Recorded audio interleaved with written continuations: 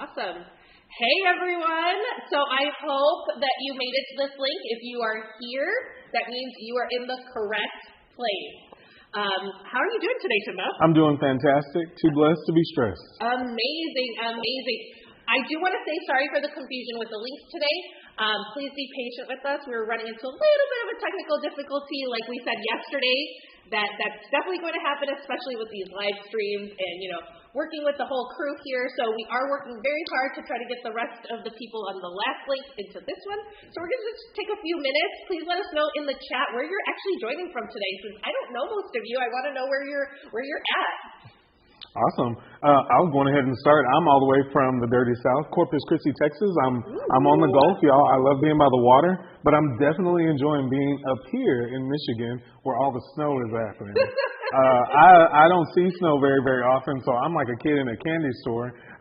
Someone did tell me if I do get the opportunity to enjoy the snow, enjoy it, but just don't eat it. Yes, definitely don't eat the snow.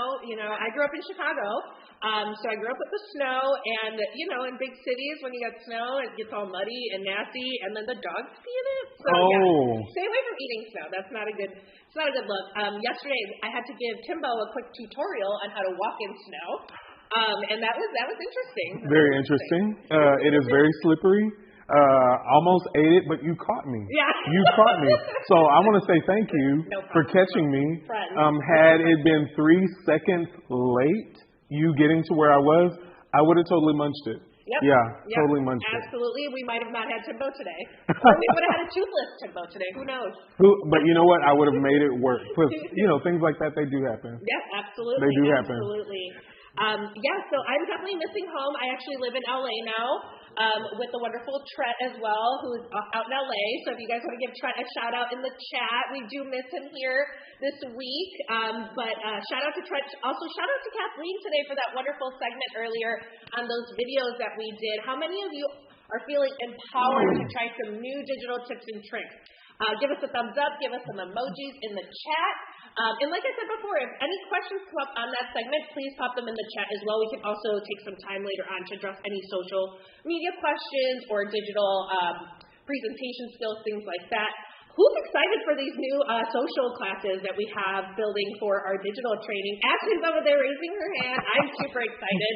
Like I said, I'm not super huge on social, so I'm really excited to learn from Aspen and learn some of her really cool pro tips for social media.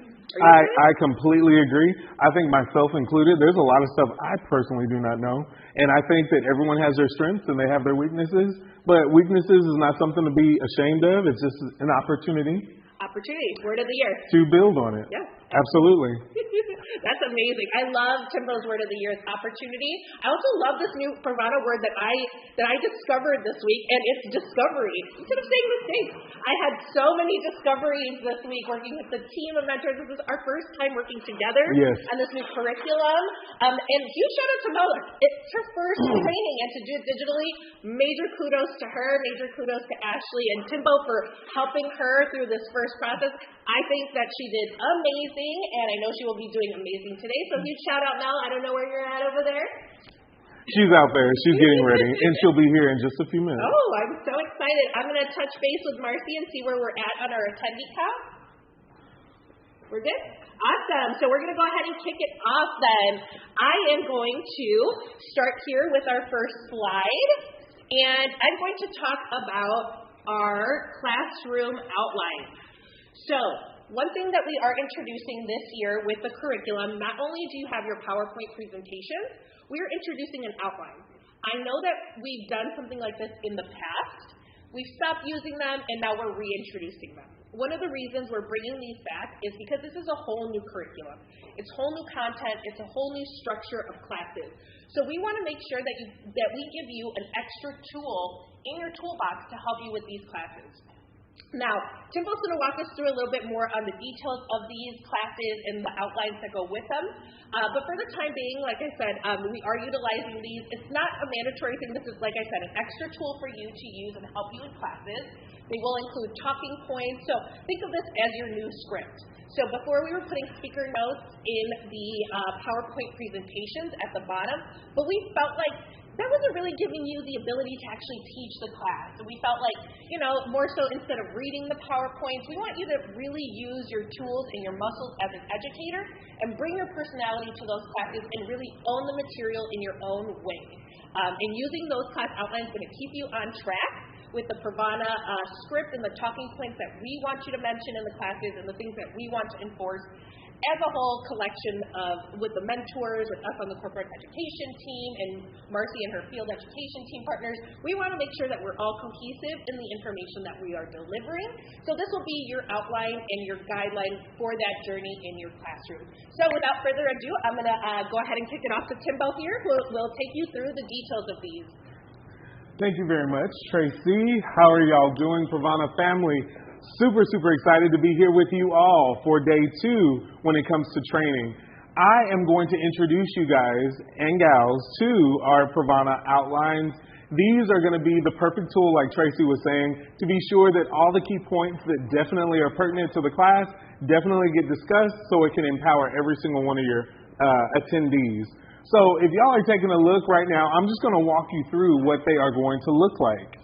So the overview of the outline is very simple. The first thing that you're going to see is what we call the cover letter. Those information that is placed in there is pretty much the name of the class, also timing, how long this class is going to take. As we all know, since the pandemic, everyone is very limited on their time, and we want to respect that time. So we want to be sure that we stay within that mind frame or that time frame when we are dealing with our attendees. Also, just a quick pro tip. Keep in mind that every single state is different. Some of these classes that we will be offering will be for credit, for continuing education credit. So it's very important that we touch base on that timing and make sure that we adhere to it. Next, you're going to see hands-on. So in our trainings, they will be hands-on, and some may be what we call a look and learn. That will be layered right in there. And then the level, that's going to be really important as well. Because when we're talking about the level of the class, that's going to be one of the things that we're going to point out. But we're going to go in a little bit deeper. I'm going to have my clicker.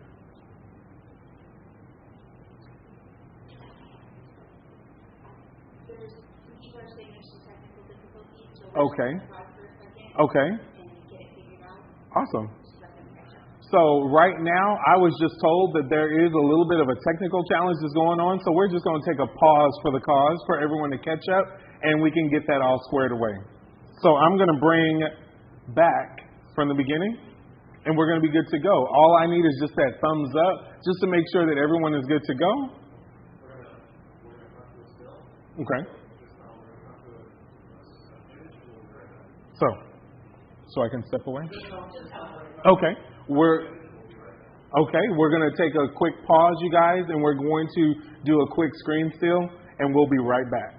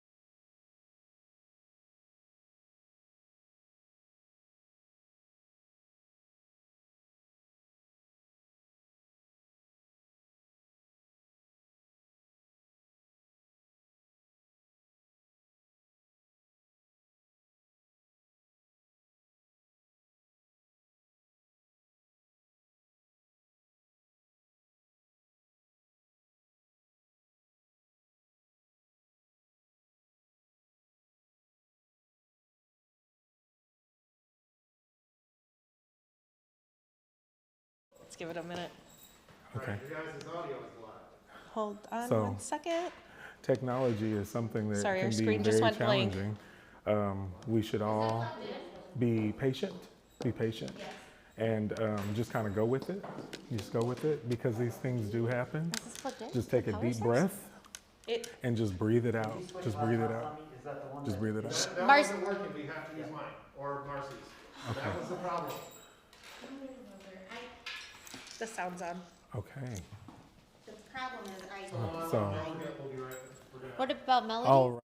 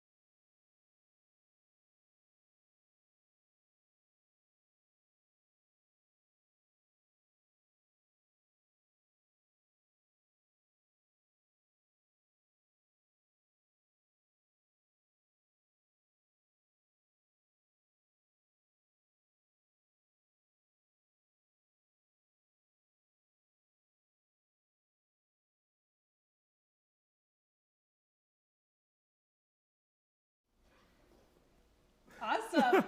Thank you all so much. Oh, Timbo, we just went through it. Okay? Went through it. We went through it. In the thick all of it. Of us. In the thick of it. Into the thick of it. Yes. There you go. But as we were saying, welcome. Welcome. Welcome. Welcome. Welcome. Welcome. I hope everybody. I heard that there was like a happy hour going on in the chat. I know that George was like taking a shot. Everybody said it was blurry. Oh, I think it was blurry because of the drinking. George, are you still there? Are you okay? We just want to make sure. Double checking. Yeah, please give us a little thumbs up that your liver is okay. Okay. Yeah, let's Absolutely, I agree. Maybe his mentor can text him, make sure he's live. That would be me. Well. Awesome. So what we want to do right now is introduce to you the new curriculum outlines for 2022. I know that this is something that you used to use and then no longer used, and now we're reintroducing this. What this is in your PowerPoint presentations for your classes, you're used to seeing speaker notes in the bottom of the presentation. We thought it'd be really, really great, since this is a whole new curriculum that you need to learn, to have a set of class outlines and printouts that you can print for yourself or have it on your phone as an extra tool for you when you are teaching the classes. What these outlines are going to do is they're going to give you pretty much your map and what to talk about in the classes, how much timing you should take, et cetera, et cetera. I don't want to, get into Timbo's section too much, but just wanted to come on here and say, yes, this is something that we are reintroducing for you all as an extra tool. Don't think of this as something mandatory that you have to use, but we highly, highly encourage it because it is going to be your roadmap for your class to stay on time and to stay on subject and to really give you a guideline of what is important to talk about in the class and what we really need you to cover from our end. So without further ado, Timbo, are you ready? I'm always ready. Oh, thank you so much. I will kick it back to Timbo right now, and I will talk to you guys later. Thank you, Tracy. Thank you, thank you, thank you. And thank you all for being so patient. So let's get into this and let's get the party started. So like Tracy was saying, we are introducing or reintroducing the outlines to our classes. This is going to be a roadmap, perfect word, to help you all know the key points to focus on when you're doing your presentation. So the first thing that you're going to see when it does come to your outlines, you're going to see the overview. Now, it's always going to begin with a cover letter. The cover letter is going to be important because it's going to break down the pertinent information to summarize the entire class. The information on there is going to be, of course, the name of the class. You can see an example over there to your left. It's going to be formulating with vivids, which y'all are going to get to see in action later on today. Also, the timing. The timing is very, very important because we do, as presenters, we want to be patient and we want to be understanding of everybody's time. We know sometimes when we're in the field and we're doing education, it can run a little bit over because we're trying to answer questions and what have you, but definitely want to keep in mind that we want to be cognizant of everyone's time. And it's also important to be important on time because most of these classes in some areas will be considered continued education courses. So we want to be sure that we are focusing on that. And then also hands-on. Is this going to be a hands-on class or is this going to be what we call a look and learn? In the example that y'all are seeing to your left, you'll see that in our Vivids class, it will be, yes, a hands-on class. So they'll be able to get in and experience the entire Vivids line, having fun in this class. And then also level is really important because there are times that we are dealing with attendees that have a little bit more experience or know-how working with Vivids. And if they are interested in doing a Vivids class that's a little bit more advanced, that level is going to say advanced. If it's going to be someone who's new to the product and they just want to get their feet wet and slowly introduce it to them, the beginner level will be present. Sorry about that.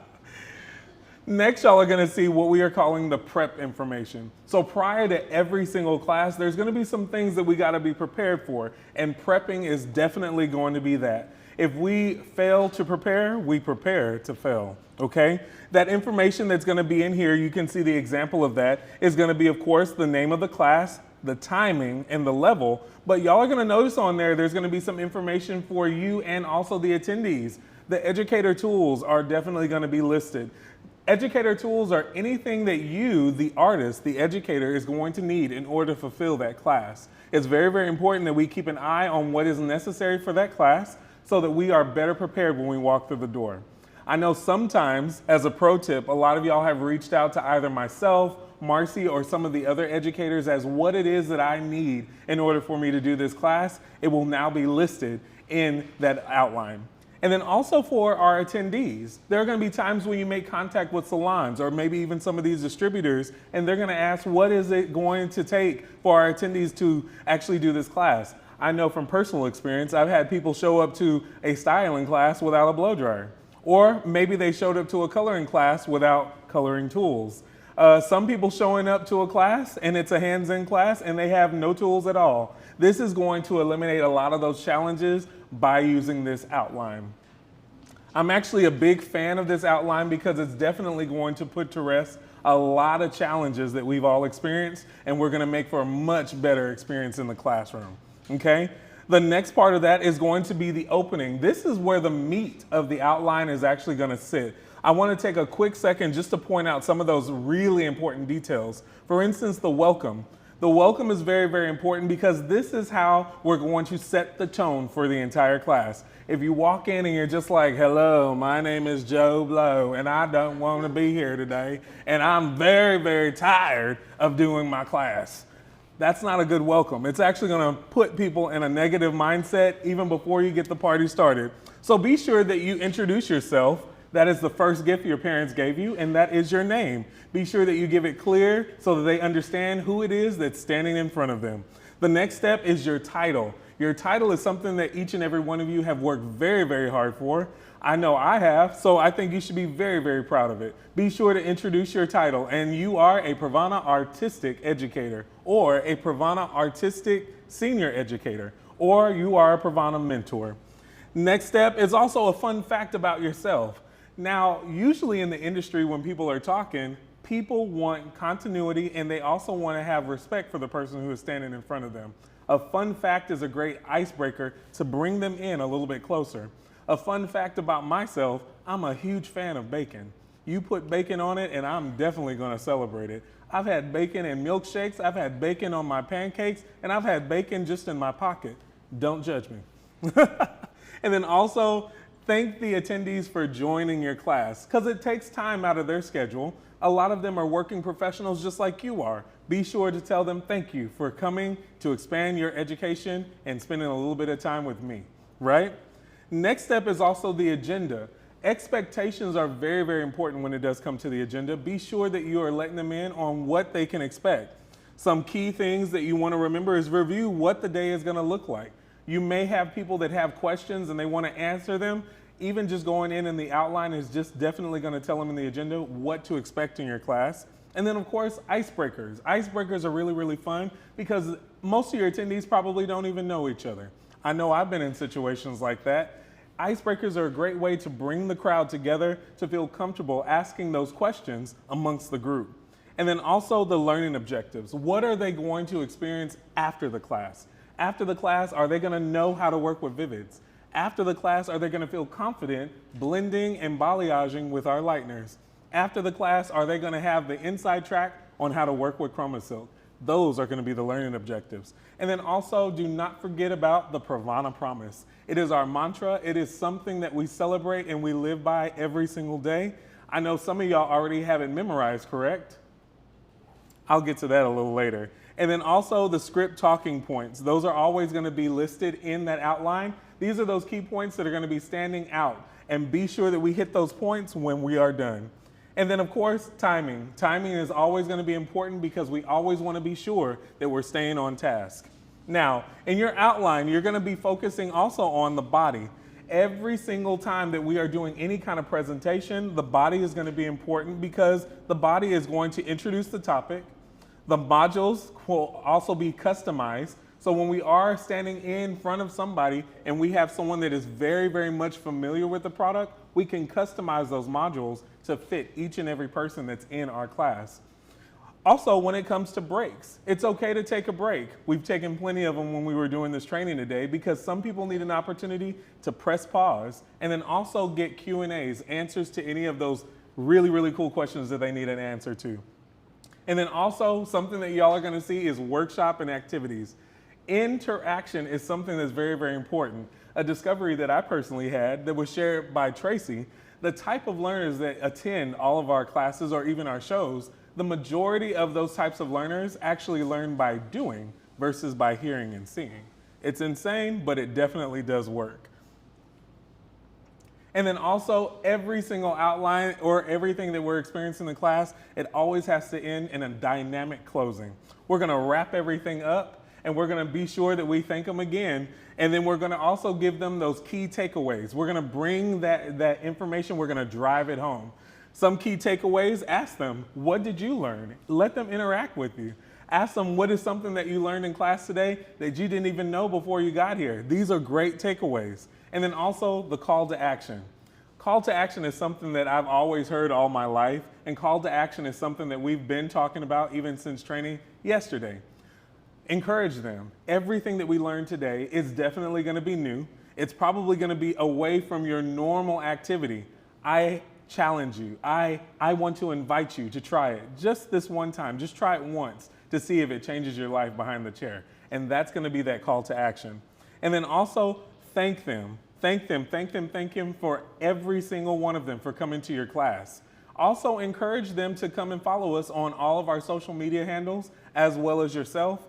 But really, really quick, a pro tip, be sure that you ask them to follow PRAVANA first. PRAVANA's social media, PRAVANA's website, and then also encourage them to experience the customer hotline. It's going to be a great opportunity for them to drive it home. And then also, lastly, invite them to stay connected with you on your social media. Always be sure to invite them to your social media, especially if you're that artist that wants to grow your social media following, okay? So far, let's see if we have any questions or anything like that that are going to be going on. Any questions? Can you just let the whole group know that if they're still seeing any blur to refresh their link? Okay, so question that was on the floor, some people are experiencing a little bit of blurriness. What I'm being told is go in and refresh your screen, and that should definitely help with that. Awesome. Well, it was a pleasure definitely going over the PRAVANA outline. I'm actually going to step away for a short minute, and I'm going to have somebody else step in to take it a step further. Y'all all know her. It's the girl with the purple hair, Miss Ashley Krupa-Burke.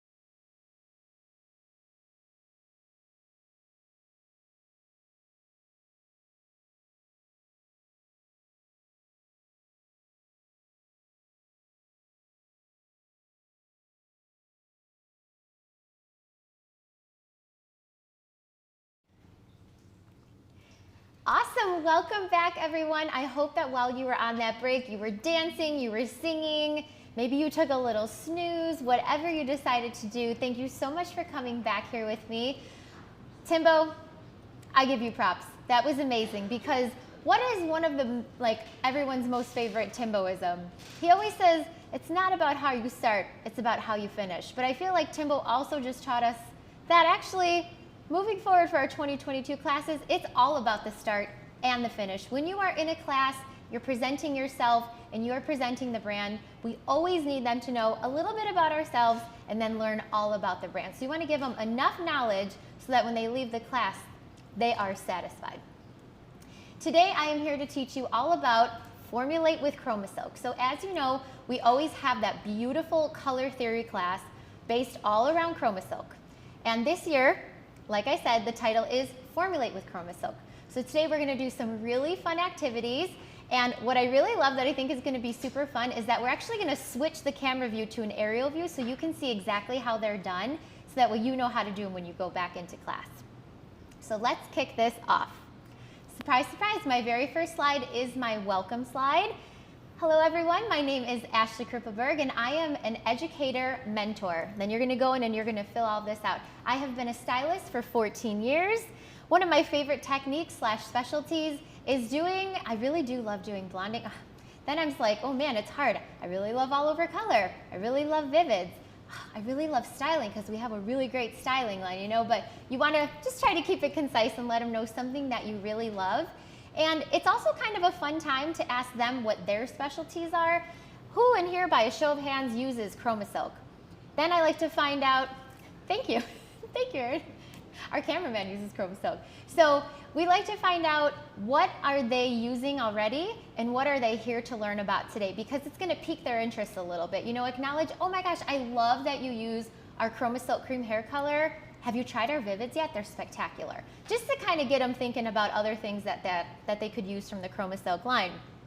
Fun fact about me, salad is my favorite food, and people say all the time it's not really a food, but it is quite literally my most favorite food. Fun fact about me. And then to the side, I will go ahead and I'll put my headshot up there. And then, Timbo, I'm not sure if you covered that. You may have, but put your headshot in there, and if you don't have it, we may have a copy of it. But send yours on over to us. Let us see how beautiful you are, and then put that in there. That way they're like, oh, hey, that really is the person on there. So in the agenda for Formulate with ChromaSilk, we have our PRAVANA portfolio. We're going to talk about how to do consultations, theory and formulation overview, the blonding portfolio, application methods, express tones, different, I feel like this is for the blonding one, now that I'm thinking about it. Anyone? Anyone? What was that? Different toning options, express tones. We do talk about all of that in ChromaSilk regardless, but either way, you're still always going to start and then work your way through the rest of the line. Of course, at the very end, we have our retailing and our aftercare, and then our wrap-up. So make sure you finish. You're going to start strong. You want to finish even stronger. And then our icebreakers. You're going to see these that are a little different at the beginning of every single class. What's your favorite look? It's a good way to get them interested and give them a way to participate without actually having to voice something. You know, you can go one by one and you can say, who in here has their favorite look as number one by a show of hands? Or you can have them say it out loud. People sometimes get nervous when they have to speak in front of other crowds, so just do a show of hands if anything, but this introduces them to a lot of our ChromaSilk cream hair color collection. Learning objectives. So you will learn the PRAVANA's 5 essential steps for formulating color, color theory, and how they apply to all of your color formulations. Familiarize yourself with the full PRAVANA portfolio and the different color options. And the different color options we offer for all different scenarios. Become confident in creating unique, advanced, and customized formulas, including gray coverage, replenishing, and glossing, because that's, of course, very important. And then how to keep your color at home and pro tips for fruitful retailing. And of course, our PRAVANA promise, which is to empower stylists by providing them with superior products, unprecedented and unmatched in value that will enhance their professional and personal lives. So, yes, my dear friend. Hold on. Wait a second. Yes. These are my slides. Are you trying to steal my show? I mean, no. These are my slides. How dare I? Well, you know what? We'll do it together. You know what? I like that. Let's do I that. like, Let's do that. It's because I admire you and look up to you, so I only wanted to see if I could present them just like you. If not, maybe a little better. Well, 'Cause if y'all he's are taught me a chatting lot. right now, what do y'all think so far? Are y'all enjoying this training? Give us some thumbs up. I love today. I love everything about today. The reality of that, you know what? Discoveries. Opportunities happen, and I love it. You I'm just here gotta go for with it. I'm You here gotta for go all with of it. it. Well, Timbo, Well, you talked about the PRAVANA promise, yes. and everyone is already aware of it. Yeah, So, they have it memorized, actually. They have it memorized. Yes. I know they have it memorized. Yes. So now that we talked about the PRAVANA promise, we always follow up with the The pillars. 4 pillars. Exactly. Come on, Timbo. Let's go. So those 4 pillars, they have been adjusted. Everyone is aware of them, and they have not changed. But definitely empowerment, disruption, aspirational, and connection.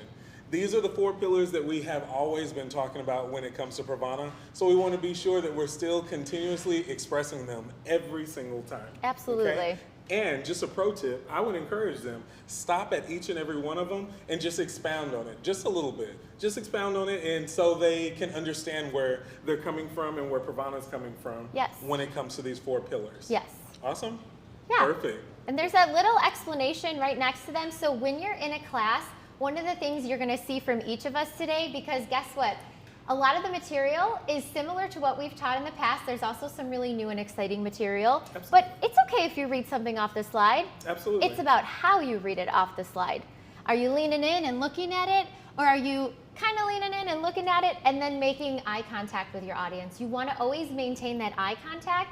Keep it intact with them. Let them see that you're really acknowledging and really wanting to get it into their brains. Let them know all the knowledge that you're sharing. So when you're talking about these 4 pillars, I personally still love to make sure that I look at each one of them and say what we as a company stand upon. Those 4 pillars are important. Where would I be without empowerment? So what's that about? Oh, we lift our stylist community up in everything we do. Who knew? So then you're just going to go on and you're going to keep reading each one of those definitions, and feel free to share a personal thing about PRAVANA with that. Aspirational, creating the looks and styles that stylists want. Absolutely, that's a great time for you to let them know we have university videos. Connection, we have pravana.com. They can go on there, they could do a live chat with someone. They can see all these videos on there to learn that much more and work with PRAVANA that much more. Love it. You think so? Absolutely. Okay, let's see what's next. So this is that slide that everyone's already familiar with, Yes. our award-winning professional hair color.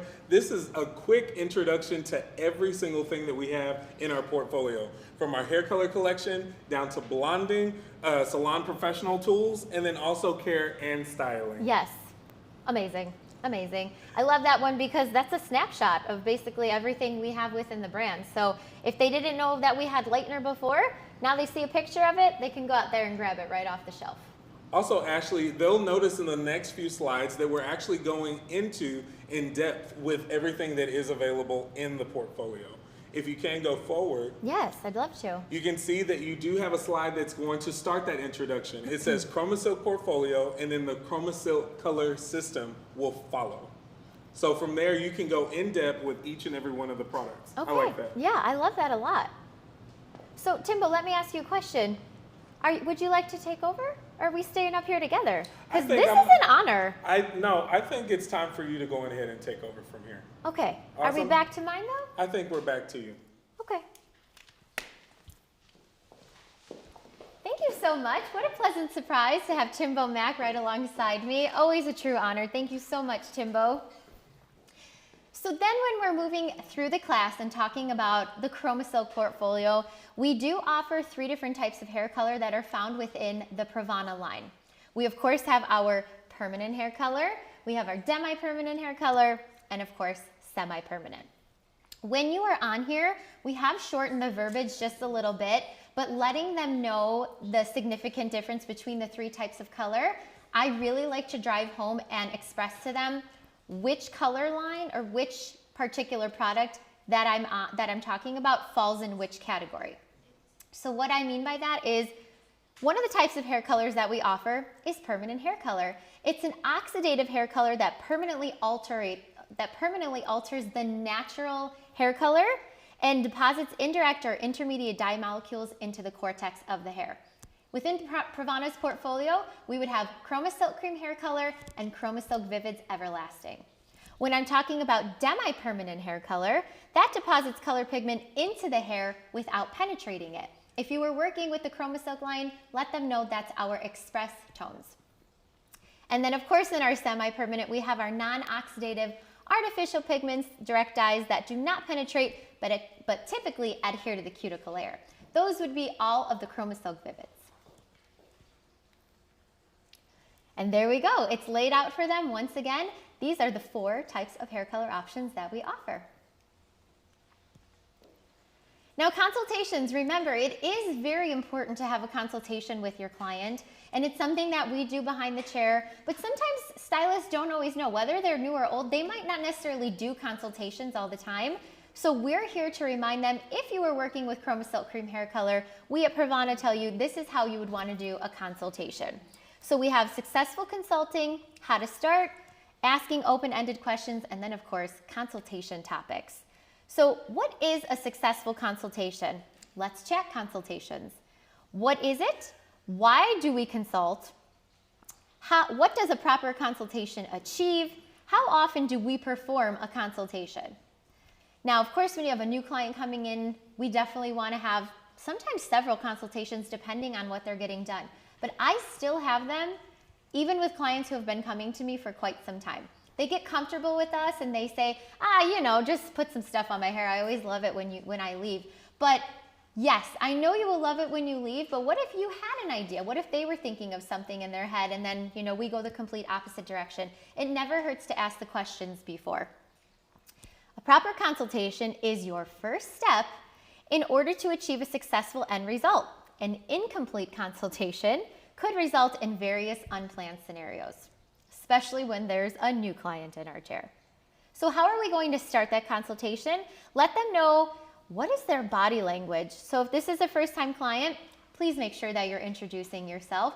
I personally have a suite with one of my very good friends. So sometimes if a new client shows up and they walk in the door, it's kind of like, I'm looking for Ashley, meet them at the door. Let them know, hi, I'm Ashley. We've talked so much. It's so great to finally meet you. Thank you so much for coming in today. Good eye contact. Tracy actually gave us a beautiful pro tip, which was talk directly to them instead of to them through the mirror. Eye contact is huge. When they have that eye contact with you, it brings that consultation and that relationship to a whole new level right off the bat. Avoid crossing arms or speaking through the mirror. So same thing, not like, so what did you want to have done today? I know we were texting and you sent me pictures and stuff, but what are we doing? Instead, you're going to stand up straight, shoulders back, turn the chair, so have them sit comfortably, but turn that chair around and say, oh my goodness, Tracy, you've been saying you want to go and do this gorgeous bombshell brunette tone. Is that what we're still working with today? Did you have any other additional pictures that you wanted to show me now that we're here together? Just things like that. And then ensure your client is comfortable and asking open-ended questions, which is huge. So instead of saying, are you here to color your hair today? That's not an open-ended question. That would be them saying yes or no versus what type of hair color are you looking to have done today? That way they have to actually expound and tell you a little bit more about what they're thinking about for their hair today. A little bit more about open-ended questions. So we're gonna say, tell me about your hair. Tell me all about it. What don't you like about your hair? What is your daily routine with your hair? And of course, show some inspiration photos. All of them have a Pinterest board. All of them have been watching TikTok of some chick who did her hair and they actually love it. Something like that will always happen. So let them show you before you talk too much to them about the color. And then let's hear what some of your favorite questions are to ask during the consultation. I know all of you have been utilizing that beautiful chat box in there. Let's hear some questions that you ask your clients when they come in. And then consulting tips, make sure to go through the following. Ask them their at-home maintenance and their aftercare products. What are they using? Upkeep with routine salon visits. Fading, talk about that depending on what color they're getting. What is the fading, the life of that, the life expectancy of their color? What is their budget? That's a huge one, of course. what's the health of their hair, and then tones and techniques that they like. So this will just ensure your guest that they're comfortable with having color prior to starting that process, and it's very essential for them to know. They see the after pictures and whatnot on Pinterest or maybe even good old Google, but where are they starting, where are they going, and what are the steps that it will take to get there, both financially, time-wise, all of that goodness. You can never ask too many questions prior to doing a consultation, and that's what we're really driving home in all of your classes. This slide is really fun. We wanted to make sure we left it in there. You'll see that big yellow box across. It says FPO. This stands for for placement only. And the reason it's there is because we are currently still doing some testing. When that testing is complete and it can be successfully uploaded with all of the pertinent and correct information, that will be there for you, and it will be updated later on. Okay. So of course, again, in our Chromosol class, we always talk color theory and formulations. And we are going to learn some new information today that naturally I'm super excited about. And I want all of you to remember what we said yesterday, keeping an open mind and an open heart and coming to formulate with Chromosol with a new look, a new outtake on it.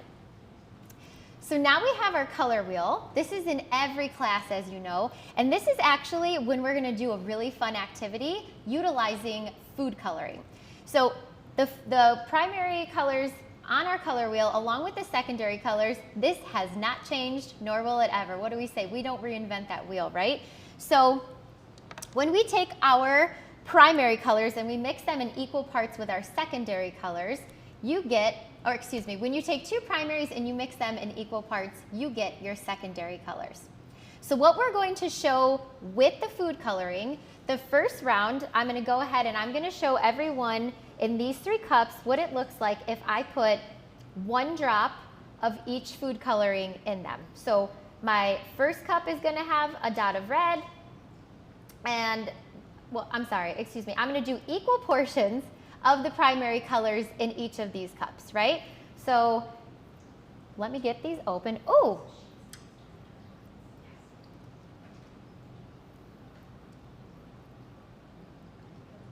so we know that our primaries already exist. So I have my red, my blue, and my yellow. And just for fun, I have something right here that shows me exactly how I make each color. So my first one I'm going to kick off, and I'm going to do a dot of red. I want to actually make sure I'm going. Give me the second to rearrange this because I want to make sure it's going to go in the perfect order. Oh yeah, I already had it in there. Perfect. I'm going to do dot of blue here, and I'm going to do a dot of yellow. So yes, I am just starting with the basic 3 in each, okay? But we're going to build up to this. So if I were to go in here and create my orange, I already started with red. Red plus yellow gives me orange. So I did 1 drop of red and 1 drop of orange in my, 1 drop of red and 1 drop of yellow in my very first cup. Oh, thank you, thank you, thank you. My very first cup, I just created orange utilizing equal portions of red and yellow. My next cup, where I'm already starting with blue, I'm going to show you how we create a violet with equal parts of blue and red. That's just 1 dot of each. Now in my last cup, I'm going to show you how we create green by using equal parts of yellow and blue. So I'm just going to do 1 dot of each. Let me mix this up, and I'm going to make sure to wipe off the brush in between because I don't want any color transfer. Let's give it up for this aerial view. I am so excited about this. I think this is so glorious. And when you're in class, this is just going to be a really, really great way to show your attendees just something else besides hair color, okay? Everybody has food coloring at home. I know personally, in my house, we utilize food coloring for so much stuff, art projects, making slime, all of that. So everybody has this right in their house. Notice these colors right here, and I'm going to do another fun tip. So everybody's going to need some of these. These are just little square cotton swabs. This is what you're gonna do to really drive home equal portions of the primaries, showing your first round of secondary colors. So I'm gonna take my swab, dip it in there. Thank you, Miss Tracy. And when I pull it out, I'm gonna go ahead and lay that right here. And you'll notice it's a very faint but still noticeable color of my orange. Here's my violet. And lastly was my swab with the green. Get this out of the way. Okay, so everybody can see these three right here. Again, this was me creating the primary colors. This was me creating the secondary colors, utilizing equal parts of my primary tones. Now what I'm gonna go in there and do is show you balanced tones. And we're gonna talk about this on another slide in just a moment, so bear with me while we finish this. So in order to create a balanced orange, my cup should have 2 drops of red and 3 drops of yellow. So because I already have one of each of those in there right now, I'm gonna pick up my red and I'm gonna add 1 more red, and then 2 more yellow. Just wait till you see the difference. It's super exciting. These are things we geek out to, everyone, right? My next cup that has violet in it already has 1 drop of blue and 1 drop of red. I need to go in there and add just 1 more drop of red in order to create a balanced violet. And you hear me say the word balanced, and I promise you it's gonna make more sense in just a moment. My last cup, which is green, should have 1 dot of blue and 3 dots of yellow in order to create a balanced green. So I'm gonna add just 2 more of yellow. Take my brush, mix this up. Just wait for it, everyone. The outcome is upon us.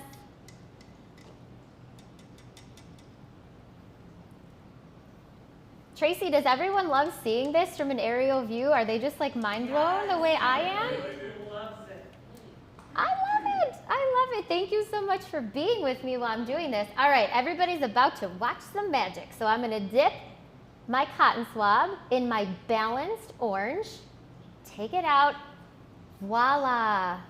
Ooh, ah, can I get some oohs and ahs maybe? Ooh, ah. Now I have my balanced violet, and lastly, I'm going to have my balanced green. Let me move these cups out a little bit so everyone can really see that. Right here again was equal portions of my primaries to give me my secondaries. This side was balanced amounts of the primaries in order to give me my secondaries. What does everyone think? Are there any questions coming up yet that I need to know about? Amazing? Mind-blowing emojis. Mind-blowing. Woo! Ooh, the mind-blown one is my favorite. That one always is just, I don't know, it's very exciting. Okay, perfection. So I'm actually gonna put this stuff to the side and we're gonna go back to just enjoy a little bit more of learning about Formulate with ChromaSilk. We do have a question. Yes, we have a question. George would like to know, what do the balanced colors taste like? Like cupcakes and rainbows. Beautiful. Yes. The balanced colors taste like cupcakes and rainbows. Maybe Jell-O shots, but I don't know. I mean, I wouldn't know anything about that. Okay. All right. So now that we did our food coloring activity, let's jump back into a little bit more of our theory. So of course, this is nothing new necessarily. We talk about the tertiary colors. I know my very good friend Timbo Mack is going to talk about this more later in the Vivids class because we really want them to understand primary versus secondary versus tertiary. Tertiary colors are a combination of the 2 neighboring colors, which is 1 primary and 1 secondary. So just demonstrating for them what we mean by that is red and violet together create a red-violet. Very important, super fun. I usually like to go on there and pick 1 to 2 colors that I love, talk about them, and then I move on. All right, here is what I was just demonstrating. Thank you so much. This is what I was just demonstrating for all of you, and this is actually a new slide to all of us, and I love that I have the honor of presenting it to all of you. So this is where I'm going to have you just open up your minds, open up your hearts, open up your notebook for where you're taking some notes. and hear me out on this, okay? This is a true, beautiful deep dive into the foundation of color theory. You see up here on the screen, it says equal versus balanced. Equal is when we mix equal parts of blue, red, and yellow tones, we create a cooler-based result. What does that remind all of you about when I say I took the primaries in equal parts? What does that remind everyone of? Timbo, what does equal parts of the primaries remind you of? 50-50. Oh, I think our natural series definitely falls under that category of equal parts of all three of those colors. Now, this is when you're going to open up those brains, those big, beautiful brains, and hear me out. Balanced colors is when we mix 1 part blue, 2 parts of red, and 3 parts of yellow. We create a more balanced tone, neither swaying too cool or too warm. Now, I know for a fact, all of us here know that we talk about natural versus neutral in our classes a lot, and you're still going to continue to talk about natural versus neutral. Oh, it's not on my next slide, but what I want everyone to realize is that we at PRAVANA, we say this a lot in our classes. We at PRAVANA, this is how we do it. These are our standards. This is how we create products to put out on the shelf for you. When it comes to working with our blended neutral series, they are just that. They are blended neutral series. So they are going to be slightly different from balanced of the 3 primaries versus being equal. We're going to have 1 part of blue, 2 parts of yellow, and 3 parts of red for our blended neutrals. But again, we call them blended neutrals for a reason. Stick with me. I'm going to grab water. Excuse me.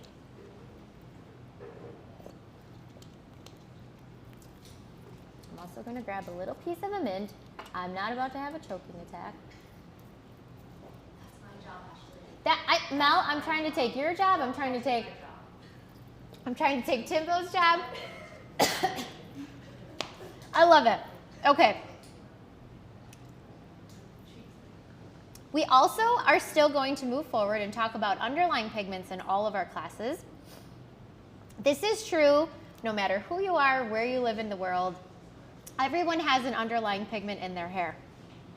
This just reinstates or informs everyone what level you're starting at, the description of that level, the contributing underlying pigment, and then the corrective base.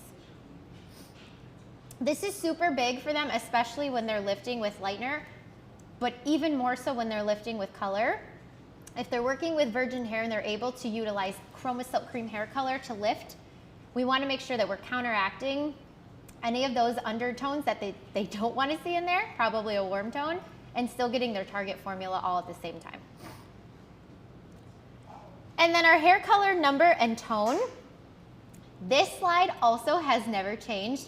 All of our colors and our letters and the numbers that represent them are all laid out beautifully on this chart.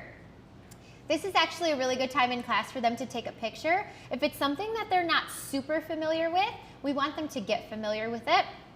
And we at PRAVANA, we do use colors with numbers and letters on there because every stylist reads things differently, so we want to make sure that we have both options. They do not have to memorize what each of them are. You do, as the educator, are there to inform them, but they can pick either to know the letter or the number.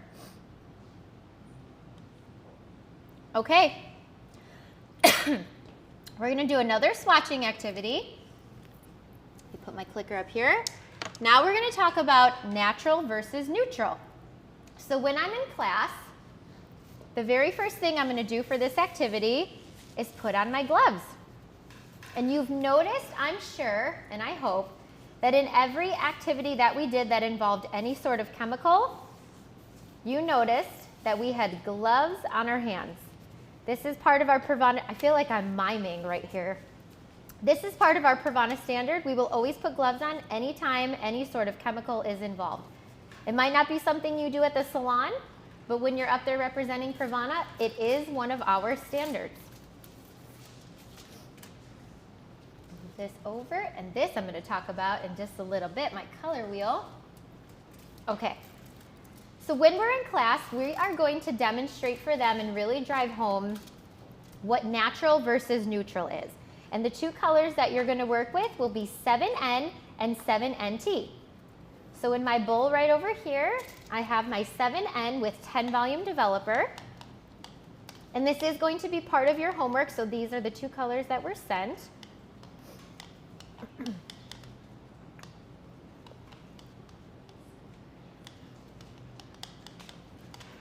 And I'm mixing this up fresh for you because I don't want my processing time to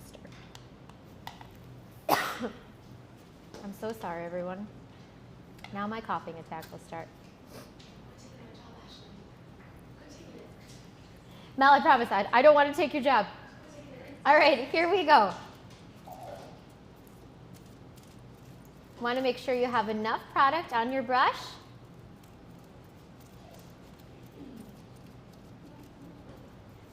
And this is a fun fact we want everyone to also start doing.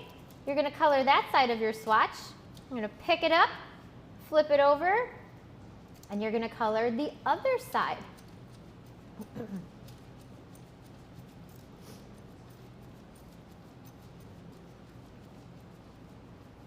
And I always leave a little control panel because we want them to see where that color started before and where it will be in 30 to 45 minutes.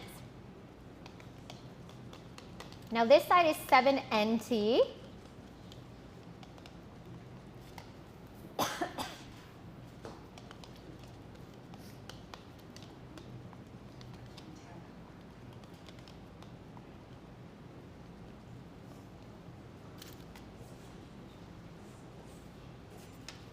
And you will be sent level 9 swatches, and that's what you're going to work with in your classes.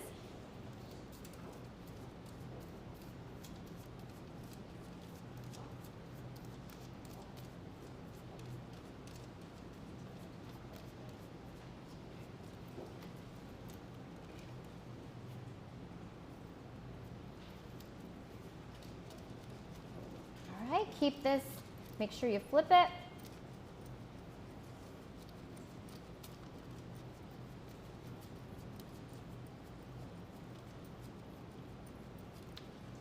And I am going to take a cue from my very good friend Melody Larissa. I'm going to have everybody stare at these beautiful swatches. Just give me 2 minutes and I will be right back.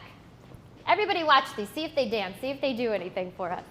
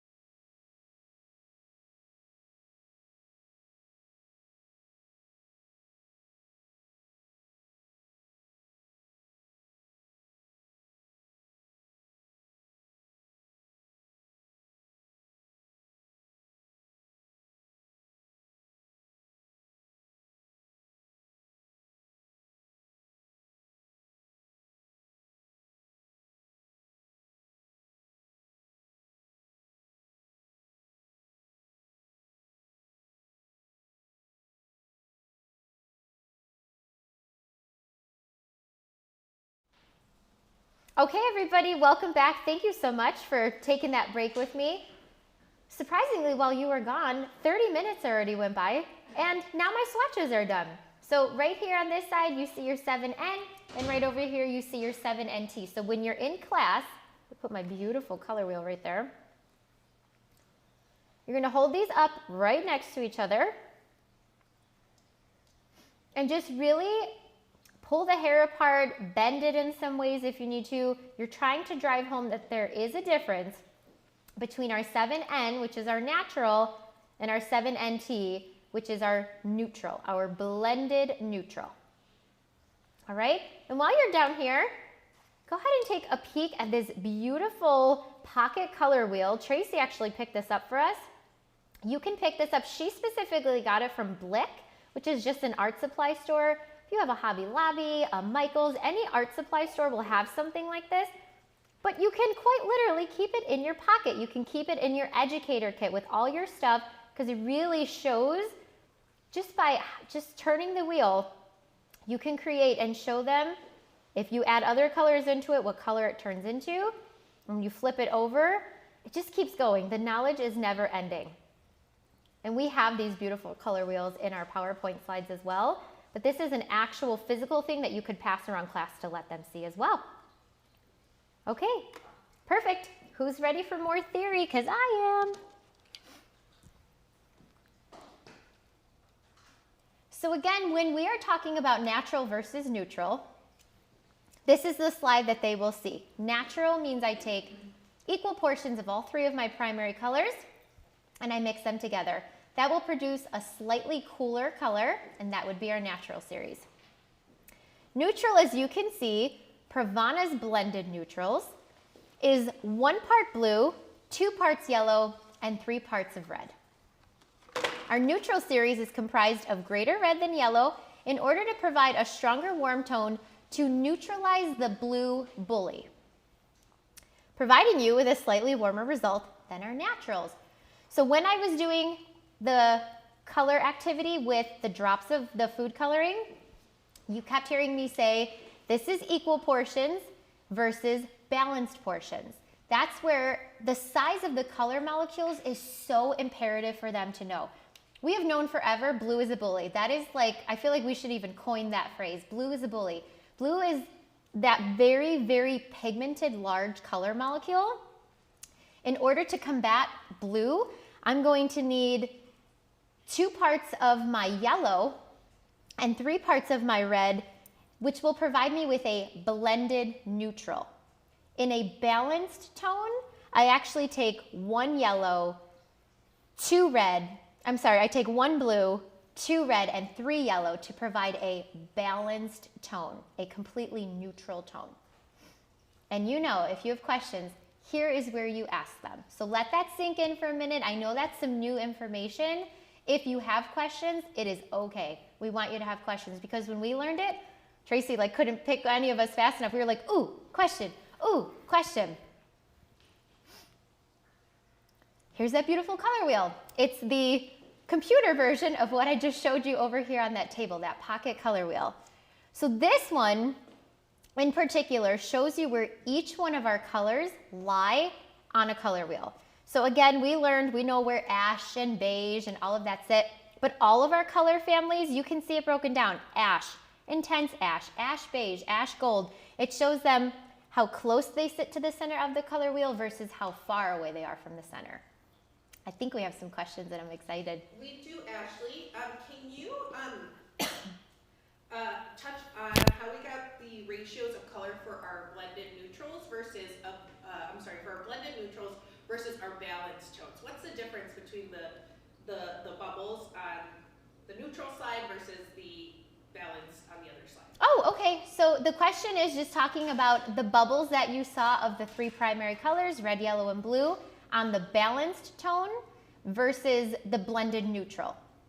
So again, within Pravana, our neutral series is known as the blended neutral series, meaning when we formulate them here at Pravana, we take 1 part of blue, 2 parts of red, and 3 parts of yellow, creating a blended neutral.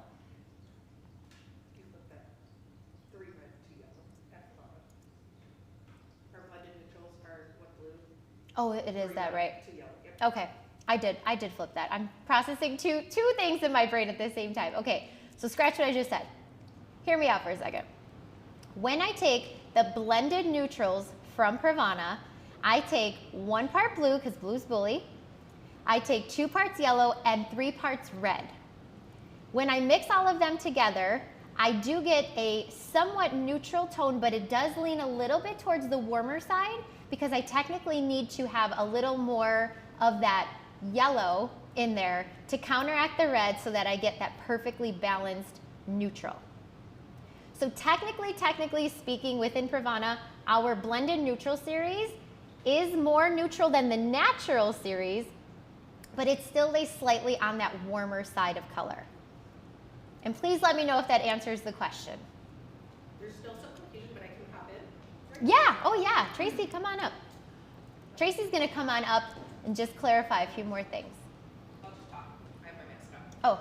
Oh, So when we're thinking about Pravana neutrals, they are called blended neutrals. So they're not true, actual neutral tones. So we don't refer to them as just neutrals because they have a different blend than your normal neutral.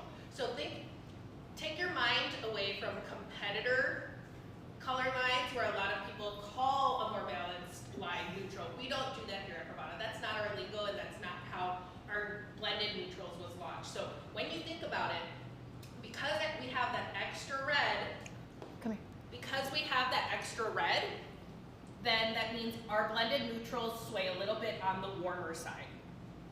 So our neutrals do lean a little bit warmer, which we know because we've swatched them out and we know that. Our naturals are always going to be on the cooler side. So that's why we have that difference between our naturals and our neutrals, because we have an ashier, cooler option versus a warmer, more red, heavy load option. When Ashley was talking about the rules of color and the laws of color, a balanced tone will be that 1 tone of blue, 2 of red, and 3 of yellow to actually create a true balanced tone. So that's really the difference what we're talking about here. So we have to reframe our mind away from what other brands do with their neutrals, and this is the Pravana blended neutral. Hope that makes sense, and I hope I clarified some of those questions. That's beautiful.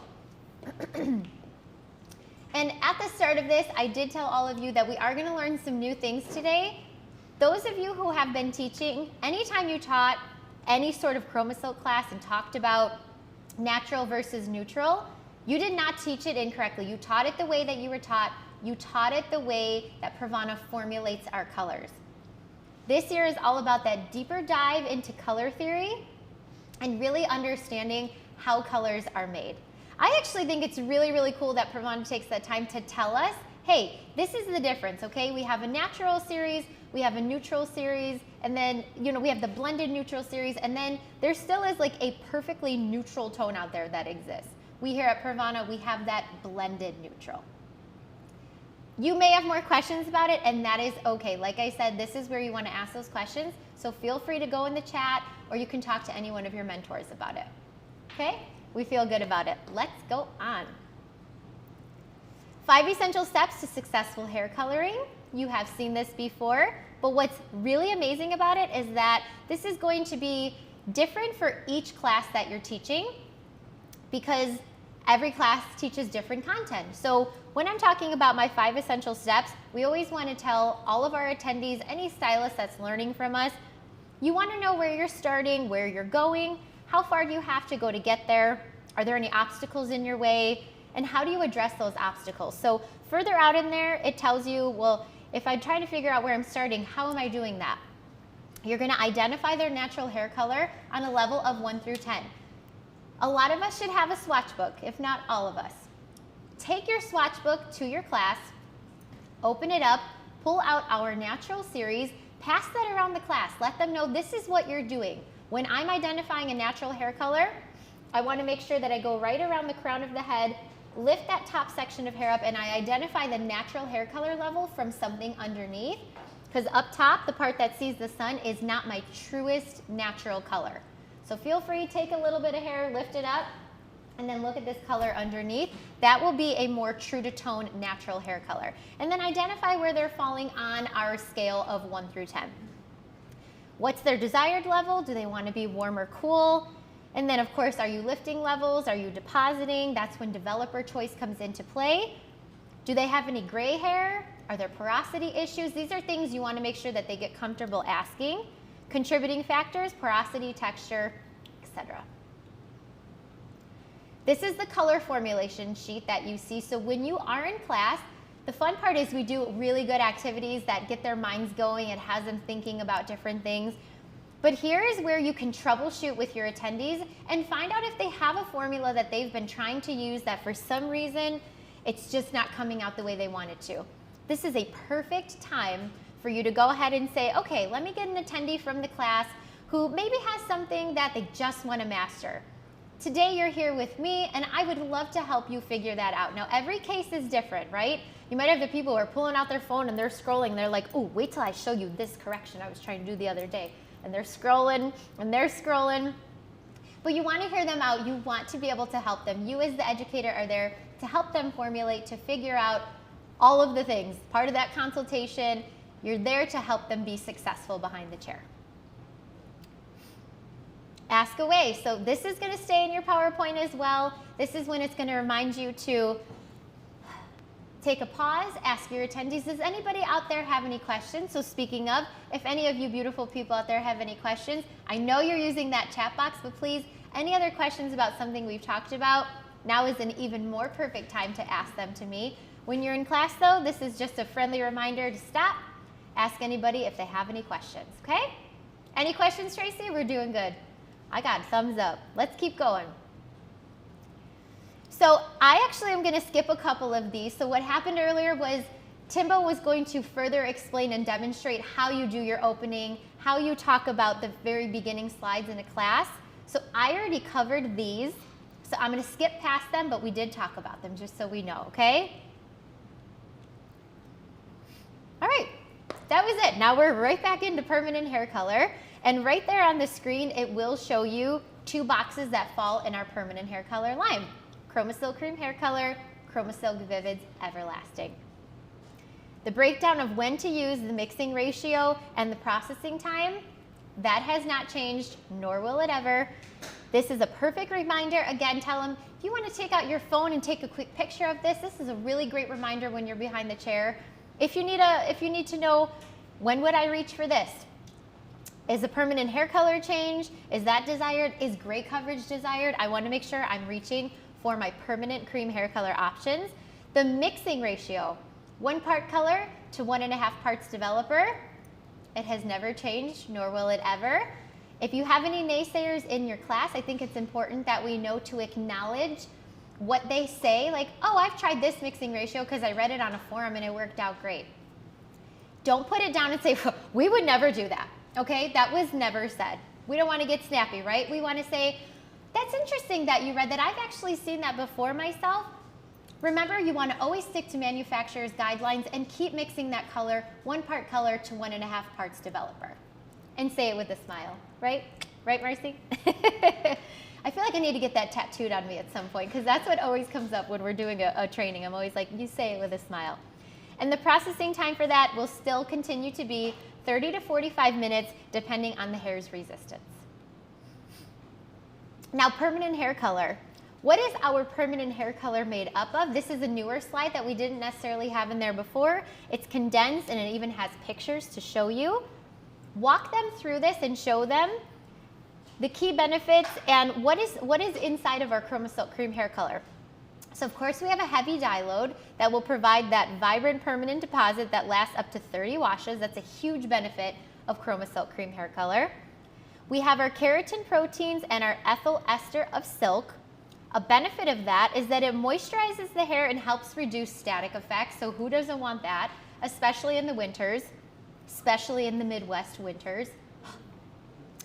Cationic polymers, the benefits of those is that you will enhance conditioning effects from the proteins, add shine and elasticity into the hair.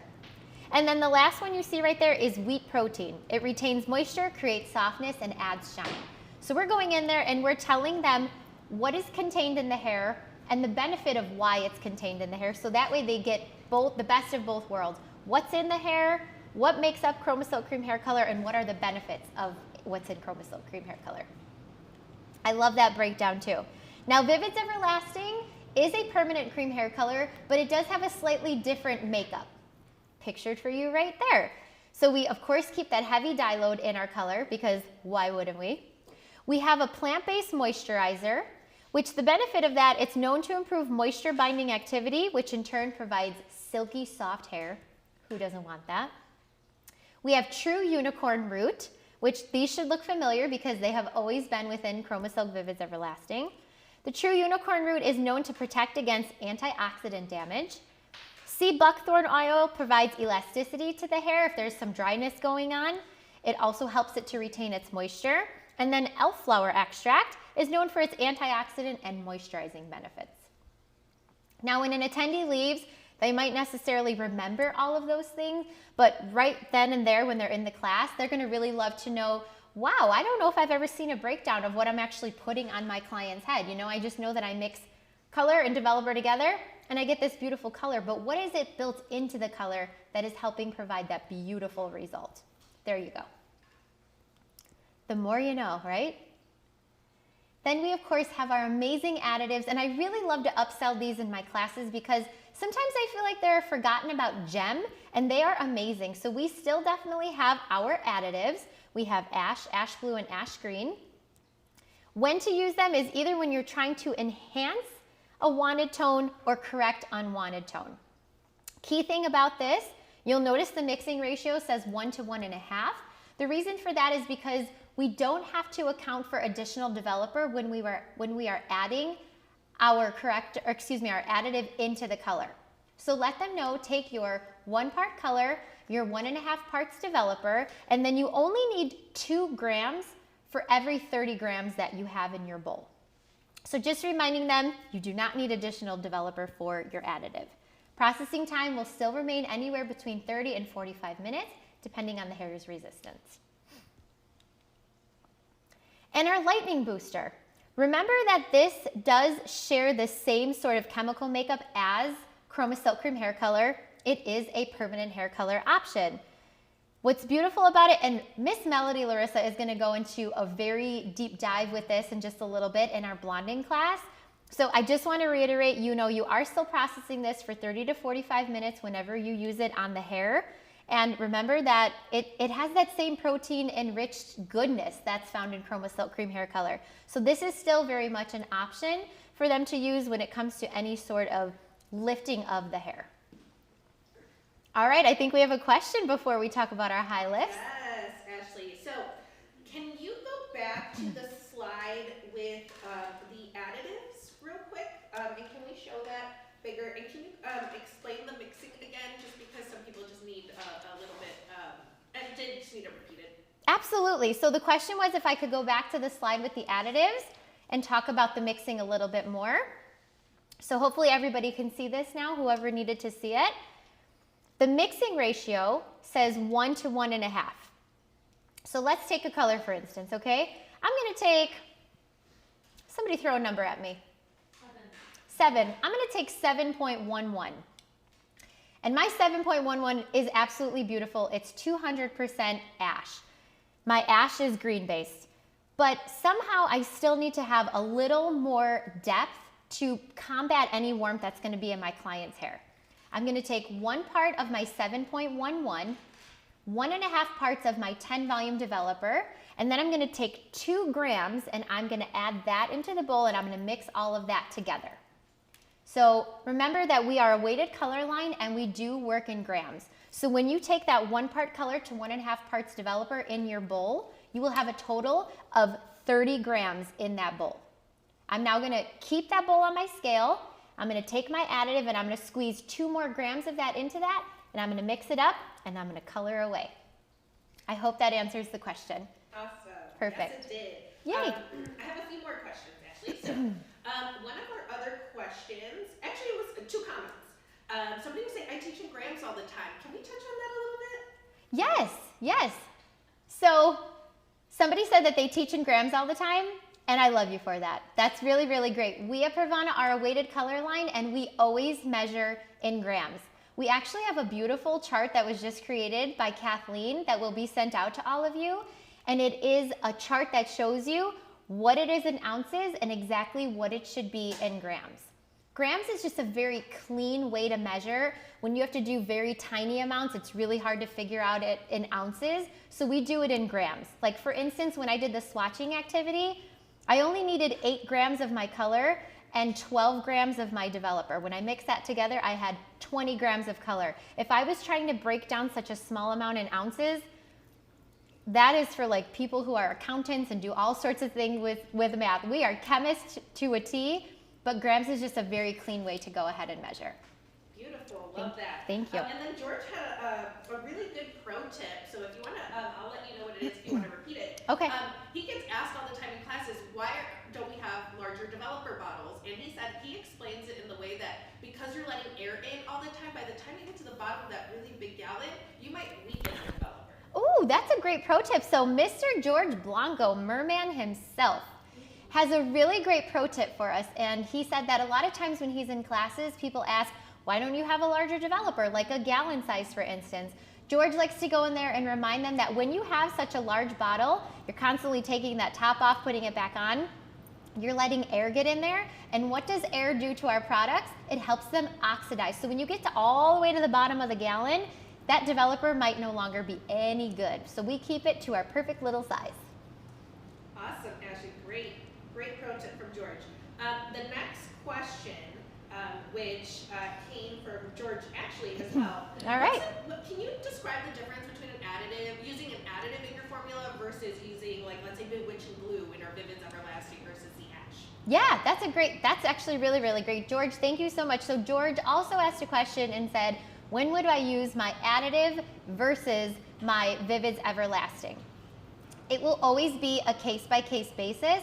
If I was using the example I gave you, 7.11, and I know I just needed that little extra to combat some warmth, then I would just stick with my additive. If I am lifting from somewhere way lower and trying to go pretty high, like let's say I'm trying to lift with color from a 6 all the way up to a 10, my additive wouldn't have enough of that base in it to cool it off. I would then want to switch over to like my Bewitching Blue, for instance. Bewitching Blue having all of that blue pigment in it, it will help counteract a lot of my orange and possibly even some of my yellow. It'll just help cancel that out as I'm lifting the hair up. So when I'm trying to get more of a color to help counteract or enhance, I'm going to reach for my Vivids Everlasting. When I'm looking for just that little extra oomph, that little extra zhuzhing in there, I'm going to stick with my additive. Good question and good pro tip. Thank you so much, George. I love that. I love the interaction. I love everything everyone is asking. It's beautiful. Okay, Chromasilk High Lifts. Love these. These are our newest babies, and you do talk about them just a little bit in your Chromasilk and formulating with Chromasilk. But again, Miss Melody, when she comes up here with her blonding authority, she's going to talk to you all about Chromasilk High Lifts. But just remember, one of my biggest things that I always point out about this is our mixing ratio for high lifts. A lot of times when we hear high lift, we're wondering, what is that mixing ratio? Remember that the Chromasilk High Lifts share the same mixing ratio as the rest of our colors, whether it's permanent or demi-permanent. These share that same 1 part color to 1.5 parts developer mixing ratio. We're talking about continuity within the brand. So it's beautiful that those fit right under that category because you never have to remember any other mixing ratio. It's always 1 part color to 1.5 parts developer. And these, you only use them for virgin hair, for root regrowth, and you can also use them for base breaking, but remember, it's always on levels 6 and above when you are trying to reach blonde. That's not to say if somebody was naturally a level 2 and they were looking for maybe a little caramel action in their hair, you can absolutely still use the high lifts on lower levels, but when I'm trying to achieve a brighter blonde without the use of lightener, Chromasilk High Lifts is what I would go ahead and use. Processing time, 30 to 45 minutes, depending on your developer choice. And then what is the chemical makeup, again, of our Chromasilk High Lifts? The breakdown is written right out there for you. Again, tells you what the makeup is and what the benefit of that is. One of the biggest things that's different about Chromasilk High Lifts is that they do contain apricot oil. And the benefit of that, it has fatty acids known to help provide protection and moisture. The reason we added that in there is because it's a high lift. So since we're using it in place of lightener, I want to make sure that I'm getting my client as light as possible and still maintaining the integrity of that hair. So that's one of the best benefits of apricot oil. We also have those cationic polymers that we talked about earlier that will help, that has some protein in there, adds shine. And then hydrolyzed silk and hydrolyzed keratin, again, reducing static effects, because who has time for static in their hair? Unless we walk around with some PRAVANA Intense Therapy Leave-In Treatment hooked right to our side. It's amazing because this will also help decrease breakage in the hair by having those hydrolyzed silk and hydrolyzed keratin proteins in there. And then this is also the chart, which I want to touch on just a little bit, and then again, Melody will go into a beautiful breakdown of the high lifts, because when you're explaining them, each of them does technically have a level that they live at in terms of getting that best outcome of the color. So I'm going to give you one example what I mean by that. If you look at this chart with me, level 6, you'll see that the underlying pigment in a level 6 is very orange and just a scotia yellow thrown in there. What do I need to combat that? I need a lot of blue. Therefore, at a level 6, I'm going to reach for my cool violet Chromasilk High Lift. That's because it contains the most blue pigment in it. So when I'm reaching up and I'm lifting my client up, I'm talking about going all the way up there, no lightener usage at all. I'm going to go with my cool violet because I know that it will combat a lot of that underlying warmth that I don't want to see and that my client doesn't want to see. The other tones that you see there, violet, blue, light violet, and pale violet, all have varying amounts of blue and or violet in them, just depending on what level you're starting at. And of course, we can't forget about champagne because champs. That one is slightly on the warmer side, so if you need a custom blend of color together, you can always throw in some of that champagne to just warm it up a little bit. Warm me up. And Tracy's here with the question, yes. Yes. We had a question on the high lifts. Can you use those on pre-colored hair or color-treated hair? So the question is, can I use high lifts on previously colored hair or color-treated hair?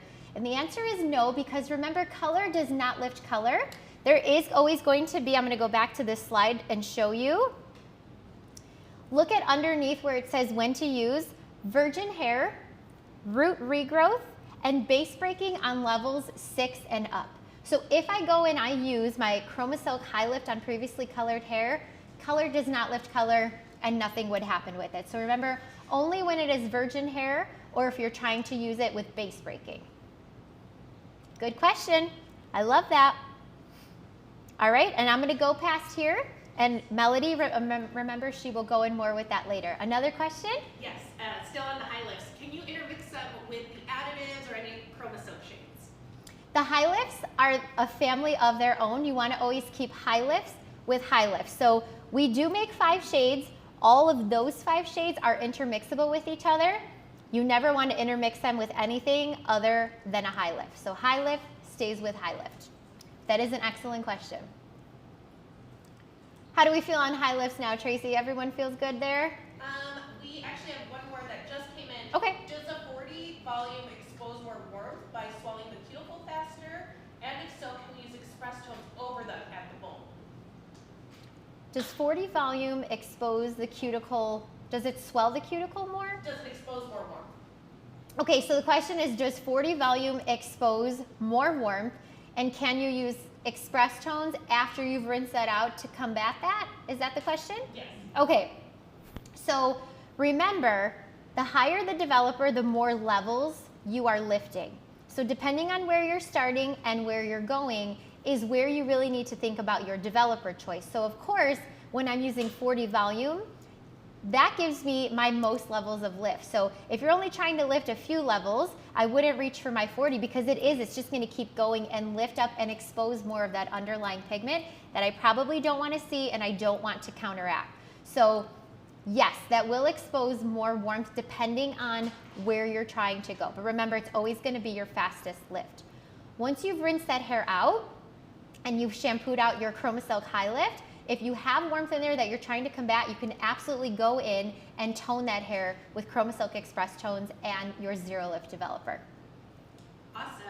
And then we had a few questions asking if the hair is pre-lightened, can they use high lifts after that? Oh, okay. So the question is, if the hair is already pre-lightened, can you use high lifts after that? The answer is no. You don't want to go in on already pre-lightened hair with a Chroma Silk High Lift for a few reasons. Think about highlighting an already highlighted piece. Now, these don't technically have any sort of lightener built into them, but they are meant to be a high lift on the hair. It only works on hair that has been untouched. So if you had somebody come in and they used to be a highlight, or maybe they used to be a touch-up with lightener, now they want to switch over because they don't want the B word. I can't really whisper because I don't know if you'll hear me, but remember, we never say bleach in class. But should they have that client that comes in and is like, oh, I'm so sick of bleach all over my hair, I don't want it anymore, I want a different option. The beautiful thing is we now offer the Chroma Silk High Lifts in place of lightener if they want to switch over to something that might feel a little more gentle on their scalp. All right, good questions about high lifts. I know that in the past we may not have had as many of the slides about high lifts in there, so I'm so happy moving forward in 2022 that we do have a lot more to shed light on our high lifts because they really are truly, truly beautiful. Now, how does hair color work? But how does permanent hair color work? In order for that to work successfully, I need two items. I need peroxide and I need my ammonia. Peroxide is found in my developer. The ammonia is found in the tube. And here are a snapshot of all the developers we offer within PRAVANA. So we, of course, have our 0 lift, 10, 20, 30, and 40 volume. The lifeline of color is to lift and then deposit. And I really, really, really love this chart. I tell my attendees every time, they're probably like, okay, weirdo. But I love it and I'm passionate about it. And I want all of you to love it as well and be able to explain this in your classes. So when they look at this snapshot of all the colors that you see up here, we see red, yellow, green, and blue. First and foremost, I want everyone to remember that all of the PRAVANA colors are made up of all of these colors in certain mixtures. So obviously if I have a warmer tone that I'm working with, I'm going to have a heavier dye load of my red and my yellow. If I'm working with cooler tones, something on the ashier side, I'm going to have a heavier dye load of my blue, which also is in turn going to create some green because I'll have yellow mixed in there. This is the lifeline of color when I am working with non-resistant hair, so when I only need to worry about processing for 30 minutes. All it's doing is really driving home the fact that we have processing time on our developers for a reason. And again, say it with a smile, we have processing times for a reason. When I'm working with my non-resistant hair color, typically I'm working and depositing color into the hair and I don't have to worry about gray coverage necessarily because it's non-resistant. I only have to process for 30 minutes. The very first color molecule that's going to develop is going to be red. So at the very beginning, you'll see that 0 to 3 doesn't necessarily have too much going on. That's because we want stylists to know when I put color on the hair, that doesn't mean that it's just already working and happening. What's happening is I have to give that cuticle some time to start to swell. It's going to have to open up. So I have to give that little leeway, that little processing time where nothing's happening just yet. At that 5-minute mark, the very first color molecule that develops will be red. As I'm moving on down the line and I'm skipping along and I'm letting it process for all the time that it needs to, yellow is my next color molecule that develops. A little bit after my 15-minute mark is when my green color develops, and then later on towards the end is when blue develops.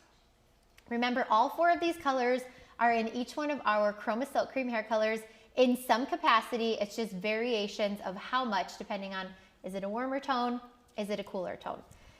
Then you're going to let them know, you'll notice at the very end that we have our cooler shades. If you've ever done a color and you saw that maybe it came out a little bit too warm, try to think back and remember your processing time. Did I let it process for that full 30 minutes or did I wash it off a little too soon? So if ever somebody's done a color and they maybe didn't get that true color that they were looking for, they may not have let that color process the full amount of time. Okay? That is the lifeline of color. Now, we talk about developers. How does developer work? A lot of people might not know it. They just know what they love to reach for, and then that's what they reach for, and they just put it in the bowl and and do their magic. But letting them know how it works is also really, really important as well. So in my developer, again, remember that I have hydrogen peroxide. In a 10 volume developer, you see the number 3 there, 3%. 10 volume developer contains 3% of hydrogen peroxide. The first 3% of hydrogen peroxide is developing the colorant in the hair. So that is what we're working with. That first 3%, you're not getting any levels of lift. All you're doing is developing the colorant. When I move into my 20 volume, I now have 6% of hydrogen peroxide, which means my first 3% is going in and developing the colorant. My next 3% of hydrogen peroxide is giving me 1 level of lift. In my 30 volume, I have 9% hydrogen peroxide content. My first 3% is developing the colorant. My next 6% of hydrogen peroxide is giving me 2 levels of lift. Always remind them that when we are talking about the levels of lift that you're getting on this chart specifically, we are talking mid-shaft to ends on the cold shaft of the hair. When you put developer on scalp, remember, since our scalp is a catalyst, better known as like a heat source, it will cause that developer to act as though it's 1 level higher. So this is specifically talking about when I'm working on the cold shaft, so mid-strand to ends. And then of course, last but not least, we can't forget 40 volume. So that is 12% hydrogen peroxide content, meaning the first 3%, say it with me, develops the colorant, because that is our standard, and the next 9% of hydrogen peroxide will go ahead and give you 3 levels of lift. So I hope everyone feels good about our developer and how it works. Let's keep it going here. Understanding developers. So again, we do need to reiterate and tell them every developer has a processing time. Here's a beautiful chart laid out with that. Again, they could take a picture. It is also in their swatch book to remind them. Zero lift, which is only used with our ChromaSilk Express tones, is no lift, demi-permanent only, and can process anywhere from 5 to 20 minutes. Then everything else after that, 10 volume, it goes and reminds you. 10 volume is minimal lift, maximum deposit. The processing time on that, 30 minutes. 20 volume, up to 1 level of lift, and of course is optimal for great coverage. 30 to 45 minute processing time. 30 volume, up to 2 levels of lift. It could give you lighter, brighter effects. 30 to 45 minute processing time. And then of course my 40 volume is up to 3 levels of lift. That is for maximum amount of lifting, and that's 30 to 45 minutes as well. Now, how to read your label. We have some new slides in here. I want everybody to stand up with me and shake it out for a second. Shake it out, shake it out. I can't high kick today because I have a pencil skirt on, but I could do a little step touch. If you were at the pajama party the other day, we did the cha-cha slide. So everybody stand up, shake it out, lean over, touch your toes, whatever you gotta do. I just want everyone to woo-saw it out, move around a little bit. You are welcome, you're welcome. And again, remember, as long as you're paying attention, you don't have to sit the whole time. Stand up, move around, dance when you learned something new today, shout out, sing a song. Well, maybe don't sing a song. Do something that you can do that's keeping you active but also helping you pay attention, right? Because I'm going to show you some new slides. I'm going to show you new slides. Okay, how to read your label. So this is very important. And the reason we have it in the Formulate with ChromaSilk class is because this is the fundamental of how to read your label and how to know what you're using. Worst mistake you could do is not know what is inside that color tube that you're putting on someone's hair. This is our example, but we're going to break it down color by color. How to read your label. Whenever I'm looking at a color and I see just a number and a letter, no decimal points, and I only see the letter N, I know that it means that number is my level of deposit, and that N represents my natural series. So a 1N, a 5N, a 9N all means it's just depositing a natural tone into the hair. When I start to introduce a decimal point and 1 or 2 numbers after the decimal point, I'm now adding in tones to a certain level of deposit. 7.4, we're always letting them know in a 7.4, the number prior to my decimal point is always my level of deposit. So everyone say that back with me. The number prior to my decimal point is always my level of deposit. Any number or numbers that you see after the decimal point are the tones that we find within the color. Now remember, way back several slides ago, I did say that we at PRAVANA use colors that have numbers and letters.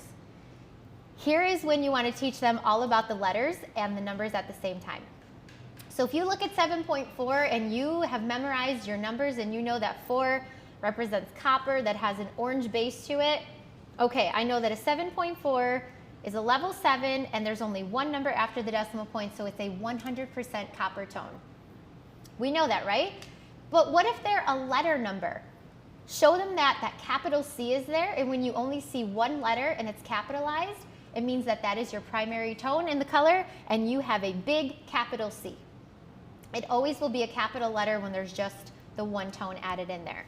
So 7.4, level 7, 100% copper tone. Who notices something new on this slide? Who? Let me hear it. Raise your hand. Thank you, thank you. On this slide, you will now see our 1N, which is up there, which is not new, but right below it, you see our neutral, the front of that box, and this is a breakdown to remind them, if I see a number and the letter N, it means my natural series. If I see a number and the letters capital N, lowercase t, that means it is a neutral, a blended neutral. And I think we have a question, so let's find out what it is. No, just a comment. Can we touch on zero lift developer and chromosil? Yeah, yes. Okay, so the question is, can we touch on chromosil cream hair color and zero lift developer? I would love to touch on that. So depending on how long you've been here for, I'm going to remind everyone a little something. We did used to teach that we offer more of like a concise back bar, if you will, that you could very easily switch our chromosil cream hair color from a demi-permanent using zero lift developer, or you can make it permanent using 10, 20, 30, or 40. Yes, at some point in time, that is what we taught. Now, when we were acquired by Henkel and we went through all these beautiful legalities of things that we know and things that we teach, we did learn that a true permanent color does not contain any ammonia whatsoever. So because we have ammonia content in our chromosil cream hair color, I technically can't mix that with zero lift developer and get a true demi-permanent color on the hair. Now, sometimes I know that we probably have some formulas out there. If you ever choose to use chromosil cream hair color with zero lift developer, if someone asks you about that in a class, let them know that if you mix those two together, you will get a demi-permanent like effect. And that word is somewhat, it's a word that we all know, we all say like, but if you are talking about that, make sure that you are teaching them that you get a demi-permanent like effect, meaning it's not a true demi because it does contain ammonia. If you put zero lift developer with chromosil cream hair color on scalp, you do run the risk of it shifting that natural color just a little bit because of the ammonia content in it. So PRAVANA standards, what I would say moving forward is when you're in a chromosil cream hair color class, we talk about utilizing 10, 20, 30, and 40 volume developer, which are the permanent cream hair color options in terms of developer. Then when you go to your chromosilk express tones, you really hone in. This is always mixed with our zero lift developer. We want you to be equipped to know how to answer that question, but never like, hey, this is some back pocket information if you want to mix it. We no longer teach that. It is just 10, 20, 30, and 40 volume developer. All right. Please let me know if that answered the question, if everyone feels good with that answer. Beautiful. Let's keep going. So again, how to read your label. I went over this. We either have our natural or we have our beautiful blended neutral series. Now this one on here breaks down blended neutrals just a little bit more for us. And it's really exciting because we've never had this on here before, like ever. So I'm super, super, super excited about it. So we see, up here we see neutral, and we see our neutral gold violet. So here we go. Everybody listening? Everybody listening? We have our listening ears on. When we look at our 6NT, we know that it's a level 6 blended neutral because I see the letters NT. When I look at my blended neutral of 6NT37, or 6 NTGV, remind them that 3 represents gold, 7 represents violet. So in a blended neutral, I have 70% of a neutral tone, and then I will have 30% of my secondary tone. So that secondary tone being 30% will have gold and violet, and it will have a combination of the two, creating overall a 30% amount in that color. So it still follows, because we're big on continuity, it's still following that 70-30 split. You're just reminding them that even in our blended neutral series, we do have that blended neutral at just, let's say the level 6, just neutral. But sometimes people need a little extra tones that they want to see in the hair, and because they're already pre-mixed and beautiful for great coverage, we can go ahead and use our 6NT37 or our 6NTGV, and we will provide them with the 70% neutral and then 30% of whatever my secondary tones are in there as well. Hand clap for this slide. I love that because it wasn't in there before and now we have it. How to read your label continues with my intense ash. So this means I have the number prior to the decimal, which is always my level of deposit. Now when I introduce 2 numbers after the decimal point and they're the same, this means that I have an intense color. So I have 5.11, which is a level 5 intense ash. If they know the numbers, they'll look at 1 and know that that's ash. If they want to learn the letters, they'll look at the letters there and they'll see 2 capital A's. That means that I have an intense color. I have 200% of that tone in that color. Level 5.11 is an intense ash. 200% of the ash tone is in there. When I have something like 8.34, remind them that you see 2 numbers after the decimal point, but they're different. When they're different, it means that I have a 70-30 split. The number prior to my decimal is always my level of deposit. So in an 8.34, I know that it is depositing to a level 8. When I'm working with 2 different numbers, in this case I have 3, which represents gold, and I have 4, which represents copper. I'll have 70% of gold and 30% of copper in this color. If they like to have letters, then they will see that we have a capital G and a lowercase c. Now, bright versus sheer. This is always a really fun slide when we're explaining it, and we want to make sure that we're really driving it home to all of our attendees and to all of you, of course. When I have my 4.20, this means that, what is it? The level of deposit for 4.20 is going to be a level 4. The 2, I'll have 70% of my beige or my blue-violet undertone in the color. Now, because I have a 0 as my second part, that means I have 30% of essentially no tone. Now, we've heard a little bit of confusion about this because people say, why does it say a bright beige brown when it's a level 4? And the reason is because I have 70% of my beige or my blue-violet tone in there. Because I don't have an additional 30% of color coming in there and being mixed with it, it causes it to be brighter because I don't have a second tone coming in there and diluting it or changing that tone whatsoever. So a 4.20, we do call it a bright beige brown because I only have 70% of tone built into there, which is helping it be a little bit on the brighter side. When I move into a sheer tone, you'll see that the 0 is the first number after the decimal point, and then that second number that you see will still have 30% of whatever that color is built into there. So in a 9.03, it's depositing to a level 9, but it is sheer because it only has 30% of color still in it. So if they look at those letters, they'll see just one letter and it's a lowercase g, meaning just the sheer tone. And remember that sheers only come in level 9 and level 10. Okay, resistant hair. Can I get, please, thank you. Love it, love it, love it. Okay, so when I'm talking about resistant hair, there's a huge difference between non-resistant versus resistant hair, and we're gonna talk about it. So this right here that you see is a beautiful depiction that it's just a very simple breakdown of the hair. The one on the left that says non-resistant, you're gonna see has several squiggles all over it. That means that we have more points of entry into the hair for the color to get into. When I'm talking about my resistant hair, I have less squiggles, which means I have less points of entry for that hair to get the color into it. And Chroma Silk Gray Coverage Troubleshooting. This is very pertinent in our classes because a lot of times when they're coming to classes, they are there to troubleshoot their gray. Give me a second. I'm gonna moonwalk off camera for just a moment. One moment. Sorry? I'm full screen on your slide right now. Oh, thank you.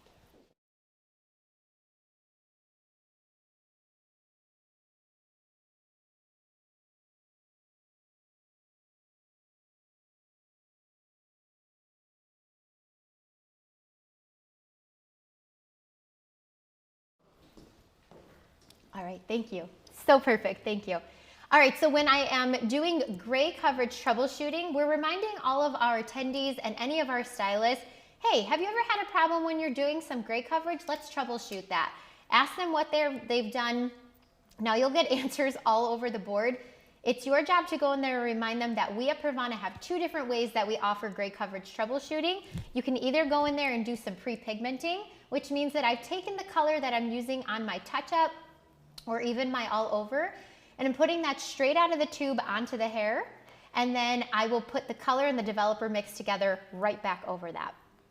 When I am thinking about my developer options, remember when a developer is directly on scalp, that heat source will cause it to act a little bit higher.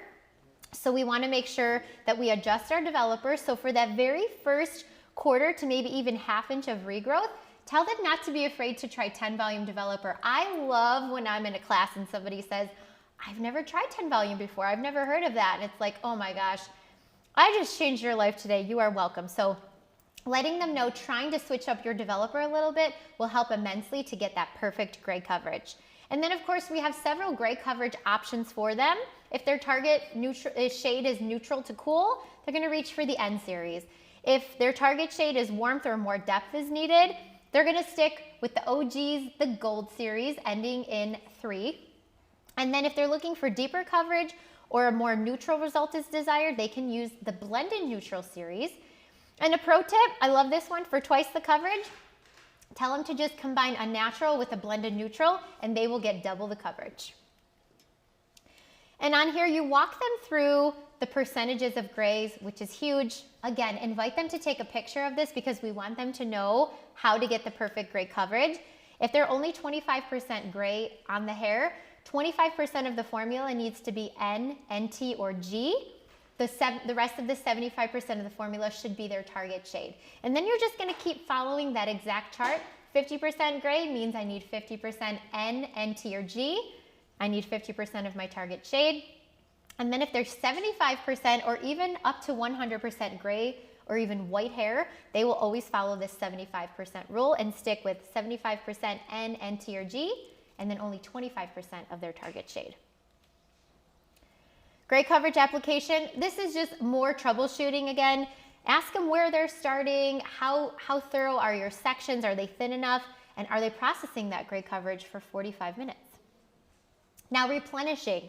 Remember yesterday when we were talking about all the different types of sectioning when you're in the class and somebody might say, I thought what you're doing is called a baby light. Yeah, absolutely, I've heard that before. We here at PRAVANA, we call that a micro stitch. So within PRAVANA, we have this beautifully fancy word for filling, and we call that replenishing. What are you doing when you're replenishing? You are putting those missing pigments back into the hair so that your overall color won't be too muddy or too cool or too much of just something you weren't going for. When you are depositing 3 levels or more, you will need to replenish your missing tones to get your desired outcome. And this slide now has the swatches on it alongside with the knowledge of, hey, I can replenish my missing tones and do my all over color in one step. Heck yes you can with PRAVANA. We got your back right there. So if they're going to deposit down to a level 7 or 8, make sure that you are having them take a 1/4 ounce of the color a quarter ounce of your replenishing tone, which in this case would be 8.34. And then you're having them use 3/4 of whatever their target shade is. You'll follow that same structure for whichever replenishing tone that you're using. So if it's 6 or lower, now I'm going to take 1/4 of 6.34 with 3/4 of whatever my target shade is, so on and so forth. The chart is foolproof. It has everything laid out for them. If you have questions about this, please ask them, but this has been the same for quite some time. So I would say all of you probably feel comfortable, but if not, it's okay. Low lighting and replenishing. So you'll notice on here that we do have all the slides combined, or all the shades combined that you can use for your low lighting or your replenishing options. 6 NTL and 8 NTL, 6.34, 8.34, and 8.43. So those last 3 shades are the ones that you saw prior to that we specifically use for replenishing, but they can also be utilized for low lighting in the hair as well. And that's because they already have those primary colors that we removed from the hair, some of that red, some of that yellow that we took out. Those are already built into these tones. So if I low light with them or replenish with them, I'm automatically putting those tones back into the hair that I once removed. And demi-permanent color options, Melody is going to really dive into this for you. So it's not that I'm not going to talk about it with you, but I want Melody to tell you a little bit more about express tones. But remember, you are always mixing ChromaSilk express tones with 1 part color to 1.5 parts of only our zero lift developer. And there are beautiful shade options to tell you about and the chemical makeup of them. So for sake of time, I'm only skipping this portion because Melody is coming back to tell you about it very shortly. As soon as I'm off the floor, she's coming back here to tell you about it. And guess what? We have a Slido right here for you. So this means that you, let me find out if we're doing this Slido right here. Yes? Okay, yeah. So you know the drill already. Go ahead and scan this QR code that you see right here for you. And there will be maybe a little question or a survey or something that pops up for you to do. Thank you all very much for spending. I know it was a lot of time that you spent with me. I hope you shook it out, you danced your sillies out. We made it through Formulate with ChromaSilk, and up next, we have Blonding Authority with Melody. Thank you so much.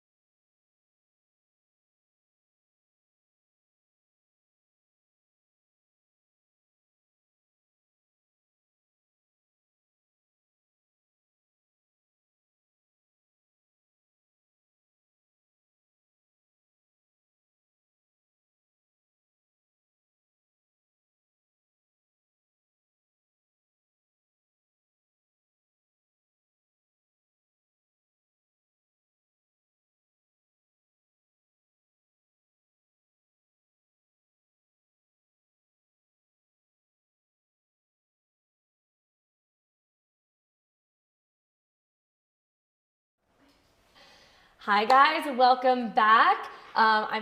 First off, can I just say how amazing of a job that Timbo did earlier with giving us a little bit of those standards, and then obviously Ashley has just been killing it like a queen she is and gave you guys a little bit of that Chroma Silk rundown, and again the beginning of that, how your classes are going to start.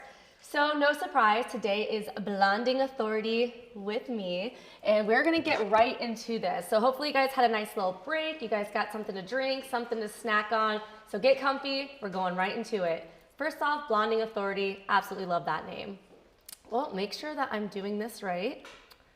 There we go, we're gonna go down. So just as Ashley showed you, you are gonna be having learning objectives with each class. By the way, can we give some heart and some love? How are you guys liking this format? Are you enjoying the nice organization of how each of your classes are going to start? It's going to give your class a really great setup on what the vibe's going to be like. So learning objectives for your blonding class are you will learn Pravana's essential steps for formulating color theory, as well as how to apply that to your blonding formulations. Love that, as well as familiarizing yourself with the full Pravana blonding portfolio, so you have options for lifting and toning to perfection. All right, and then become confident in creating unique and advanced customized blonding formulas, as well as, wait. Hello. Oh, hi friend. Just doing a little. Oh, good deal. Okay, do I sound better? Can you guys hear me? Do you want me to reverse it? Do you guys need me to reverse this a little bit? No? We're going good? All right, so again, we are on the learning objectives about what's going to be happening in this blonding class. And last but not least, how to keep your blonde tones at home, pro tips for fruitful retailing. I love this. Let me just give a couple shout outs to Lynn Cole and Thomasina. They're the queens of selling some retail. So I'm going to give them a little bit of a shout out and some love here. All right, so we're gonna go right into our blonding consultation, right? So successful consulting, how to start, open-ended questions, and consulting for your blonde clients. So I wanna have this screen a little bit bigger because I feel like this is a new screen, this is a new slide that we're showcasing. And again, really going into the importance of what it is, full screen, the importance of what it is for consulting for blondes. Now, I wanna kind of just hit a little bit, make it a little bit funny, but we all been there where we have been consulting, and I don't know about you, but I've done some bad consultations in my day, right? We all know the person that's like, yeah, I do a great consultation, and you're like, well, what do you do? They're like, well, I just asked them what they're wanting today, and they said they wanted a highlight, and I just went back into the back room and mixed up some lightener and did a highlight. And I was like, wow, great consulting. So here at Pravana, we're gonna have this for us that's gonna show us the true breakdown of how to consult for blondes.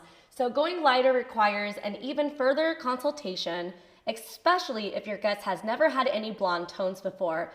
P.S. Let's be honest, we all know most of the people going blonde have maybe done a little bit of blonding themselves. Make sure you go through the following. First, at-home maintenance, aftercare products, upkeep and routine salon visits, very important, fading. Also talk about the budget, which I feel like is very important for blonding, health of the hair, and tones and techniques of blondes they desire. I feel like that is so important because I don't know about you. Have you guys ever had a partial highlight book themselves and they come in, they're like, yeah, I want a Khaleesi all over blonde. You're like, oh, okay, yep. Again, that's where the consultation comes in. Ensuring that your guests are comfortable with going lighter prior to starting the process is essential. Next up is that we're going to go into what type of blonde you are creating. Are you guys going to be creating a natural looking blonde? Are we loving these images, by the way? Give some love, show some hearts. I would love to see your feedback on these. Next up, are we trying to create a dimensional blonding moment for our guests? Or are we trying to do global blonding, or again, a platinum card? I love having these visuals. I love having these clients. It shows you the different types of directions that we can go on our blonding journey. That's exactly what it is, guys. It is a journey. And then last but not least, the tonality. When we're really trying to break down in those pictures. As Marcy said earlier, what about these pictures do you like? What about the tonality do you like, right? So do we like the natural look? Do you like the cool or do you like the warm? And I believe Leo was saying it.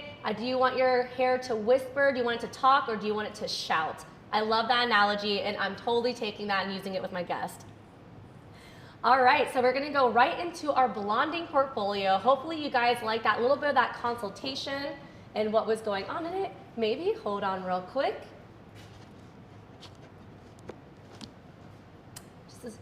smidgens of a technical thing. Give me a second. I'm gonna stand here and pose for you guys. Are we good?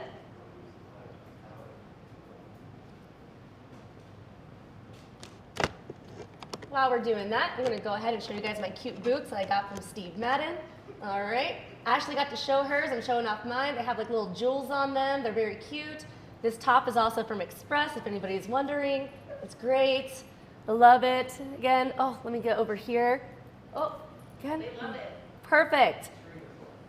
Yes. Timbo was dancing earlier. Oh, all black screen. It's a little bit, oh, hold on. I think there might be a little bit color. There is color. Are we good? Are you guys good on, oh, no? All right. You can't see it on the screen? Show business, baby. This is how this works. All right.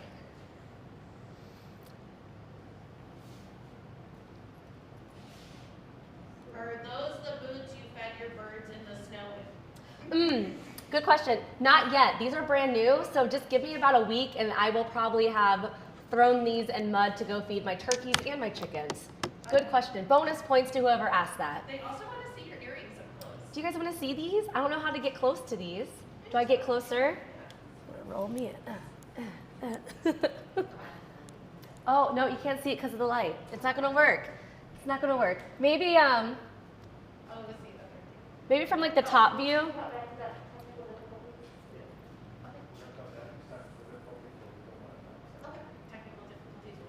All right, guys, technical difficulties. You know the drill. We'll be back. Get yourself a drink. Take a shot.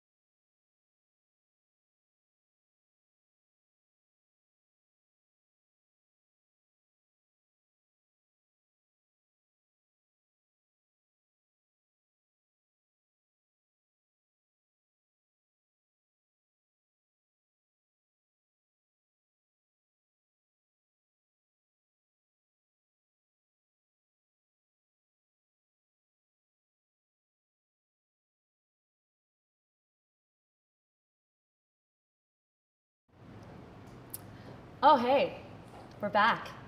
Thank you guys so much for your patience while we went through those technical difficulties once more.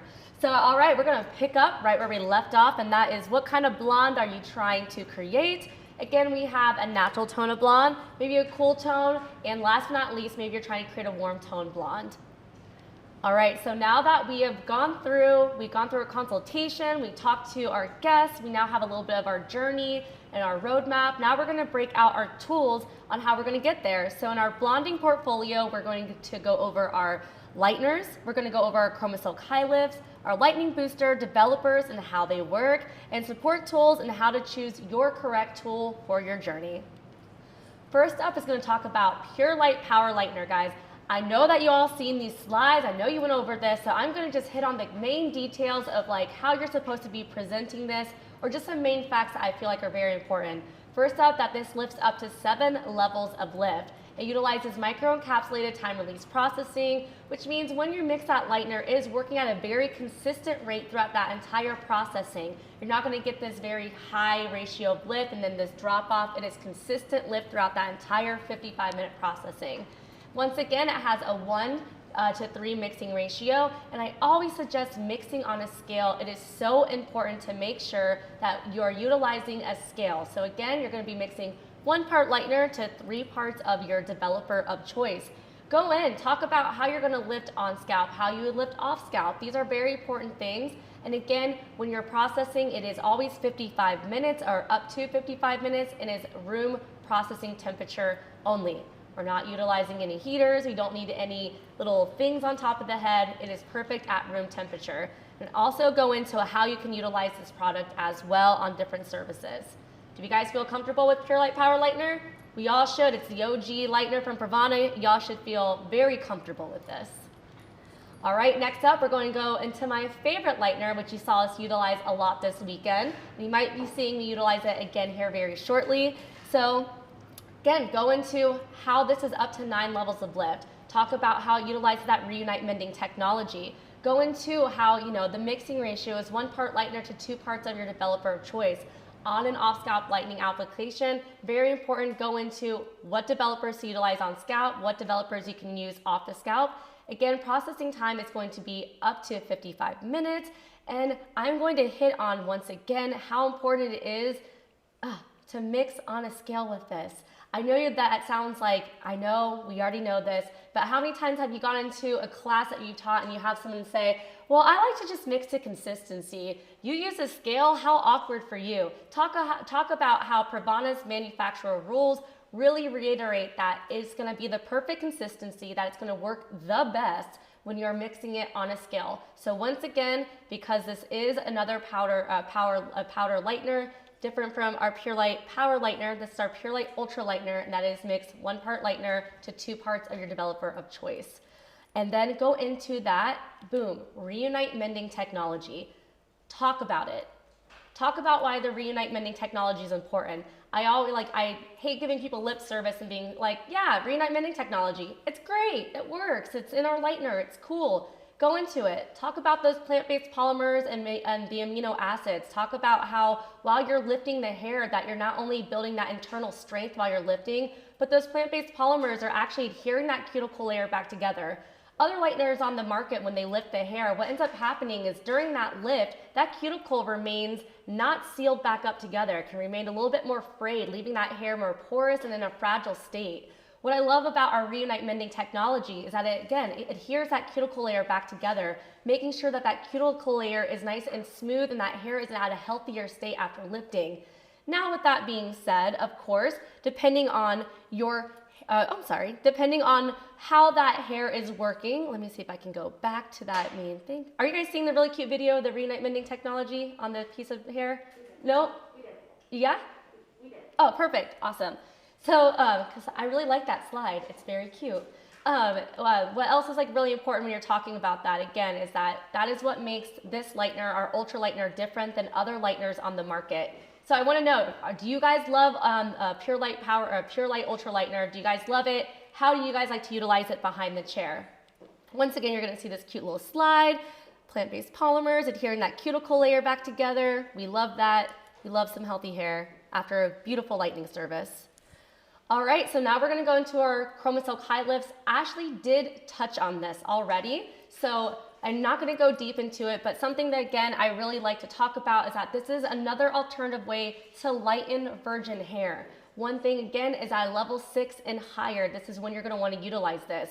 Mixing ratio, again, is 1 part lightener to 1.5 parts of your developer.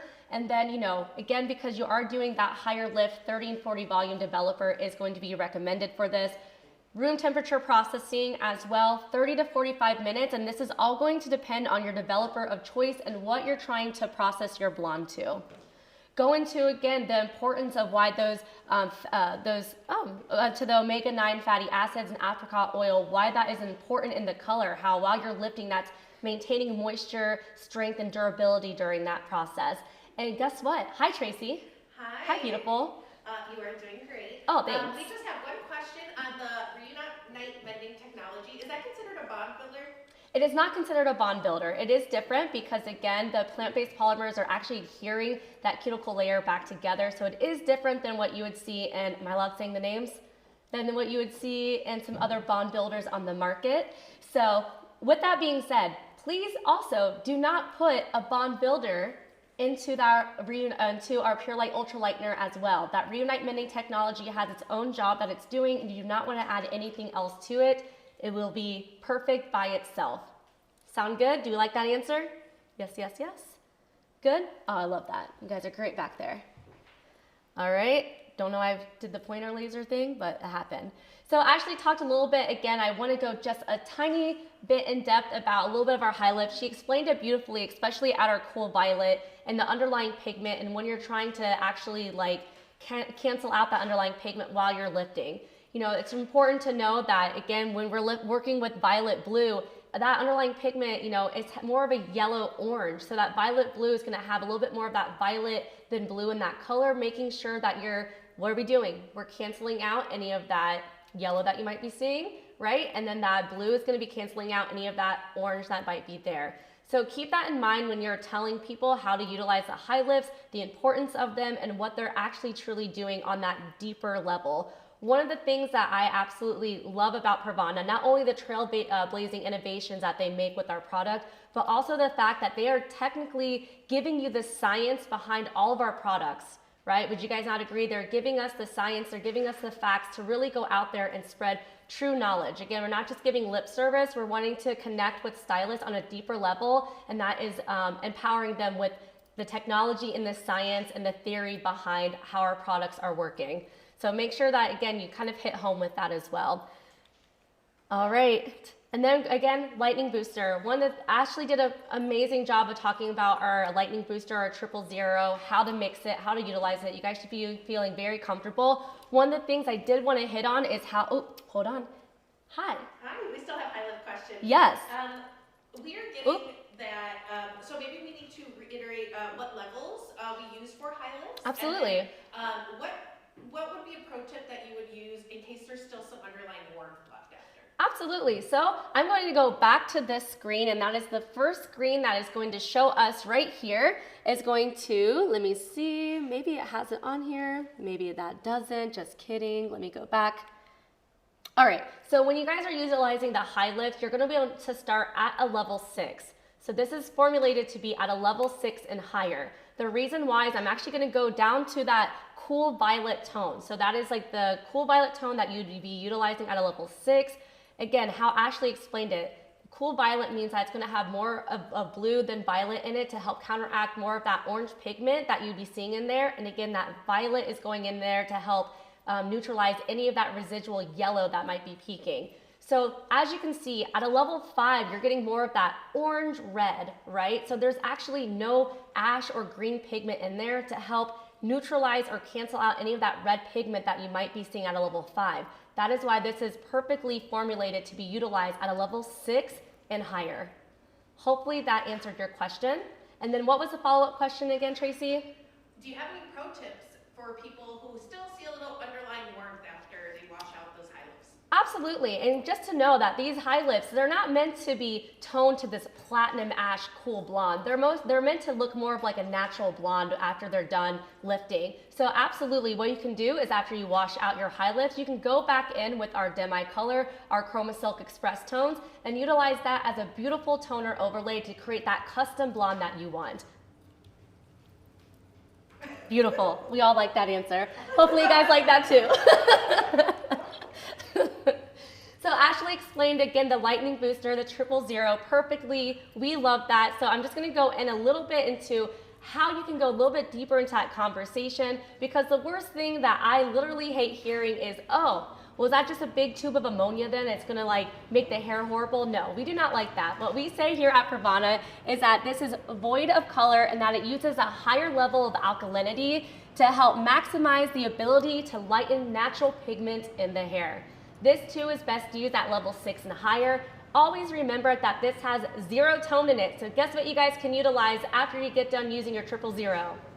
Boom, you can go back in with those express tones and create some custom blondes. Yes, that's what we're doing.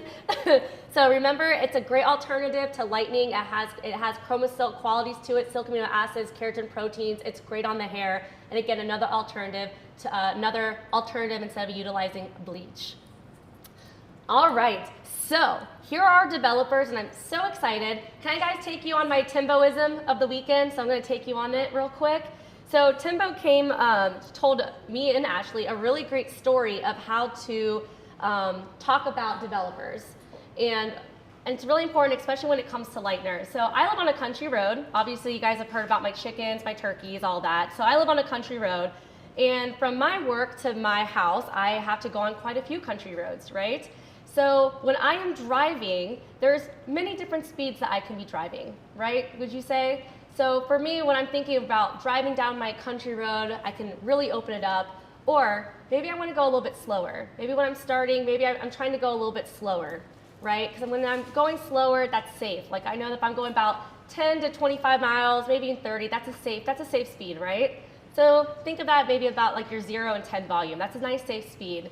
And then say, okay, well, you know what? I have to pee now. Oh my gosh, maybe I need to go a little bit faster in this drive. Not right now, guys. I might drive. And I need to go a little bit faster, all right? So I'm like, oh man, I need to kind of kick it up. So now I'm like at my speed limit that I should be going, which is about 45, 50. And that's my 20 volume, right? That feels comfortable. That's a good speed. I'm comfortable with it. It's a little bit faster than what I was going. And then I'm just like, you know what? I'm down my stretch of road. I can really open this up. And I'm like, let's go 70.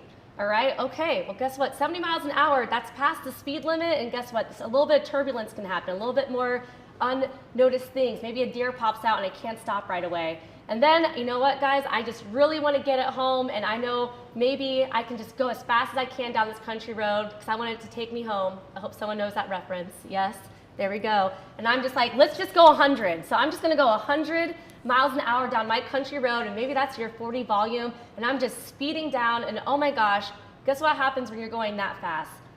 What happens? You can't brake as fast. Maybe a deer pops out and you can't stop as fast. That's very real. That can happen, all right? So it's a little bit more dangerous. So that's a great way of thinking about your developers, is thinking about, again, are you comfortable with the slower speed? Yes, it's safe. It will get you there. Maybe you're comfortable with your normal speed, all right? And then you get into those high speeds, which again, you can have more uncertainties happen. Maybe you accidentally hit a deer and you can't stop. Things like that can happen. So I want you to think of that when you're using your developers. Hi guys, thank you so much for this beautiful setup. So we're actually going to be doing a swatching activity, and that's what this is going to be, is a swatching activity utilizing our Pure Light Ultra Lightener and all the developers actually. And are my little swatches over here? Oh, right here. Look at this. So this is an activity that you guys will be utilizing in your classroom. So I am actually going to mix these up. So this is going to be our 0, 10, 20, 30, and 40 volume developer. And we're going to be mixing these up on swatches real quick. So I will take my first swatch. And again, Pure Light Ultra Lightener with our 0 volume. What we're going to show in this activity is that we're going to be letting these all sit the same amount of time, which is going to be 30 minutes. And we're going to see how they all lift. Again, because it's not the power that's in the developer. Where's that power at, guys? The power is in the lightener. And that is what we're showing today. So we're going to go ahead and take our swatch. Oh, you know what? I forgot. One of our standards, guys, whenever you are working with any chemicals or any color or anything, make sure you put on your gloves. It's so important. No one wants to see my hands. I had some flaming hot Cheetos earlier. There still might be some on my fingers, okay? No one wants that. Keeping it real here, keeping it 100. All right, so we're gonna go ahead and take our swatch. And again, this is with our Pure Light Ultra Lightener in 0 volume. And I apologize, I'm trying to make this look very nice and fancy here. So when we are doing our swatching activities, make sure that you are saturating this hair really well. And I'm gonna show you the importance of making sure that you guys are taking your swatch, and what are we doing? We're flipping it over. Why? Because look at that. Remember my global blonding activity that I did yesterday and showing you guys the importance of taking very fine sections? Well, guess what? This little piece of hair seems very fine until you turn it over and it hasn't been saturated on the other side. Good pro tip, Al. I like Good pro tip. that. Very good. All right. Oh, gonna make sure this is really nice and saturated. Beautiful. So what I'm gonna do is, wait, hold on, Ashley. Pinch. Pinch, use those pinchers. A little pinch. Actually, maybe not even a pinch. I'm trying to find places to put these guys. I'm going to take it for you. Are you going to take this for me? I left it Timbo's actually. Perfect. I was Here's like, your next one, and I'm thank going to you. remove this bowl out of here for Look you. how nice. Oh, look at this space now I have. Oh my gosh, I have all this space for my swatch to just sprawl out. How lucky is she? Just for you. Thank you. welcome. Luxury. And Beautiful. Now, what do you think when they're in a class? Do you think this is like a wonderful time to just kind of tell them, like, why didn't we already mix this lightener up for you? You know? Absolutely. So kind of like what we were talking about, like how we've always been talking about with working in small batches with our lightener. When that lightener starts, that's when that processing time starts, right? And again, because we want this lightener for this activity to all be working together, I want the lightener to all be processing at the same time. So if she already mixed up my lightener for me, or already done that, and then I started using this, I wouldn't have that like beautiful full time that I was needing to actually let these process. All right, and that's why it's important to make sure that you're mixing them up individually. Look at that, again, creating that really beautiful saturation. All right, and guys, that was our 10 volume. Woo, we're making some fast work of this. Gonna go ahead, mix up my 20 volume. Remember, this is our comfortable speed. We're good. This is our speed limit one. We're comfortable with 20 volume. Beautiful. Actually, now I can switch it over here. There you go. Look at that. All right, I'm opening this up.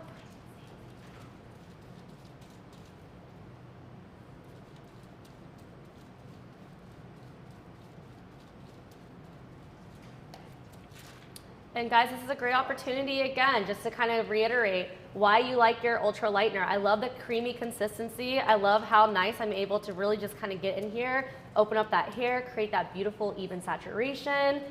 And then again, the importance of this activity, being able to show the lift that you're going to get with all the developers. So that one was our 20 volume. Thank you so much, guys. And then here is this. Again, I'm mixing up my 30 volume developer. Mixing ratio, I wanna know the mixing ratio. How am I mixing up my Pure Light Ultra Lightener, guys? Put it in the comments, hold on. Ashley, how do you mix it?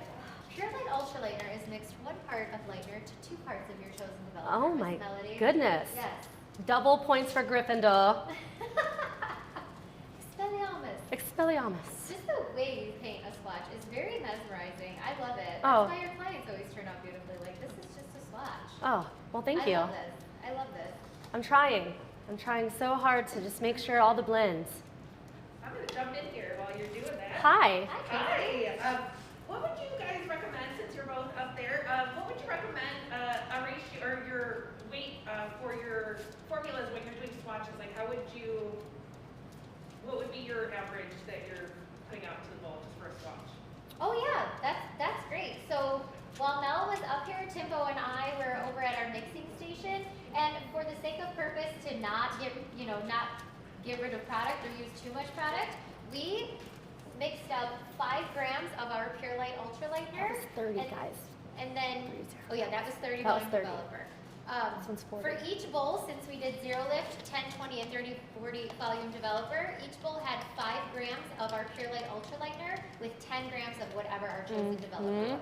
Amazing. And then I have one comment, which I think is a great pro tip, which we did on our after swatches. But somebody said here, Lisa said, when I do swatches, I leave out a little bit at the top so they can actually see the difference from what you started with. I think that's a great pro tip. Yeah, and I do believe on all my swatches, I think I have a little bit at the top. But yes, even like if you wanted to, oh, good, I'm just gonna get lightener. Even if you wanted to leave that first inch off at the top, that would be a really great way to do that. Yeah, control panel is good so that they know where they were starting and they already knew where they wanted to go depending on the developer, and then they'll see that outcome. And I'm so excited because... Let them know what level swatches you started out with too. Absolutely, so I started off with level 5 swatches. So that is going to be a great way to really see how that lightener is working on the swatch and everything. And then those the magic. These are finished ones, but I think we go through like a time warp because when you hand that to me, 30 minutes. 30 minutes, wait, ready? Here's that, here's that. Tick, tick, tick, tick. Oh 30. yeah, we need that transition to happen. Yes, and now. Where's my TikTok transition? I know, we need that. All right, so what's been really nice is that we actually, so you're gonna let those sit for 30 minutes and then you would actually rinse them off and then you would come back and show everybody the magic of what just happened. So instead of that, we had magic that happened, and hopefully you guys will be able to see this. So I just wanna show these. So this was with 0 volume. Remember, we utilized Pure Light Ultra Lightener the same time, right? So we had the same timing for everything. And then we just adjusted our developers, but everything was on the same swatch and we utilized that same time of 30 minutes. So on the first one, you guys see 0 volume, and you can see in 30 minutes how beautiful that lifted. You guys can see with 20 volume, maybe, how beautiful that 20 volume lifted. Again, 30 minutes. Oh, wait, I take that back. I need a 10. There we go. I was like, where's my other Lego piece? It's right here. So Can you guys see it okay? So we used a silver Sharpie to write down our developers at the top of the swatches so we can keep track. Perfect. So just Tracy wanted to let you guys know how we kept track is that we used a silver Sharpie at the top of our swatches to let you guys know, hey, this is what developer was used on each swatch. So you guys can see 0, 10, 20. We have our 30 volume developer. Last but not least, we have our 40 volume developer. So guys, these were all, again, bowls mixed at the at the same time individually like they were, as you saw how I did that. You guys can see these all processed at the same time. Can you guys believe, look at 0 lift for 30 minutes with our Pure Light Ultra Lightener. How wonderful is that? We really talk about that low and slow method, and the reason why is because you can really control the lift when you are working with a lower developer with lightener. You guys can even see at 40 it lifted, but there's even just a little bit of warmth still left in that 40 volume swatch, which I found very interesting, especially since sometimes you think higher is gonna lift you higher and it's gonna not have some, maybe some residual warmth. But to me, again, I love the fact that you guys can visually see on that level 5 swatch that we started with in the same 30-minute time, how powerful our Ultra Lightener is.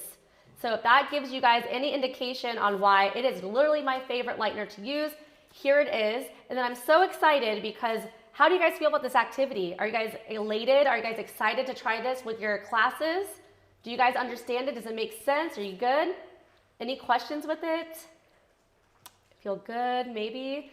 All right, so what I'm going to do, so hopefully you guys like that little tip and trick that we're doing for this class. I'm going to do some little camera magic, and now we're gonna talk about developers in a different way, so you guys got to see it on lightener. Now Miss Ashley and Timbo are gonna show it in another way. Thank you, Mel. Of course.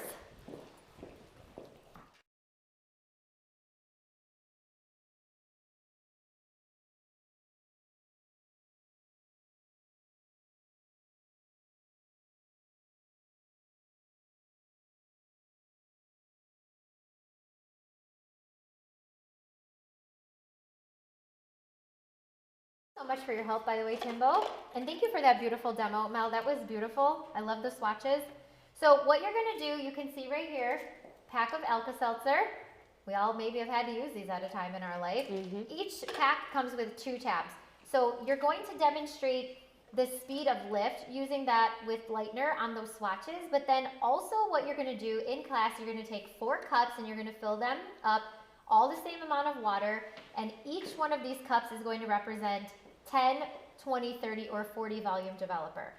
Make sure that they're all at the same exact amount of water. Your 10 volume cup will receive 1 Alka-Seltzer tablet. Your 20 volume will get 2 Alka-Seltzer tablets.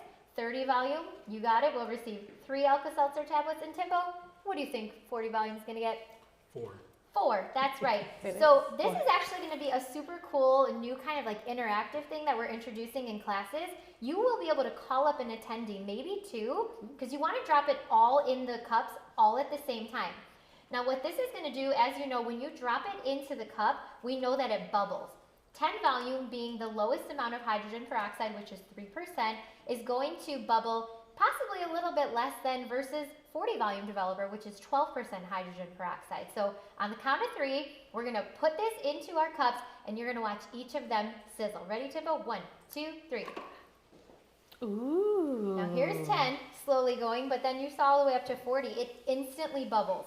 And it's super, super fun because it reiterates the strength, the speed, the lifting power that you do find in the developer. I'm just so excited. I know. It is very mesmerizing. It's like, it's a different way to pop bubbly when you're in the middle of a class. What do you think, right? Put a little bit of like, just a little bit of vodka in there, just a little bit of like, you know. Oh, we have a question. Yes, Tracy. Yes. Mel, maybe can you explain at the same time that this is happening? Yeah. What was the point of doing the lighteners on those swatches to show that it was all an even lift? We're getting some confusion as far as, so is our recommendation just to now use 0 lift for all lightning? No, what the point of that was is just basically showing that like the power in the lightener is just showing like how powerful our Pure Light Ultra Lightener is, and that with 0 lift you can truly get a beautiful high lift even with 0 volume. A lot of people think, oh, 0 volume, that's a weak developer. I'm not going to get any lift with that. When in reality, again, the power is truly in the lightener, and your developer is the speed. So even with our 0 lift developer, even though it is a slower speed, when left on for that full 55-minute ratio of time, it can truly give you that beautiful high level of lift like our Pure Light Ultra Lightener does. Again, even our 40 volume with that very, very intense speed that it can get you. Remember, with intense speed comes what? Maybe hitting a deer on the road, right? No, just kidding. Getting a ticket. Compromising hair, right? Compromising hair. Maybe, you know, not being able to have as much control with your lifting because it is going so fast. Now, we know we have some people out there that maybe want to test that theory, but for me, when I am truly creating beautiful blondes, I like to have control of my blonding, and I love to have control of my blonding experience. So that is why I like to work, guys, low and slow. So do you feel like that was represented well here? Both of you, all of you there watching, you Absolutely. said the speed, the how quickly it's going. So you saw that 10 volume definitely bubbled. Yes. But then as you went up that ladder, it was bubbling more, but guess what? They all stopped bubbling now. I They know. all stopped bubbling. So everything is going to shut off at some point, you know? It's just get there a little safely, a little more safely than you normally would. I I'd like say. that. I like being safe. Yes, me too. Thank you for letting us be on here Thank with you guys Mel. for that beautiful presentation. Keep killing it with that blonding authority. Oh man, I'm trying, man. Just got some big shoes to fill. We got Ashley and Timbo both up here. Making sure I'm taking lots of water. All right, how do we feel about that, guys? You feel good? You like that? A little spicy, break it up, give you guys something to look at. All right, we're gonna keep this moving. So now we're gonna go right into our blonding support tools that we do have. So of course you guys have, oh, sorry, I'll move over here. Let me make sure I am home, my home. Good deal, gotta make sure that you guys are home. All right, so I'm gonna go right into some of our support tools that we have to help you again create that beautiful blonde moment for your guests. So we have our mesh sheets that we have grown to love, we utilize them, we love them. And then we of course have our balayage brushes and our bowls. So again, great support tools. So now we're gonna move into this next segment of knowing where you are starting can tell you how to get where you want to go. Ask yourself these questions and decide what tools you want to use. So I'm really loving these slides. I think these are great slides to just kind of make sure that you're hitting home with. As always, on these slides, you're gonna see there are some cute little pro tips at the bottom that have a little asterisk on it. Make sure you get yourself comfortable and familiar with those pro tips so you can give them to your class. So again, if you're lifting on virgin hair and you're lifting up to 3 levels and your answer is yes, you guys can utilize Pure Light Power Lightener, Pure Light Ultra Lightener, or our Chroma Silk Cream Hair Color. If you're lifting on virgin hair, and once again the answer, or sorry, are you lifting on virgin hair? And the answer is yes. You guys have, and you're looking for 3 to 5 levels of lift, you guys have 3 options again. You have our Pure Light Power Lightener, Pure Light Ultra Lightener, and now our Chroma Silk High Lifts. Again, remember there are little pro tips on there, so get yourself familiar with them. And then, are you lifting on virgin hair? And the answer is yes again. Guys, how lucky are we that we are lifting on virgin hair? This never happens, but today it happened 3 times for us. And you're needing 5+ levels of lift. You guys can utilize Pure Light Power Lightener or Pure Light Ultra Lightener for that lifting. So, are you lifting on virgin hair? And the answer is no. All right, you're needing more than 3 levels of lift. Of course, grab your Pure Light Power Lightener and our Pure Light Ultra Lightener for that beautiful lift that you need to get on non-virgin hair. And then, I love this. Are you guys ready? Are you lifting on the scalp? If the answer is yes, you're lifting on the scalp, it goes ahead and shows you that you guys can utilize up to 20 volume. If you're not lifting on the scalp, it shows that you guys can utilize 0 to 40 volume off scalp lifting with our lighteners, our Pure Light Power Lightener and our Pure Light Ultra Lightener. Make sure you guys get very comfortable with that. How do you feel? Good? Beautiful. Love it. Now this would be a time that you guys can ask questions in your classroom. Today I know you guys have some questions in the comment box that Marcy and Tracy are working beautifully to help facilitate and answer. Give them lots of applause, give them lots of love. Thank you guys over there. Working hard. The devil works hard, but these two, they work a lot harder, right? So now we're gonna get into toning and low lighting. So with our express tones and our Chroma Silk low light options. So first up, let's go ahead and talk a little bit about our Chroma Silk Express tones, when to use them. Of course, when you guys are toning or when to refresh, glaze, and or low light in the hair. Our mixing ratio for this is going to be 1 part of our express tone of choice to 1.5 parts of our zero lift developer. Let me reiterate that. Our zero lift developer goes with our express tones. Yes, they do.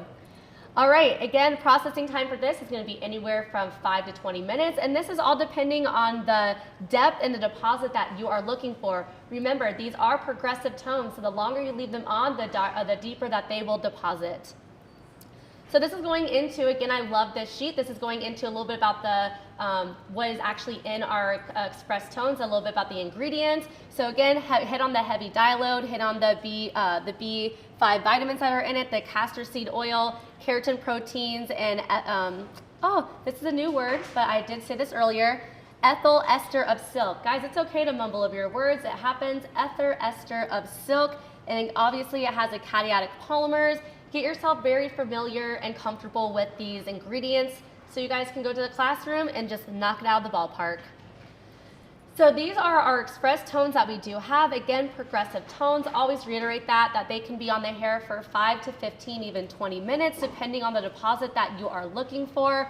So what we have in our express tones collection is our dark mahogany, dark neutral ash, dark neutral pearl. We have beige, rose gold, pearl, violet, smoky silver, ash, and of course our clear.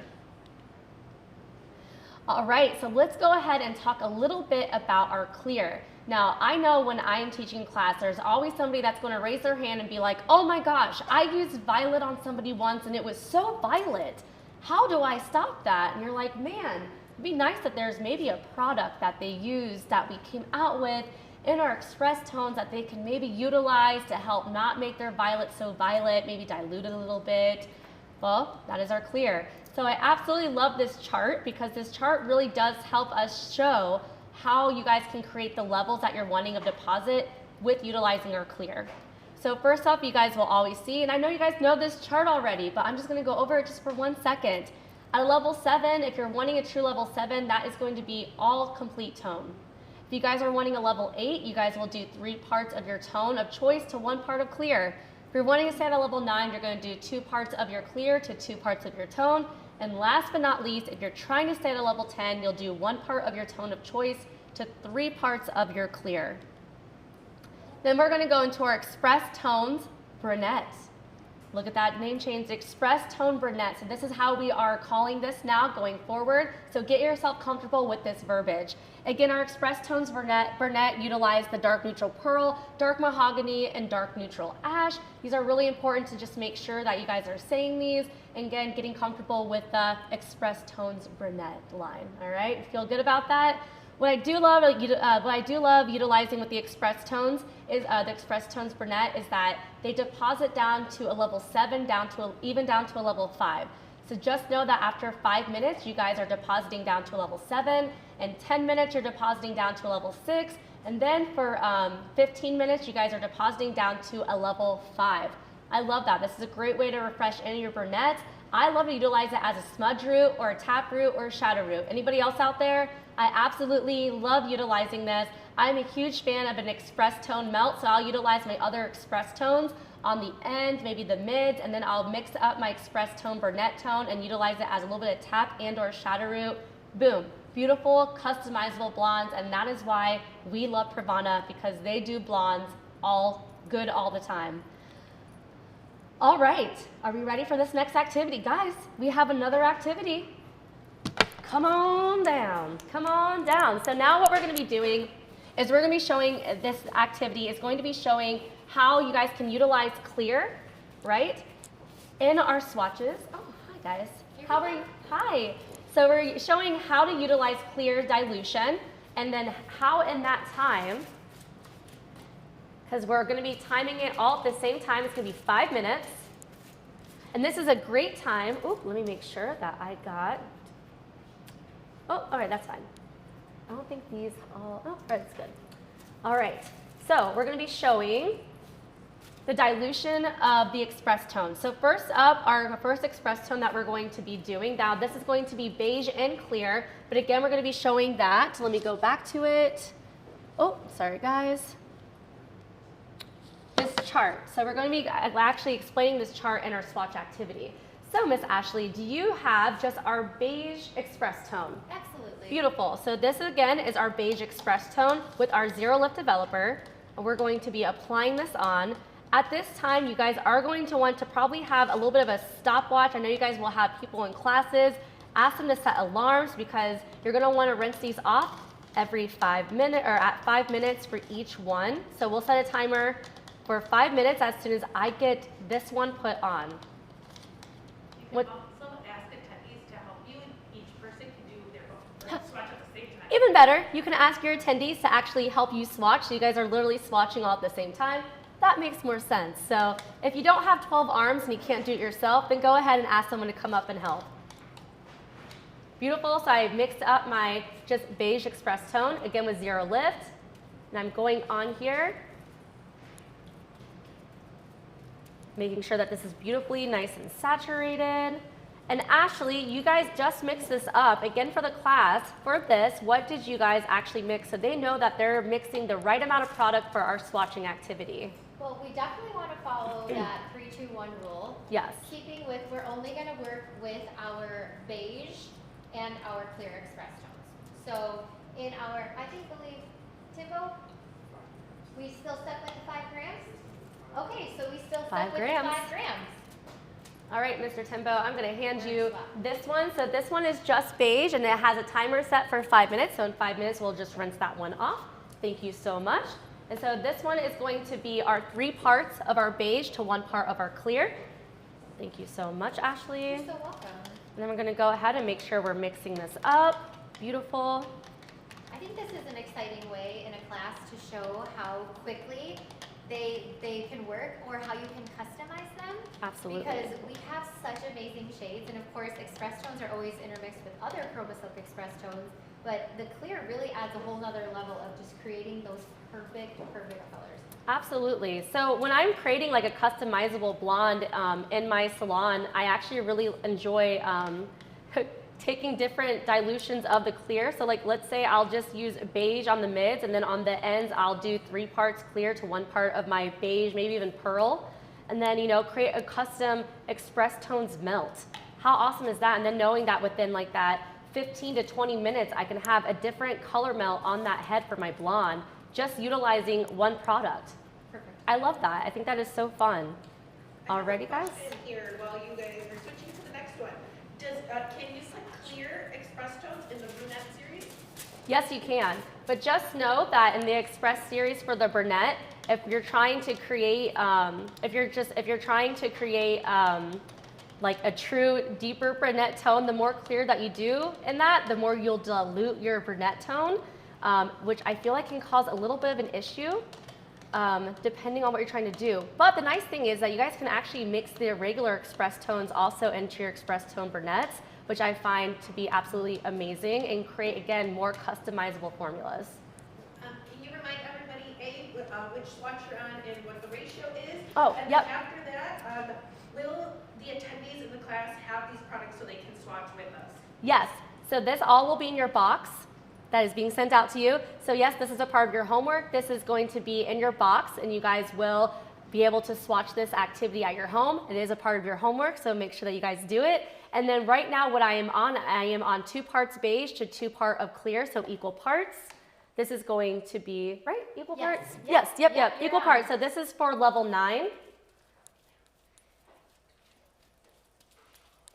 So much excitement here, and then like so much energy and excitement in this building today. It's been a great time, guys. It's been a really great time. I'm enjoying it. Me too. This is great. Now, can Yes. you let them know that yes, their attendees in their classes will also have the products so they can do Oh, yes. I'm so sorry. Yes, so the attendees in your class will also have these products. So they will also be able to do and utilize this swatching activity with you. Oh, thank you so much. You're welcome. The activity with you, which is very important because, you know, obviously we want them to be able to see and experience the express tones themselves as well and how amazing they are. So alrighty guys, so last but not least, this is going to be for our level 10. So this is 3 parts of our clear to 1 part of our tone. And again, I am utilizing beige. Mix that up really good, even in class. I know that's a small amount, but just make sure it's mixed really well. We don't want a clumpy color. We want everything to be very mixed thoroughly. So again, this is going to be 1 part of our express tones beige to 3 parts of our clear, utilizing 0 lift always when we're utilizing express tones.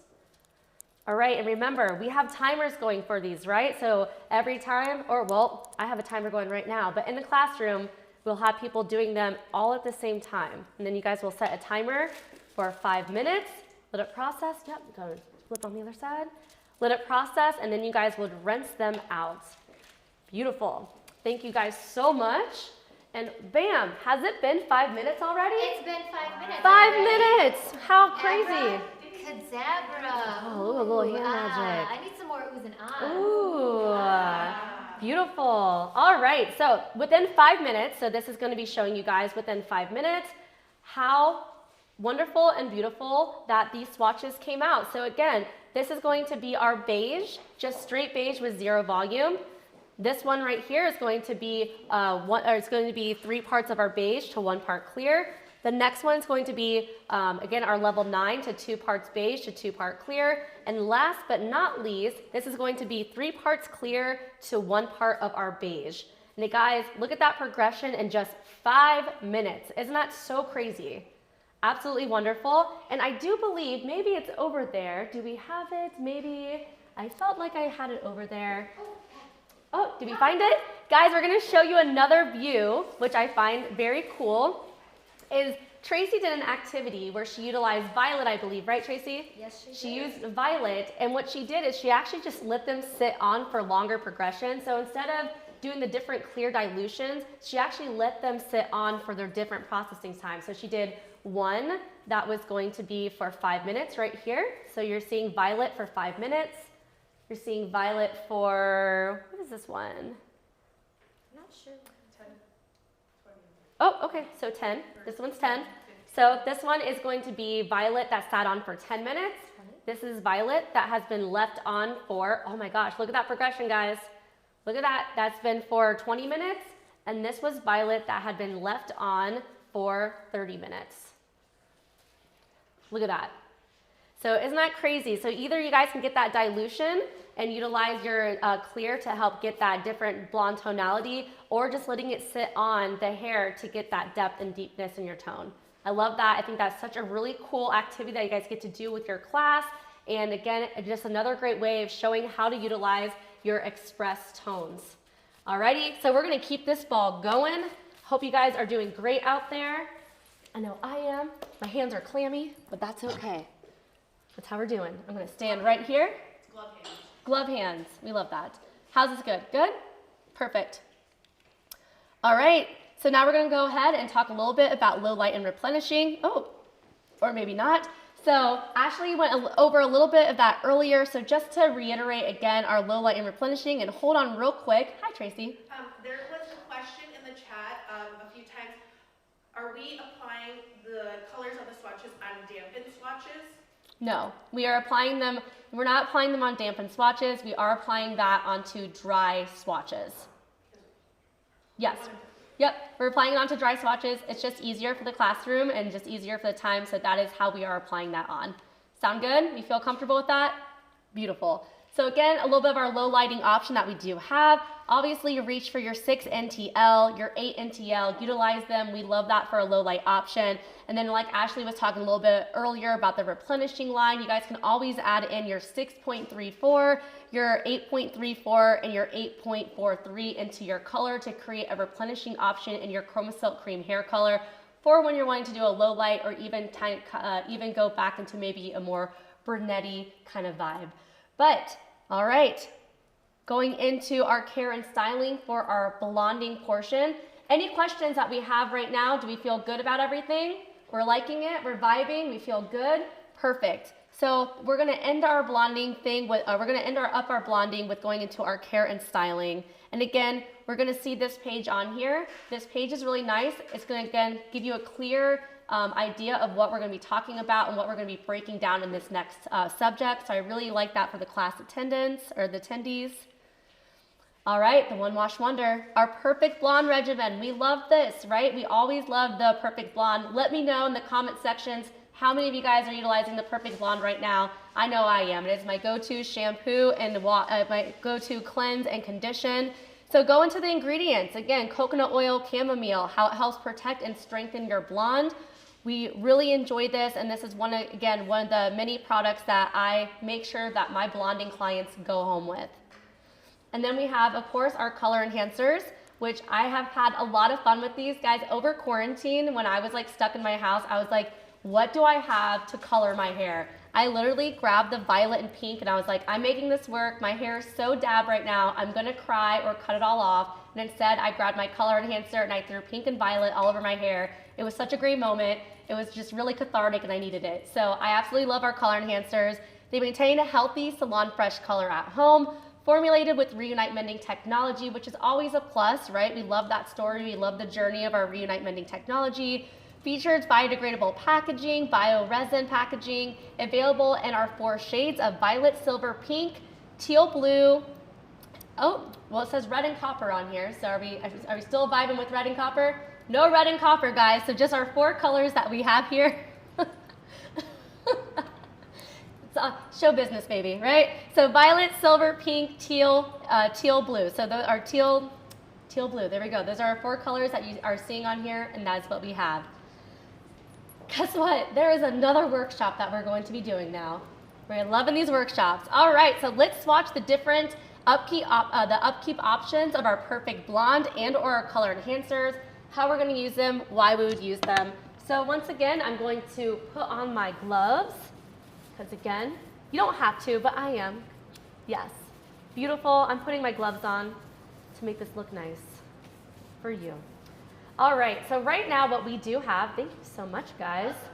You guys are so amazing. So right now what we have is we have our silver color enhancer and we have the perfect blonde toning mask. All right, so as you guys can see, we have level 9 swatches, so they both are equal. So we're going to be trying these out. Let me make sure. First off, make sure they're open. Beautiful. All right, so what I'm going to do is I'm actually going to just kind of get this a little bit wet because that is realistic. Beautiful. So this just has a little bit of water that I just put on it because that's realistic. That's how we would utilize it in the shower. I'm going to take a little bit of my toning blonde mask and I am just going to coat this hair. I'm going to coat it because I do not want any brass on that hair. All right, gonna get that all nice and in there, perfect. I'm gonna let that sit. I am going to take my napkin and wipe my hand off real quick.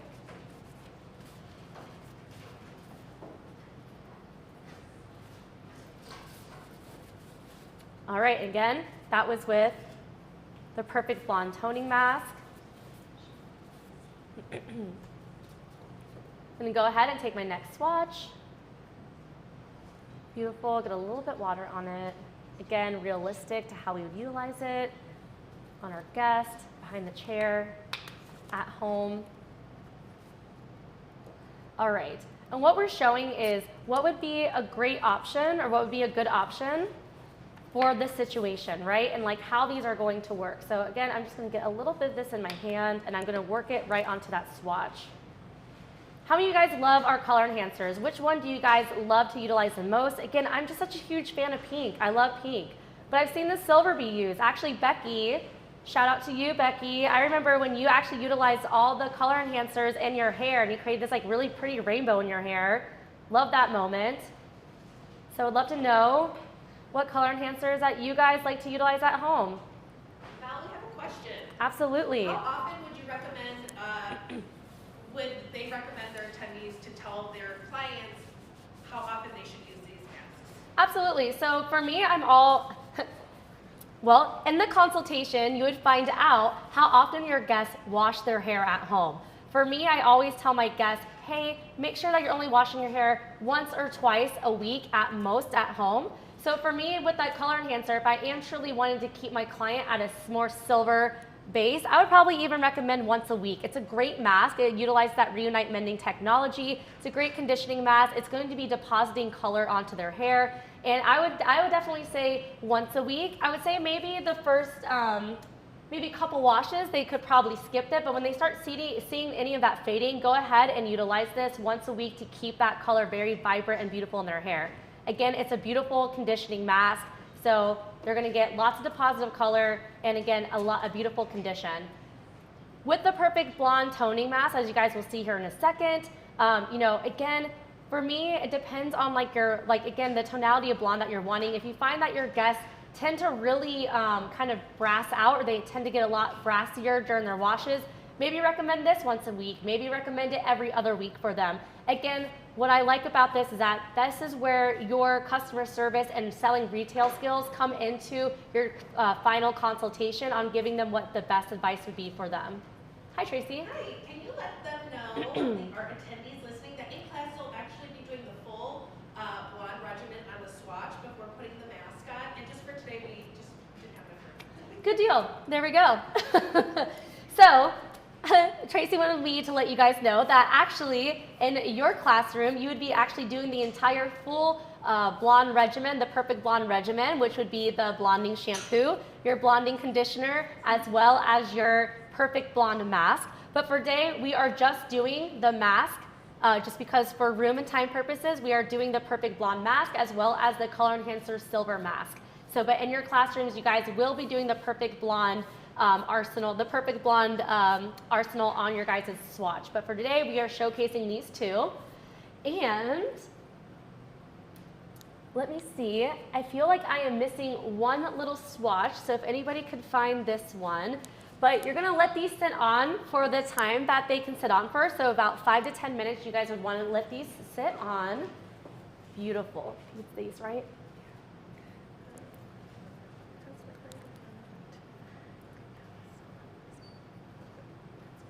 And these two? Perfect. All right, so magic hands again. They have been sitting the entire time that you need to let them sit. Oh, we love that. Beautiful. And remember, guys, when you are in class, you guys can have, oh, hi. Oh, you're taking these for me? Thank you. In class, you guys will have an area to rinse out your swatches. So magic hands, the time has come. And guys, it's been 10 minutes that they've been sitting there. So now we're going to show off, beautiful, how nicely the product works. So as you guys can see here, hopefully you guys can see this, the Perfect Blonde worked beautiful on that swatch to help create a really nice toned down blonde. It's very pretty, especially compared to what we started with. very nice in tone. And as you guys can see here on that silver mask, even at a level 9, it did tone down, but because it was at a level 9 and with that silver base, it did kind of create a little bit of this like ashy, almost like a little bit of maybe, I would even say maybe like a little bit of like a greeny hue kind of in there, because again, the underlying pigment was more yellow. So with that silver on top of it, it did create a little bit more of that greenish hue in there. So we would definitely say that this silver would work best truly at a level 10, but this just goes to show you that the Perfect Blonde really does work wonders on a level 9, maybe even a level 8 as well. So just keep that in mind when you guys are wanting this for your guests and when and where they would utilize it. How do we feel about this activity, guys? Do we like this? Do we feel good about this activity? Good, I know you guys do. We're gonna just kind of keep things moving along here. Thank you guys so much for joining me and having these activities. We're gonna keep this going. And yeah, thank you guys. I hope you guys enjoyed the Perfect Blonde. I know you guys are gonna have so much success with it behind the chair and in your classrooms. And if you guys, of course, have any other follow-up questions, let us know in the chat box. Oh, I am on the next slide. Oh, there's no slide. Oh, no Slido. Just kidding. There's no Slido, guys, so I'm going to go right on to the next slide. And are we taking a break here for a couple minutes? We're going to take a quick break, go get your refreshments, and we'll be back with Mr. Timbo Mack.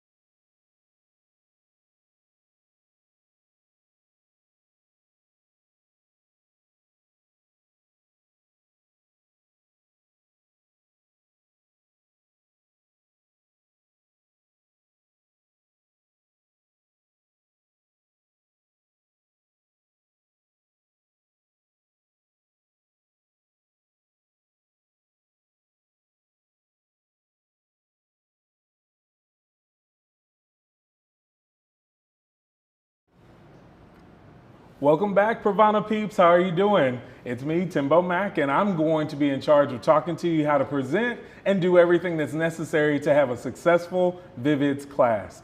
Now, as you can see on the screen, I'm going to walk you through the steps and all the workshops that go along with the Vivids class, and I'm going to touch on some key points when it comes to the Vivids class and how it's changed. Now, when it does come to the formulating for Vivids, there are some learning objectives.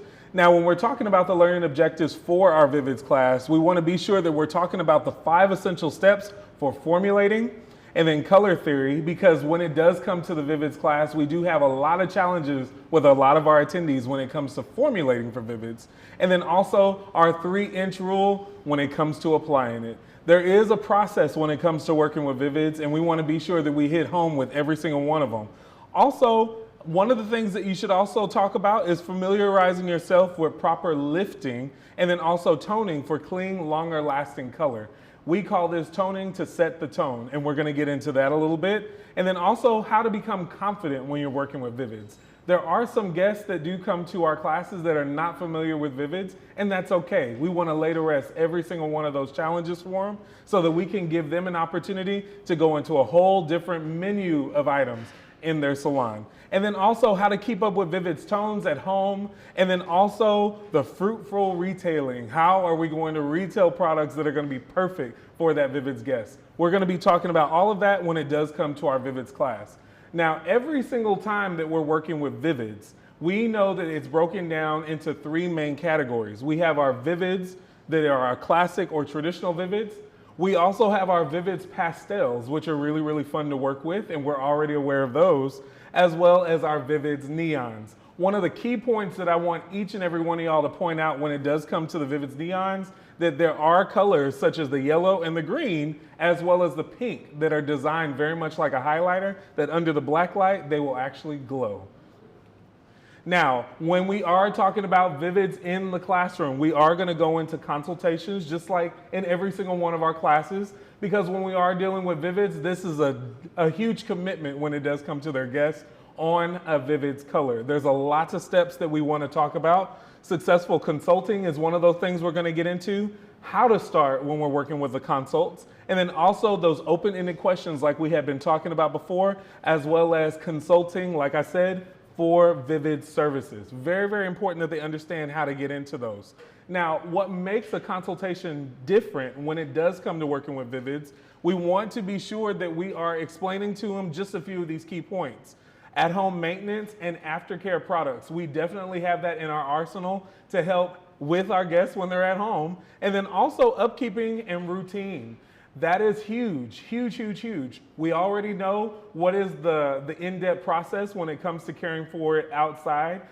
Cool water, also working with a really, really good color-safe shampoo like our Color Protect. And then also fading and also budget. Anyone that is working with Vivids in the salon, we know that this is definitely what we call a double, sometimes a triple, sometimes a quadruple process, and we want to be sure that their funds definitely match the process. So all of these things are definitely some key points that you can bring up in your training, and then also be sure to help those stylists when they're working with a Vivids guest and how to approach them. Now, big, huge thing like we talked about earlier, formulation. It's totally different working with Vivids, and I'm going to break down some of those key things. One of those things, if y'all can pay attention on the screen, it also talks about the color wheel. We're also going to be introducing that workshop that I'm going to have y'all do today, and then also underlying pigments, and of course those 5 steps to formulation. Now, the color wheel is something that's very, very important. I know that y'all are already familiar with our color wheel. We have it in our swatch book. We always talk about color theory when we are working in any type of color class, and we always want to hit home with that. Now, pro tip, how many of y'all have actually walked into a class and you have an artist that's been in the business for maybe 50, 60 years, and they claim they know everything that it has to do with working with the color wheel? I'm going to be honest with you. I've worked in the business for 20 years, and even myself, if it's out of sight, it's out of mind. It should be something that we should be speaking as a language. It should be very, very comfortable for us. And a lot of stylists, we can never assume that they are comfortable talking with the color wheel. So it's always cool to bring it up. But I want to introduce you guys to the color wheel, we do emphasize the primary colors as well as the secondary colors, and we're going to come back to that a little later. But also, don't forget about the tertiary colors. Those are very, very important because when we're talking vivids, ladies and gentlemen, we are always working in the tertiary color palette. We are creating those lime greens, those neon yellows. We're also working with those magentas, and they totally fall under the tertiary color palette. So we want to get familiar with that. And with the help of Miss Tracy Ramos, we actually took our color wheel to a whole new level. What do y'all think about that? Now our color wheel is actually going to go even deeper, like I said before, deeper, into where every single one of our vivid colors actually sit on the color wheel. One key point that I want to point out when it does come to our color wheel, if you can pay attention to, let's just say number 8. Number 8's tone is what we call the infamous blue. Blue, blue, blue, where does it sit? We've always talked about blue being the bully as a pigment that dominates pretty much every formula. But if you take a look at the color wheel, you'll notice that there are tones that are sitting on the edge of our color wheel. That 8 or that blue vivid tone is sitting on there because it is highly pigmented, which means it has a lot more punch behind it when it's going into your formula. Now, I also want you to take a look at one of the other colors that's on there, and that's number 2, and that is our Vivid's Red. Notice that how red is actually floating closer to the center, not quite at the center, but maybe more in the middle part of our color wheel. The reason why it's floating there is because it has pigment, but not as strong as our our blue. So because of that, when we are mixing those together, it's quite easy for our blue to bully or take over the formulation. So keep that in mind when you're actually taking a peek at our new color wheel. I want y'all to get familiar with this color wheel because this will be the new color wheel when we are talking all things vivids. Now, the workshop that I'm going to be working with you guys today is super, super exciting, and I cannot keep it to myself. This is a fun approach to when we are doing vivids. Now, before, when we were talking with Ashley, she talked about how we work with our primary colors, and when we actually split them according to color theory, we are getting a secondary color in between, which is absolutely true. But when we're talking about vivids and PRAVANA hair color, it's a little bit different. It's all about balance. Now, when we are truly balancing out our formulas, it's very, very important that we take into consideration, like we were talking about, the amount of pigment that's going into our formula. So this first activity I want to talk to you guys about is balancing your Vivid's formula. Now, what we are going to be doing is we are working with Vivid's tones, okay? And I'm only working, and I want you guys to remember this, I'm only working with my primary colors. Our primary colors, most people may be shocked with this, we can create whatever color is out there on our color palette. Any color we can create with our primary colors. But the goal with Vivids, and y'all can see I'm putting on these rubber gloves, be very, very careful with your rubber glove. Very, very careful. People love the color wheel, Timbo. Thank you, thank you. I am getting feedback that everybody loves the color wheel. Y'all give a shout out to our digital team and also Miss Tracy Ramos for doing that. I cannot take the credit for it, but I will tell you this, I absolutely love it too. So what I've done is we've actually put out our palettes, only working with our primary colors. Now in our first formula, we have created our secondary color, but in its balanced formula, we are working with 8 grams of yellow and 2 grams of blue. Now I know that sounds a little crazy, but if you can see, we do have quite a bit of yellow and also quite a bit of blue. But when we mix those together in its balanced form, without allowing the blue to take over the formula, but just enough to give it a little bit of depth, because that's what blue does, we get the perfect palette of green, okay? So now that we have balanced it, let's go ahead and let's apply it to our swatches. Now this is an activity that we're going to be workshopping in our Vivids class. And this is the first one. I absolutely love green. I don't know if y'all knew that. And we apply that directly onto our swatch. Be sure that we're flipping just like Mel was talking about, and we're going to saturate both sides, okay? Now, most people would say, I don't know about this, Timbo. What is the whole deal with using so much Vivids? We're going to talk about that a little bit more. Vivids is definitely a direct dye, and it's used directly out of the tube. So we want to be sure that this is going on pre-lightened hair, which I am working with. These are level 10s, and I want you to be able to see the tone for exactly what it is. Isn't that beautiful? Awesome, awesome, awesome. And this is what, again, I had just said is a balanced formula. Okay? Our second formula that I'm working with, I'm actually creating what is called our orange palette. We are still working with 9 grams of yellow and 1 gram of red. As you can see, we have quite a bit of yellow, and also that red is in there, mixing that color together just enough to give it some rosiness from our red, and definitely to soften the color when it comes to our yellow. We are able to get a perfect, balanced, beautiful Vivids orange. Isn't that awesome? Beautiful, beautiful color. And I want you guys to see this on top of a beautiful swatch. That's the cool thing when we're working with Vivids.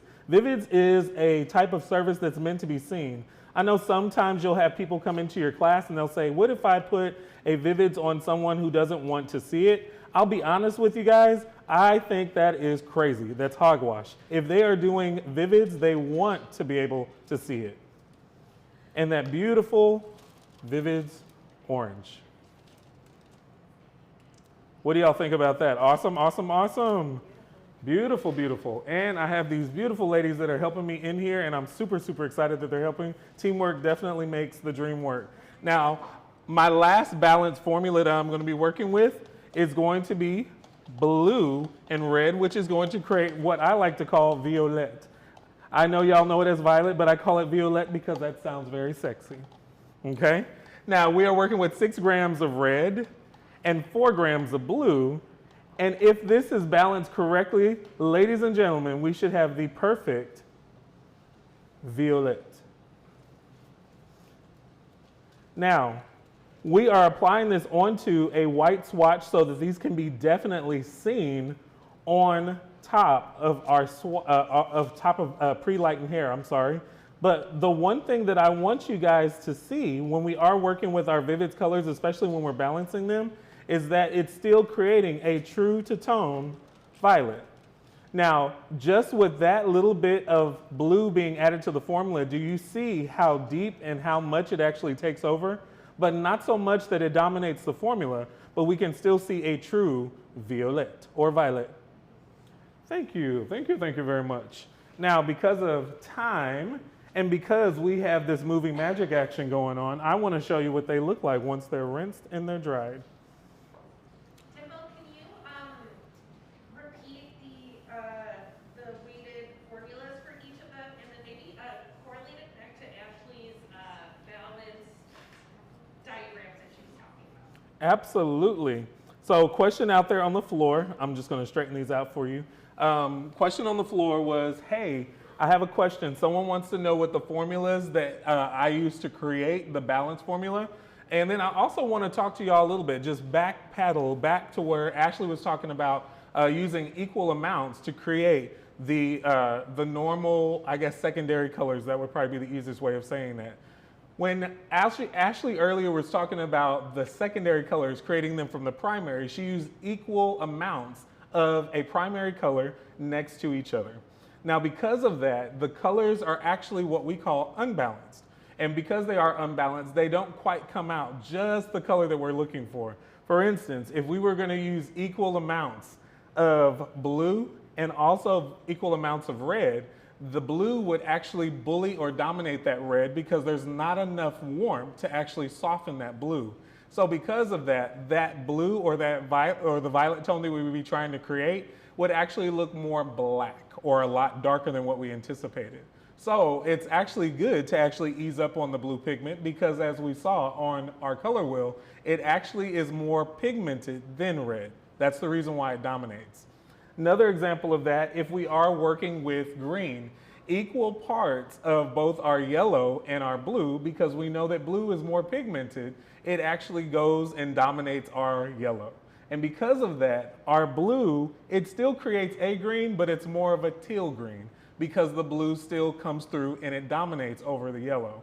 So in order for us to get a more true to tone green, as we as stylists know, we definitely need to pull back on the amount of blue that's in our formula. So my unbalanced formula, my balanced formula is for us to take a peek at. In order to create a true green, it's easy for me to work with 8 grams of yellow, which we have more yellow pigment, so that we can dominate that blue, which we only use 2 grams of blue. And in order for me to make the perfect orange, I actually use 9 grams of yellow, which there's more yellow to soften my red, but just enough red with 1 gram of red to give it enough warmth to create a beautiful orange. Can you also tell them what level swatches you're using and to take that into account? Awesome. So question on the floor is, say, hey Timbo, if I'm working with Vivids, if I put that on top of a level 10 swatch, is that gonna look the same every single time? And that's what we're getting into when it comes to the level of deposit and the level of lift. That lifting guide is super important because we're gonna be pre-lightening the hair, as you already know. And because of that, we will be exposing the underlying pigment. An equation that I want you all to hit home with is always gonna be your underlying pigment plus your tone of choice is going to equal your final result, okay? Now, one of the things that we always have to keep in mind, because Vivid is a direct dye, it does not lift, it does not have any other things that are gonna go into to create the tone. We have to pre-lighten that hair before the application, okay? I hope that answers the question. But most of these questions that are coming in, ladies and gentlemen, we are definitely gonna be getting into them after we get past these workshops, okay? So what do y'all think about the swatches? Pretty cool, right? Awesome. A fun way to introduce these, and I'm gonna hand these back over to my friends over here. Now, the second part of our workshop, we are going to do something that's a little bit different.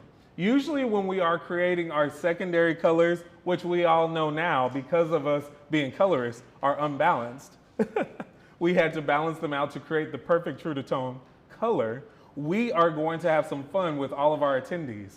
Now that we have our primary colors, that we've created our true to tone secondary colors, we are now going to create custom colors. And that's one of the things we want everyone to understand when you are working with Vivids. You can create any tone known to man working with Vivids, okay? So what we have done is we've actually shown people how to customize these colors using all of the tools to the trade. Now, we are still working with our balanced formulas, our secondary colors, but what we've done is we've added a little something extra to them. Now, in your class, when you're doing this, give them the creative freedom to create whatever tone they want, as long as they follow one rule. They can only work with their primary colors, red, yellow, and blue, and they have the ability to work with black additive, our clear pastel, as well as our clear dilute. So what I've done is I've created my own favorite little tones. Why? Because I can. Doesn't mean you have to use the same ones that I did, but I want to share them with you. So my first tone that I actually came up with is 8 grams of yellow, 2 grams of blue, and then also 20 grams of clear pastel and 1 gram of black additive. And this tone that I have here before your eyes, I call it Sensational. So if you don't know, I'm a huge fan of green. I love green. Everything that I treasure in life is green, including money. But I wanted to create a really fun green, not quite emerald, not quite teal, but I wanted something that would sing to me as if I was going to be sitting next to a Buddhist. And that's where Zen green came from. So we actually created a really fun sagey green utilizing all these fun little tools and only the primary colors. Isn't that fun? Now again, when you're in class and you're in your training sessions with your attendees, let them have the creative freedom to create whatever color they want. If they say, does it have to be blue? Tell them it doesn't matter. Does it have to be red? It doesn't matter. Does it have to be fuchsia? It doesn't matter. Whatever their heart desires, they can have it. And this is what I call sensational. Sensational. And I'll let y'all see what that looks like after movie magic. Isn't that cool? Second tone that I came up with, like you guys, I'm always obsessed with food. I used 4 grams of yellow, also 1 gram of red, and then 10 grams of clear pastel. And y'all can see that in my bowl. And what I call this tone is sherbet. sherbet. Y'all know I love to eat me some food, y'all. I like to place everything in some kind of food category, and this is what I call sherbet. Love it. Timbo, I think you should tell everyone a beautiful pro tip about how you pre-mix your bowls where you have the color in there and why you did it that way. Because I think the educators are going to eat that right up. Absolutely. So a quick pro tip. Thank you, Miss Ashley, for sharing that. I completely forgot. There are going to be times when y'all are pressed for time and you want to be sure that you're able to do everything that you want to do in your class and do it with ease. Don't be scared when you're working with Vivids. If you are in your classroom and you want to pre-mix them, just don't mix them up. You can still place them in your bowl just like so. We can still see our red, we can still see our blue, we can also still see our clear dilute, we can still see the tones in there, and everyone can still enjoy them. And then once they mix, the color literally turns before their very eyes. That's what I absolutely love about it. Thank you very much. And we can mix this ahead of time. So here you are, sherbet. What do y'all think about that? Looks beautiful. Really, really fun. So Tracy, do we have any questions coming through? Okay, let's just clarify for the homework that they're going to do. They're going to create their own sensation or sherbet, their own collection. Yes, absolutely. So question on the floor is, for the second activity, what am I going to create at home? And that's going to be totally up to you. You're going to create your own collection. You're going to create your own sherbets, your own sensationals. Y'all can call it whatever you want, as long as you create it only using those three primary colors along with those additives. You have the creative freedom to let your mind run wild, okay? So there's really no right or wrong way as long as you do it. Beautiful. Awesome. And then second thing, can you share the pro tip with them of the lighter colors first and then the darker colors after? Okay, so this is something that's really, really important, and I'm glad you asked that. Someone had a question out there. So what is the color that should go into my bowl first? My lighter tone or my darker tone? As we were talking about before, with blue, it tends to dominate. And a lot of people run into this challenge. I know I've been there before. We put the blue in because we want to create that perfect color, and we know that blue's in there. But we forget that we put so much blue, no matter how much red, no matter how much yellow we put in there, the blue still dominates. So pro tip for you all, if you are teaching a class, put your lighter tone in first and then add your deeper, darker levels to it, okay? So keep that in mind. Even if you're working with violet or what I like to call violette, put that in second, put your red in first. Hope that answers the question. Awesome. So my last and final tone, you guys, it's not how you start, it's how you finish. My last, I wanted to play with clear dilute. I think sometimes clear dilute gets misunderstood, especially when we're in class. It's kind of like an afterthought, and people don't know or understand it. So we're going to dive in a little bit deeper with that. That last tone, we are working with 6 grams of red, 4 grams of blue, and 10 grams of clear dilute. And as you can see, it's in my bowl. And when I mix this tone together, I like to call it berry. So this tone, it does have blue in there, but also by working with it, I added some richness and some rosiness using the red. But what the clear dilute does, it actually creates a more brighter effect. Now, these are pure tones that are coming out, and I know y'all are just drooling over it right now, because I know I am. This is a berry color, and I love this color. There are times we have guests that come into the salon and they want something a little different. Create you a little fun berry color and create and let your imagination run wild, you guys. And what we have created, this beautiful plummy berry tone. And it's a lot brighter because we went in there and we used our clear dilute, which allows us to create a more brighter tone, not necessarily a pastel tone. Am I in there? Oh, I'm sorry, I blocked the camera, y'all. Y'all know how it is in Texas. The higher the hair, the closer to heaven. Woo! What do y'all think about that tone? Is that fun? Absolutely. I'm going to pass this one off. And then what I'll let y'all do is I'm going to lay out the finished look because of movie magic. We're able to see what those tones actually look like when they're completely rinsed, shampooed, and dry. Okay? And those will be coming over to me just in a little while, you guys. Y'all should see what it looks like behind the scenes. We have a lot of fun. So what I'm going to do while they're bringing those swatches to me, if it's okay, I'm going to move on to the next slide if that's okay. Cool? So, like we were talking about before, when it does come to Vivids, we're always talking about the underlying pigment plus our tone of choice will always equal our final result. And because of that, you'll always see our underlying pigment chart in there. Thank you so much, my friend. Thank you, thank you, thank you, thank you. Underlying pigment chart is always going to be in your class, so be sure you hit home with that. Really, really quick, if you would like to, I would actually zone in on what we have as far as like a level 7 versus a level 10, because we can see that there is a yellow-orange underlying pigment versus a pale yellow. If we are working with that, notice the corrective base on the side will actually dictate what we are going to be working with. This is important because when we're toning to set the tone, this is actually what we're going to be diving in deep in so that everyone understands. For instance, I do want to point out one that I always love to point out, a level 9. A lot of times we have people that are working with our Vivids Blue and they run into this problem that the blue is looking a little too green.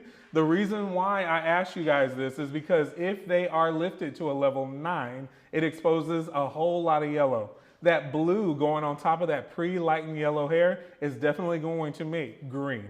Okay, so it's nothing that they did, it's nothing that the color did, that is just how the color works, that is the law of color. So always hit home with a little bit of those stories, and that's definitely going to make them understand why underlying pigment is so important. Now 5 essential steps for successful formulation. This is something that you all have already seen before. Nothing has changed, but definitely when we're going into those 5 essential steps, we definitely want to talk about where are we starting, like we've always been saying. Where are we going? That's very, very important because that's going to determine what type of Vivids we're going to do. If someone says that they don't want to be warm, we want to step away from our warmer tones, maybe reach for our cooler tones. And then also, how far do they want to go to get there? Some people are expecting things to happen overnight. Maybe they just want it to happen in a few seconds. This is a process. It's usually a double or a triple process when we are working with Vivids. They definitely want to be sure that they hit that. And then, are there any obstacles along the way? We know we run into challenges or discoveries along the way. What are we talking about? We just came back from the pandemic. We may have some guests that have been doing their hair at home. We don't judge people. We still have them come into the salon. But it's always important that we talk about those obstacles because there may be some things we can do and some things that we can't do. And then how do we address those obstacles? We may have to pre-lighten the hair. Have you had someone come into your studio and say, hey, I want to get Vivid's hair color. I want a great big magenta, but I don't want to lighten my hair. That might be an obstacle. That might be a challenge. And we should discuss it before any of the product is mixed or applied. Now, right here in this section, I'm going to take a quick little pause. I want y'all to take a peek at these beautiful swatches that I was working on. What do y'all think of Berry and Shisherbird? And of course, my favorite, Sensational. What do y'all think? Y'all put that in the post, y'all. Let me know what you think. I'm no expert or anything, right? I'm only a part of one of the greatest design teams of all time. I'm just throwing that out there. But yeah, if y'all do have any questions, I want to invite you guys to still continue to put those in our chat box. I want to give a shout out to Marcy as well as Tracy. They have been answering those questions great. But also at the same time, I still want y'all to still pay attention to some of the little pro tips that we are leaving. We're not teaching you guys how to do color. We're not teaching you guys how to really get in there and style or blonde hair. We're teaching y'all how to be successful when it comes to teaching the class. So next step, we're going to be using Vivids. Now, we want to talk about reading the label. We also want to talk about lifting guides, which is what we just talked about, as well as those additives, which I just demonstrated for y'all. Okay? Now, when we use Vivids, as we already know, we use it any single time someone's looking for a fashion color, right? If someone wants that magenta, if they want that berry, if they want that sensational color, we definitely know that we can depend on Vivids for that. Also, keep in mind, hit home when it comes to mixing. Mixing, intertwining, intermixing the colors is definitely a key, and also the fun part about working with Vivids, but there's no need to add a developer. How many of y'all have listened to someone say, yes, I love Vivids, but I always work with it with 40 volume? You can allow them to say that and say that's very interesting, but there's no need to add the 40 volume because it does not require a developer. It doesn't even require zero lift. We use it directly out of the tube, and that's why it's called a direct dye. And processing time, up to 20 to 30 minutes and you'll get a beautiful result on pre-lightened hair. There's no need to go under a dryer. It processes at room temperature, but we already knew that, okay? Now, really cool things that I love to talk about when it comes to Vivids. I know some of y'all were already commenting on the science behind it. I love the science behind it. We already know it has a heavy dye load. Hydrolyzed silk and keratin proteins are in there, as well as castor seed oil, as well as also panthenol, which is vitamin B5. Pretty much this beautiful color is doing great job creating this beautiful tone, but it's also conditioning and strengthening the hair all at the same time. Also, how to identify when it comes to what we need to lift this color to. Ran into this a lot. I know you guys have as well. When we are working with our color, Pravana has definitely thought of it, and we put the lifting guide on the tube. So if they are looking at the box like you guys see, if they are working with a level 7 and we are working with violet, that hair has to be lifted to a level 7 before that violet can go on there. Awesome. If they are working with a tone and it requires them to be on a level 9, very much like any other color or that's out there, maybe a level 9 would probably require them to be what, a yellow, or maybe something that's more like green, or maybe they can be blue or something like that. The level will be dictated because of the box, okay? It takes all the guesswork out, right? No one has to wonder, no mystery behind it. It's already marked at the end of the box. Now, going even deeper, you guys, say deeper. For those who want silver hair, if they want pastel colors, you'll notice on the tube it has to be at a level 10. If that guest cannot get to a beautiful level 10, let's not suggest any of the pastel colors because we cannot get that color to open up and be beautiful like they want it to. It's gonna look a little different. Awesome? So, lifting guide, we've definitely broken that down. Pretty much the easiest way that I would say when you're presenting this, any of the colors that need to be on a level 7, those have all been laid out to you guys on here. For instance, Wild Orchid is on here. We also see orange, violet, also red, even garnet is here. Sorry. Garnet is on there, but it's at a level 8, I'm sorry. It ran off on the page, but red is on there. But also the garnet, it has to be at a level 8 in order to be seen. If it's a level 9, the tones that you see here before you, it has to be at a beautiful level 9 in order for you to see it. Again, going back to what we were talking about, the underlying pigment plus the tone of choice is actually going to dictate your final result. For me, I actually see emerald on there. It's a color that speaks to me. I love it. I have to lift my hair to at least a level 9 in order to see the emerald. If I do not have a level 9, that emerald green is not going to look so emerald. It may look a little bit different. And then also lifting guide, as we were talking about before, a level 10, you'll notice that all of our pastels, Pretty in Pink, Blissful Blue, Neon Pink is on here, Too Cute Coral, Pink is on here. Pretty much these tones can only be seen on a level 10 if you want them to be true to tone. Now, we also have the clear pastel, also clear dilute, and also our black additive. They all do something different, but they are there to help customize and create some really fun effects with the color. For instance, our clear pastel can actually take pretty much all of your Vivids colors and create a more softer effect or a pastel effect. Now, if you're working with our clear dilute, that same tone that you're seeing, even though it may be rich, it's actually going to make it a lot more brighter without softening the tone, okay? Now, when we are working with our black additive, if you want to create more smoky or more in-depth tones, you can add your black additive to your Vivids tones to create a more deeper or more smokier effect to your tones.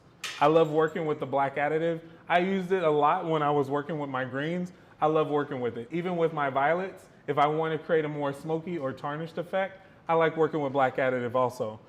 This is really a good example of what clear dilute and clear pastel can do to a tone. All of us are familiar with magenta. When we add the clear dilute to it, it's still magenta, but it's a lot more vibrant and more bright.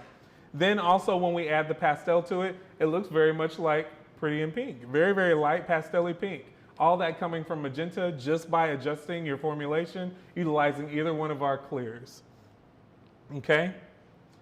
Now, with every single time we're working with Vivids, I'll be sure we are working on pre-lightened hair. First step is always going to be lightening. We're also going to enter into our lightener portfolio, which we talked about earlier. And then also naturally light hair. If that hair is already light, how do we approach that? And then also under or over lifting the hair. Those are big points. Now, really big deal when we're talking about vivids. We've talked about this before. This is something that gets a little confused. So I want you guys to step in a little bit closer to take a peek at this. When you lighten hair with lightener, it creates a negative charge on the hair strand. Now, vivids carries already a positive charge, therefore attracting the vivids to the pre-lightened hair. So you have two opposite charges, a negative and a positive, and they're connecting together because opposites always will attract. So if vivids is applied to natural hair, the shade would definitely be correct, but the color will not have longevity. After a few shampoos, it would be gone, okay? So if you see the imagery before, if you actually take a peek before the lightening of the hair, the cuticle is very compact and the color is literally floating on the surface. But if it's pre-lightened, it actually opens up the cuticle so that the color can sit on the surface a whole lot easier. And it makes it much better for the color to actually penetrate it. So in order to do that, you have created, and I'm sorry, what we just talked about is what we call the cationic dye system. So anytime we are working with vivids, it has to be pre-lightened so they can create that charge for our vivids to adhere to. And that's pretty much how vivids works and why the color stays so long. In order to do that, we always work with our lighteners, and we already know our lighteners, and I want to reintroduce them to you, our Pure Light Power Lightener, as well as our Pure Light Ultra Lightener. And then, of course, any of our developers can definitely be used. And anytime we are working close to the scalp, I definitely recommend low and slow. Work with a lower level developer, and you should definitely be able to get the lift that you're looking for. Now, really quick, there were some times that people were talking about lightening yesterday as to when and where we should be using those. The techniques that we talked about yesterday are the perfect time to bring this up. If we are going in and we're doing a vivids application, we want an even palette. So when we are going in and doing global blonding, whether it be open air, whether it be within a foil for global blonding, or even traditional highlighting, these are the perfect ways to prep or start our service by lightening the hair. Okay, so this would be the perfect time that you want to start off with your vivids application, and that's always pre-lightening the hair. Now, what if we have a guest that comes in and they have already light hair? I have guests that come in and they have blonde hair. Can we put vivids on top of them? And the answer to that would probably be no. And the reason why PRAVANA stands by that, it goes back to our cationic dye system. When we have the hair coming in, we must pre-lighten it to create that charge that is necessary for our vivids to stick on. If we do that ahead of time and they have no pre-lightened hair, the hair will definitely get stained, but the longevity of the color is very much diminished, okay? So what we recommend is working with our Pure Light Power Lightener mixed with zero lift for up to 5 minutes, just so that we can create that negative charge on the hair in order for our hair color, our vivids hair color, to stick to the hair. Now, if we are working with someone that is over lightened or if they're under lightened, this is a part that I would actually go into and bring up our lifting guide. This is a perfect time to talk about that. For instance, if we have someone that, excuse me, if they are over lifted, the hair cuticle is now open, so their hair is more what we call porous. And because of it being porous, putting that vivids color on there, it can definitely appear more lighter, and the color could rinse out within a matter of shampoos. If it's under lightened, because it is now exposing a lot of the underlying pigment, this may be necessary for you to go in and pre-tone or tone to set the tone prior to the service, or the color can look a little bit unbalanced, okay? A great example, excuse me, I'm sorry y'all, the weather. And I'm just gonna drink the water.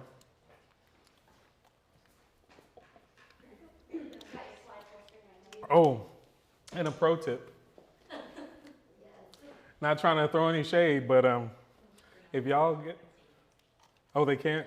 If y'all get a chloroseptic spray, hit it in the back, and it comes right back to life. Dun-dun-dun. So like we were saying before about hair, thank y'all very much. For hair that has been insufficiently lightened, Not saying that it's a bad thing, it's just that the color is not gonna look consistent to what you're actually talking about.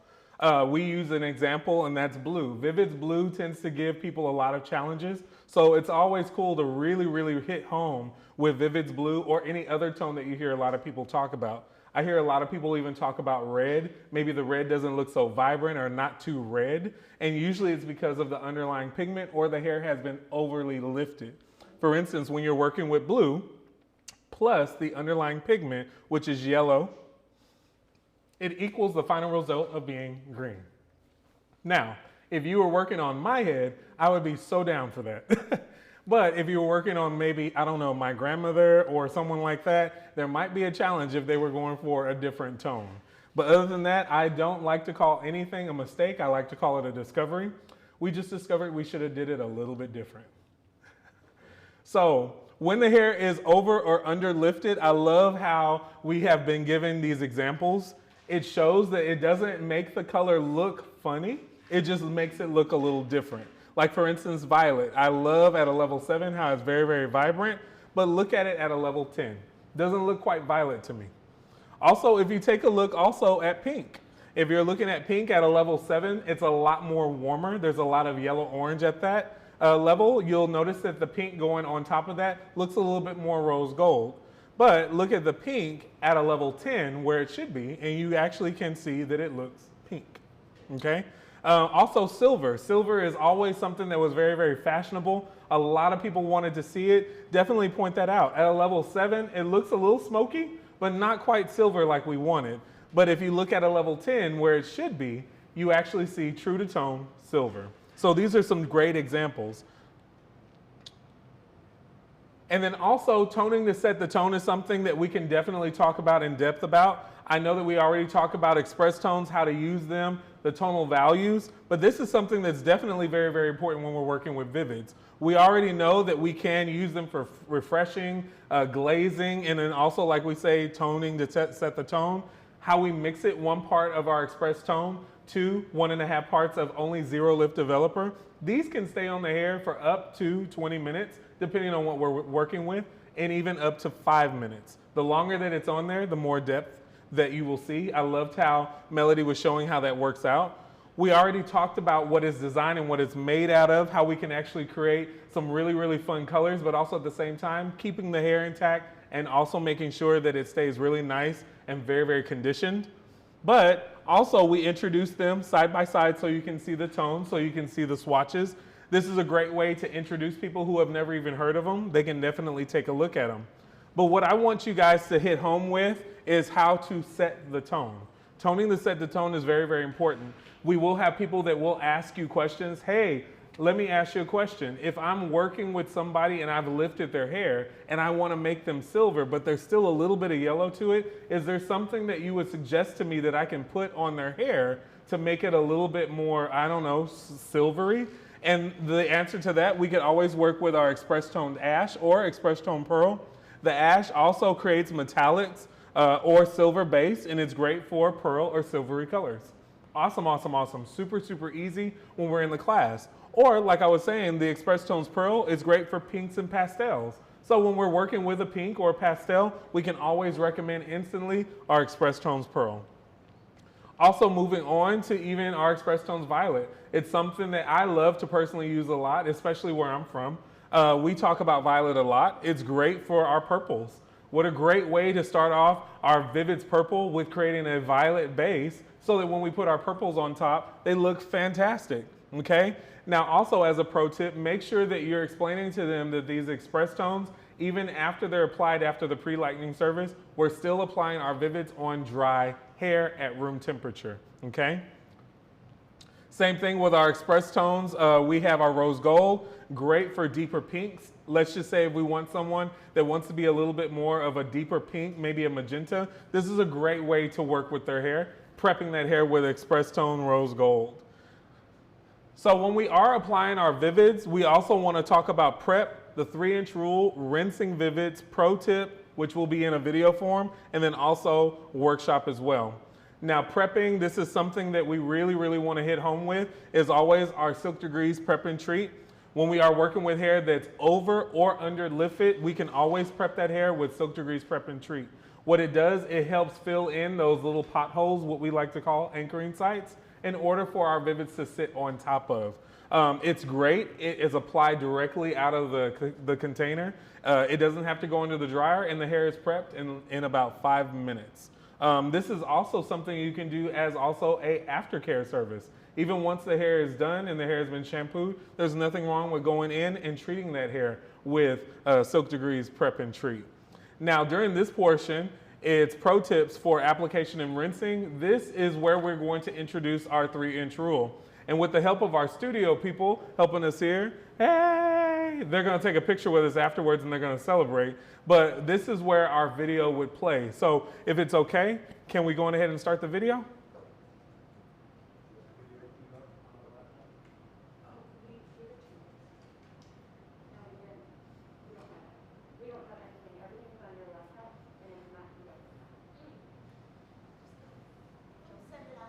Okay, that's okay. We have been dealing with a little bit of some technical difficulties and things like that, and that's okay. So what we're gonna do is, I was just told they're gonna send the video out to you guys. I want y'all to take a peek at it because it's gonna introduce you guys or reintroduce you all to the 3-inch rule. The purpose of that is, as I was saying before, when it does come to Vivids, there are a lot of really cool key benefits and ingredients to it that makes it more of a conditioning agent as well. When we are applying the color to the strand of hair, when we go 3 inches, it allows us to get maximum amount of pigment. When we spread it, we actually diminish the pigment and we're actually wiping through the hair only the conditioning properties. Does that make sense? So if we stick to 3 inches, we get pigment plus pigment plus pigment, which gives us an even color when we're done. So that video, and I'm super, super excited about you guys seeing it, is definitely gonna hit home with how it's applied. And then also rinsing, as we already know, with cool water. Oh. So tips to keeping our Vivids is really, really fun. I like that as well. If y'all can take a peek at the slide that I have in front of you, to help close the cuticle and seal it closed, rinse with as cool of water as you can tolerate. Not saying that they have to go and stick their head outside in snow, but if they can tolerate it, definitely cooler water is gonna help keep the cuticle nice and compact so that the color does not fade. Also use gentle cleansing shampoo and conditioner such as our PRAVANA Color Protect shampoo. I absolutely love that regimen. It's perfect. Gentle cleansing and also definitely there to prep and maintain that color. Also use dry shampoo. PRAVANA Fresh Dry Shampoo is also recommended as well. When you can avoid using shampoo, definitely avoid that. I want to definitely tell people maybe it's not necessary for the guests to wash their hair every single day. We already know that. And then also watching and shielding their hair from too much sun exposure because that can also accelerate the fading. Also stay away from chlorinated pools, salt water, well water, or even clarifying shampoos because all of that will definitely cause the color to fade a whole lot quicker. And then also avoid hot tools. This is something that I definitely want y'all to really, really point out. A lot of times people are working with those hot tools out there and we know they get to 450 degrees. There's no need to flat iron or style your hair with 450 degrees of heat. It's totally unnecessary. They can definitely drop that temperature down to help maintain their color as well. I do apologize. Earlier, I actually put in the color demonstration when we're doing our customized colors. This would be the area where you would insert that the second workshop. I actually did them both at the same time so that y'all can see them together. And then also diminishing Vivids, extracting Vivids. We used to, many, many moons ago, we had one color extractor that would definitely help with that. But what we are working with, because we do not have our cream lightener anymore, we are working with our Pure Light Power Lightener. And if y'all can take a peek at this, we're using 30 grams of Pure Light Power Lightener to 90 grams of our Zero Lift Developer. We are using Zero Lift because we're not trying to lighten the hair anymore because the Vivids was placed on top of pre-lightened hair. So there's no need to re-lighten the hair. So we're just trying to remove pigment. Now, really, really quick, there are going to be times when you're going to run across people who are working with deeper, darker levels, such as blues, violets, even some of our reds and magentas. So even going in and diminishing, not extracting, diminishing our vivid hair color, there may still be remnants of the color, but it's probably going to be light enough that we can definitely use a toner or using our express tones to actually smudge or get that out. So it's still going to be ready for us to do an amazing service. Now, afterwards, care and styling is something that's always important. We've talked about that, but I think y'all have heard enough from me. So I'm actually going to pass the baton over to one of my sisters over here hanging out with me and having fun up here in Michigan. I'm going to pass that on to Ms. Melody Larissa. Y'all stay tuned.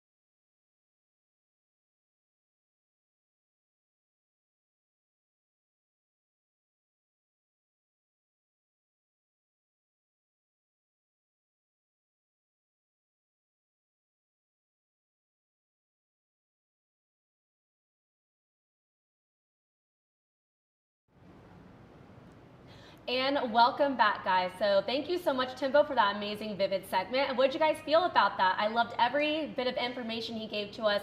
Mind-blowing. I absolutely loved his activities. So let's go ahead and get into this care and styling, which, by the way, lucky for you guys, Marcy is actually going to be sending this out in a separate segment later on, so you guys will be able to go over that yourself in a separate segment. Know that all of this information is in your guys' PowerPoint, so make sure you guys are going over the care and styling. So I'm just going to quickly slide right through these. Again, we will be doing a separate segment on this, so you guys will be able to see how to introduce these. But we love the graphics.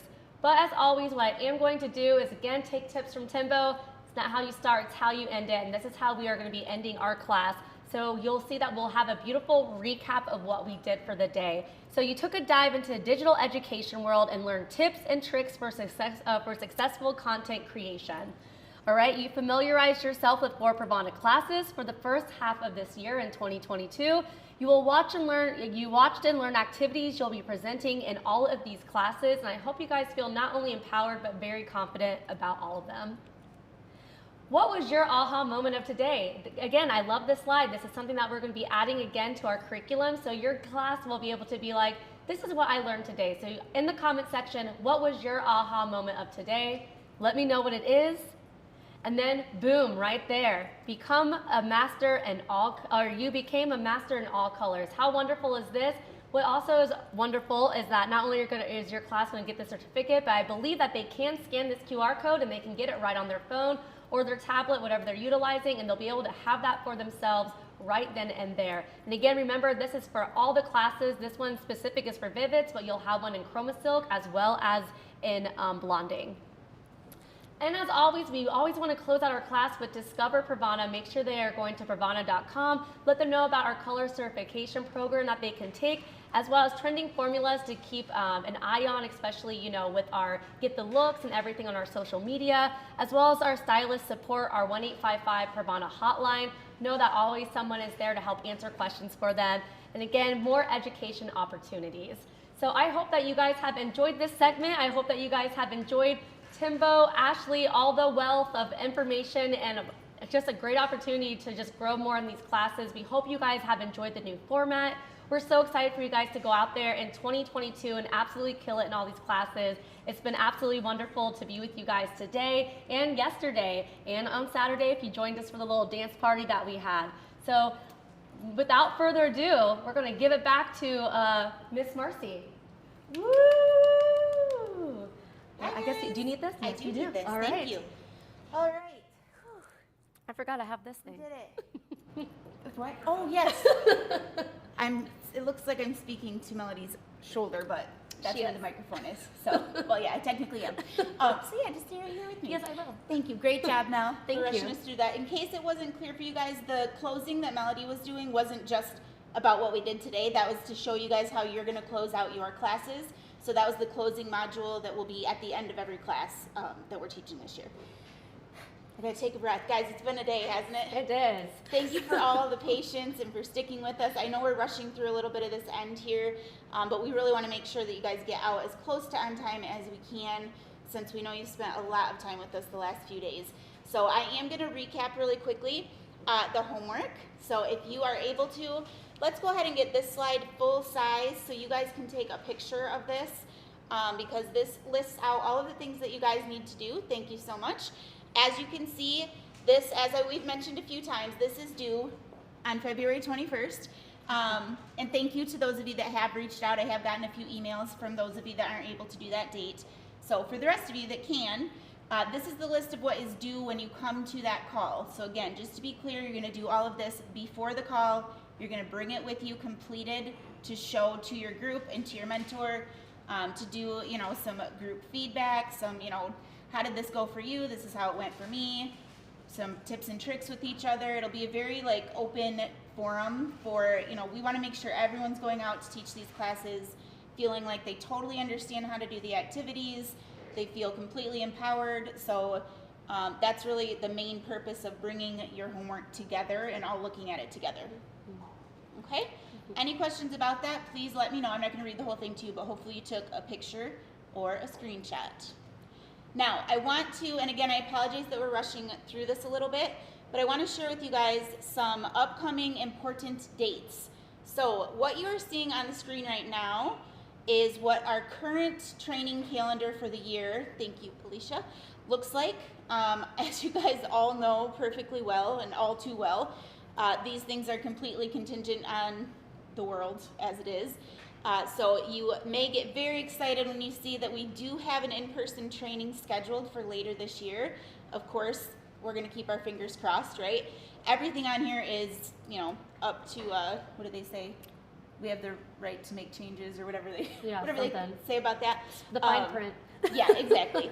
But assuming all goes well, I know you guys have heard us mention a couple times this weekend the digital presentation skills training. That is right now scheduled for March 20th. There is also, before that, a Spanish team training. So I really did want to have more time to talk to you guys about this today. But many of you know that we've been working for a couple years on really trying to put this together and make it a priority. And we're not, like Timbo said, we're not letting COVID hold us back any longer. No more pauses. We're going for it. We're just going to do it the best that we can. So that one will be a virtual training, but that is coming up the first week of March. If you are a Spanish-speaking educator and you would like to be included in this team, please reach out to me. We have records of who I believe is a Spanish speaker, but I have no idea if you speak a little Spanish, if you're fluent enough to be comfortable teaching or not. So I'm going to rely on you guys to let me know if this is something that you want to be a part of. So please, please, please reach out, email, Facebook, Marco Polo, whatever's best for you, and let me know if you want to be included in the Spanish team training that is coming up. After that, you'll see we will have a new hire, of course, and then in June, again, all things going well, we will potentially, hopefully, have an in-person, curriculum training. So that will be similar to what we did today, but it will be the second half of this year and also some of the curriculum for 2023 that we'll be teaching to you to then go and teach. So I know over the years we've had mid-year trainings here and there, but we're really trying to get back on a cadence of that being the normal standard. So hopefully that'll start this year in June. All right, and then you'll see another homework check after that training. And then in October, we will do a virtual training to introduce our trend classes for the fall. Okay? At the bottom of the screen, you will see a few dates as well. These are for calls, and you will notice that some are bold, some are not. The bold are kind of the more vital ones. The February 22nd, whoops, that should say 21st, homework check, my bad. The March 6th and 7th Spanish team training, and the March 20th digital presentation skills training. What you will see in between, these are going to be optional calls for anyone on the education team that would like to join, and they're going to be very topic specific. So as you can see on February 7th, we're going to do a call just to go over your contracts and advisor agreements. What's in there? What does it mean? How do I sign it? I know that's always a difficult thing, so we're going to walk you right through it, show you exactly how to do it. So if that's something you need help with, this call is for you. On the 28th, we're going to do that exact same thing with the expense reports, how to fill them out, and the educator survey. So the educator survey is new, and you guys will also be getting a video about this. Anything that you feel like we didn't get enough time to go deep dive into during this training, you guys will be getting videos, emails, calls about, I promise. And the educator survey is one of them. So as you guys know, yes? They want to know, it says 2 different dates for the homework check, the February 21st 20. one and February 22nd Yep. on the other. And they are wondering what time, and I know that's dependent on the mentors. Yes. So if you didn't hear me, I did notice that was a typo. I apologize. It is February 21st, which is a Monday. The 22 at the bottom is a typo. That's my fault. And what time your call at will be determined by your mentor, so reach out to your mentor. If you are in the southeast, that's me for this process. If you are in the west, that's me for this process. So please do feel free to reach out, but I'll try to reach out to you guys before you reach out to me about the times, because those are scheduled around certain things for different groups, so they're not all the same. And can you clarify it's this year? I'm sorry? Can you clarify that these dates are for this year? Oh, These dates are for this year. 2022. Yep. The year we're currently in, 2022. Right? Okay. All right. So again, there will be another call March 14th. This one will be about the educator portal, how to get into it, what's in it, all the stuff that you guys need to be able to teach your classes. As you know, we typically keep on the educator portal. It's been undergoing a complete remodel, so we're hoping to have that up and running for you by March, and so we want to set up a call to go through what's in there and how to use it. Okay, so those are important dates for you guys to have. And that's it. One more Slido, which we're going to skip, frankly, because we don't want to add any more stress to this day. And Slido was not as easy as we hoped it would be for you guys. Instead, we're going to bring the mentors up here. We're going to say thank you for doing an amazing job. Sorry, I thought they were headed this way. They are. Okay, they're there. They are. Didn't mean to. And Tracy. Move it, Tracy. Move it a little bit. Can we get the crew up here? Can we? I don't know if they'll want to. Can we get Crew, I feel like Does you our should crew say want to hello. hop Can over the here? crew come up here too? Nobody wants to see us. I mean, I want to see you. They want to know who saved the day. The Yes, crew, Dennis. Everybody Y'all- clap for Dennis. Hey, come on. Alicia and Aaron, who are off camera, clap for them too. Thank you so Oh, much, amazing Dennis. crew. Thank you. Thank we you. have Alicia and also Aaron. They're still behind the scenes. They're giving some thumbs up. That's Yes. Awesome.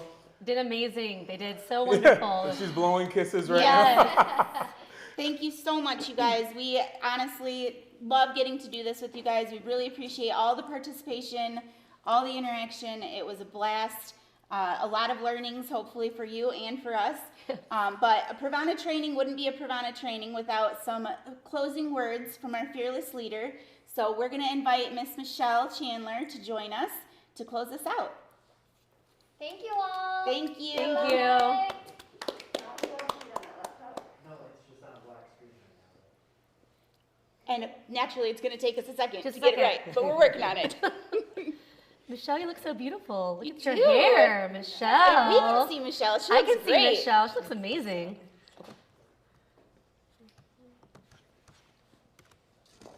Tracy's the one that knows what to do I on the know. laptop. And she's doing this with one finger. That's blowing. And heels. And heels and sparkles. Does that work? Yeah, full screen? Yep. Sounds good. And then I got to unmute her. Okay. We have sound? Michelle, say hi. Test, test. Yeah. Yay, Yeah. Michelle. We can hear you. I can hear you, Michelle. Is it go time? Yes. Hi. Waiting for the thumbs up. Oh my gosh. Thank you guys. Oh, God. I had hoped to join you in the beginning.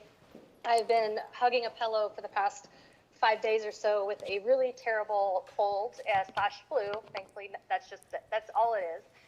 But I didn't want to pass up the opportunity to jump in and at least help close this. I know we're a little short on time, and they always try to script me to a certain amount of time, so I'll do my best to give you the parting words that I've been wanting to kind of share with you. First, I have been checking in on and off throughout the last couple days as I was able, and I'm really, really impressed with the quality of production, the quality of the content, the education team, both from a corporate education and field sales education perspective, working together to create what I feel is absolutely the next level of quality of education. And I can tell you this is just the tip of the iceberg. We had really hoped to do all of this in person and to make it as impactful as possible, but clearly with all of the restrictions that are still on us, we were unable to do so, but didn't want to delay in at least showing you guys or previewing to you some of the massive changes and wonderful things that are coming your way. You know, I love analogies. Anybody who's ever heard me talk, I love them because everyone can understand what an analogy is. And to me, the last 2 years is like being in a 15-car pileup, right? You get in the initial car accident, and your mind kind of goes numb. You can't really think straight. You're not really sure where you are. And then other cars hit the car behind you and the car behind you, and there's this compact. And as a society, that's a really good analogy of what we've lived through in the past 2 years. And it's unbelievable to think the amount of collective trauma that we've all experienced together. And quite frankly, there's zero things in life that have been untouched, from the cost of lunch meat to children going to school or not going to school, polarization and politicalization behind mask, no mask. There's so much in our world that seems to be rooted in fear. And it's easy to go down the rabbit hole of fear because we're afraid. We want to make the right choices, right? For our businesses that we can't open, or for our clients that are suffering from disease, illness, depression, anxiety. We ourselves potentially are dealing with those types of mental issues as well. So it's really important that we kind of take a second and recognize what we've walked through together over the past couple of years, not just as this group, this family, but as a society overall, and how that's really impacted how we show up every day. You know, the attitudes that we hold, the things, the narratives that we play in our heads, where we put our energy has all been driven from this kind of collective trauma. And for me, I think it's been a wonderful experience because it's been able to allow us to redefine who we are in our local communities, what we stand for, how we teach our children how to treat people and accept everyone, how we really flex our muscle in what we believe. And to me, action is better than words always. And I'm really proud of this organization for not only how we've weathered the storm, but we've taken that mandatory time out that we were given from whoever to reevaluate and decide, how are we going to change that narrative? How are we going to own what we can control? And how are we going to quit letting fear rob us from making the choices we need to make to thrive in whatever our future tomorrow looks like? And I think that is such a powerful thing to say out loud, but even more powerful if you can kind of integrate it into your spirit and your heart. And as an organization, you haven't had the opportunity to see all of the work that we've been doing in our pause, if you will. And I just want to touch on a few things just to share with you, so you know, we have to get back to why we were born. We have to connect to our purpose because that's why we're special. What makes us different from any other brand, any other company, any other group of people is we were all brought together because we believe in why we're doing what we do. And that is innate to us. We were born this way. We were defined to be different. This was born, the brand was born as a love letter, essentially, from Steve Goddard to this industry, which gave him so much, right? He wanted to give back. And he wanted to create a brand that would act different, be different, and be brave enough to take on change, to continually look inside at what can we do better? Where are we not winning? Where are we winning? And how do we constantly shift our resources, what we have available to us, into places that are going to leverage growth for the broader organization, not just a few. And I think that's a really important grounding point for kind of what I want you guys to walk away, at least from my piece today. You know, we've spent the last 2 years completely redesigning our entire organization. Nothing's been left untouched. People have taken on new roles. We've completely revamped every program we've ever offered. We've redefined education entirely. This is, for me, the biggest hot button. We knew with COVID we were forced into a digital format. And will that remain? Sure. There's a place for digital. There's a place for all of that. But there's also a place for human connection. And the quality of human connection that we can develop with our stylist partners through you is paramount to our future success. So when we reorganized and reanalyzed how we approach education, it was very simple-ish. I oversimplified. Corporate education, this idea of how do we really create the baddest ass hairdressers on the planet? How do we create people that are so good at what they do, their technique, their application, their presentation skills, the way they present themselves, their confidence behind the chair, their depth of knowledge for why this color is performing in this way, or why this consultation is taking me in this direction for the formula I'm going to recommend. That's on us. And how can we take what we had, which was a great starting point, and blow it up and make it world class and truly competitive? And how can we offer you an opportunity to be a part of a brand who's going to not only define that curriculum, build upon that curriculum, but also put the development tools around you if you're willing to do the work. It's a lot of work to learn it, to integrate it, to practice it, and to eventually teach it, so that when you're in your local marketplaces, people can't stop but stare. And like, wow, she's smart, he's smart, they're smart. That is amazing information. I had no clue that's why I was getting the results I was getting. No wonder why it's doing it this way.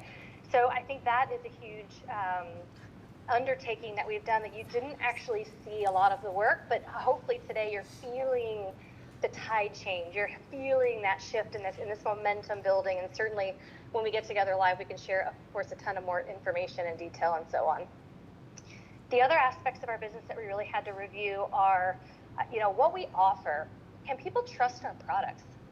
I mean, I'm on the forums too, guys. That's why I look old. But I'm on there because I want to hear. I want to know if we have a problem. And if we get the information that we need, we can address it.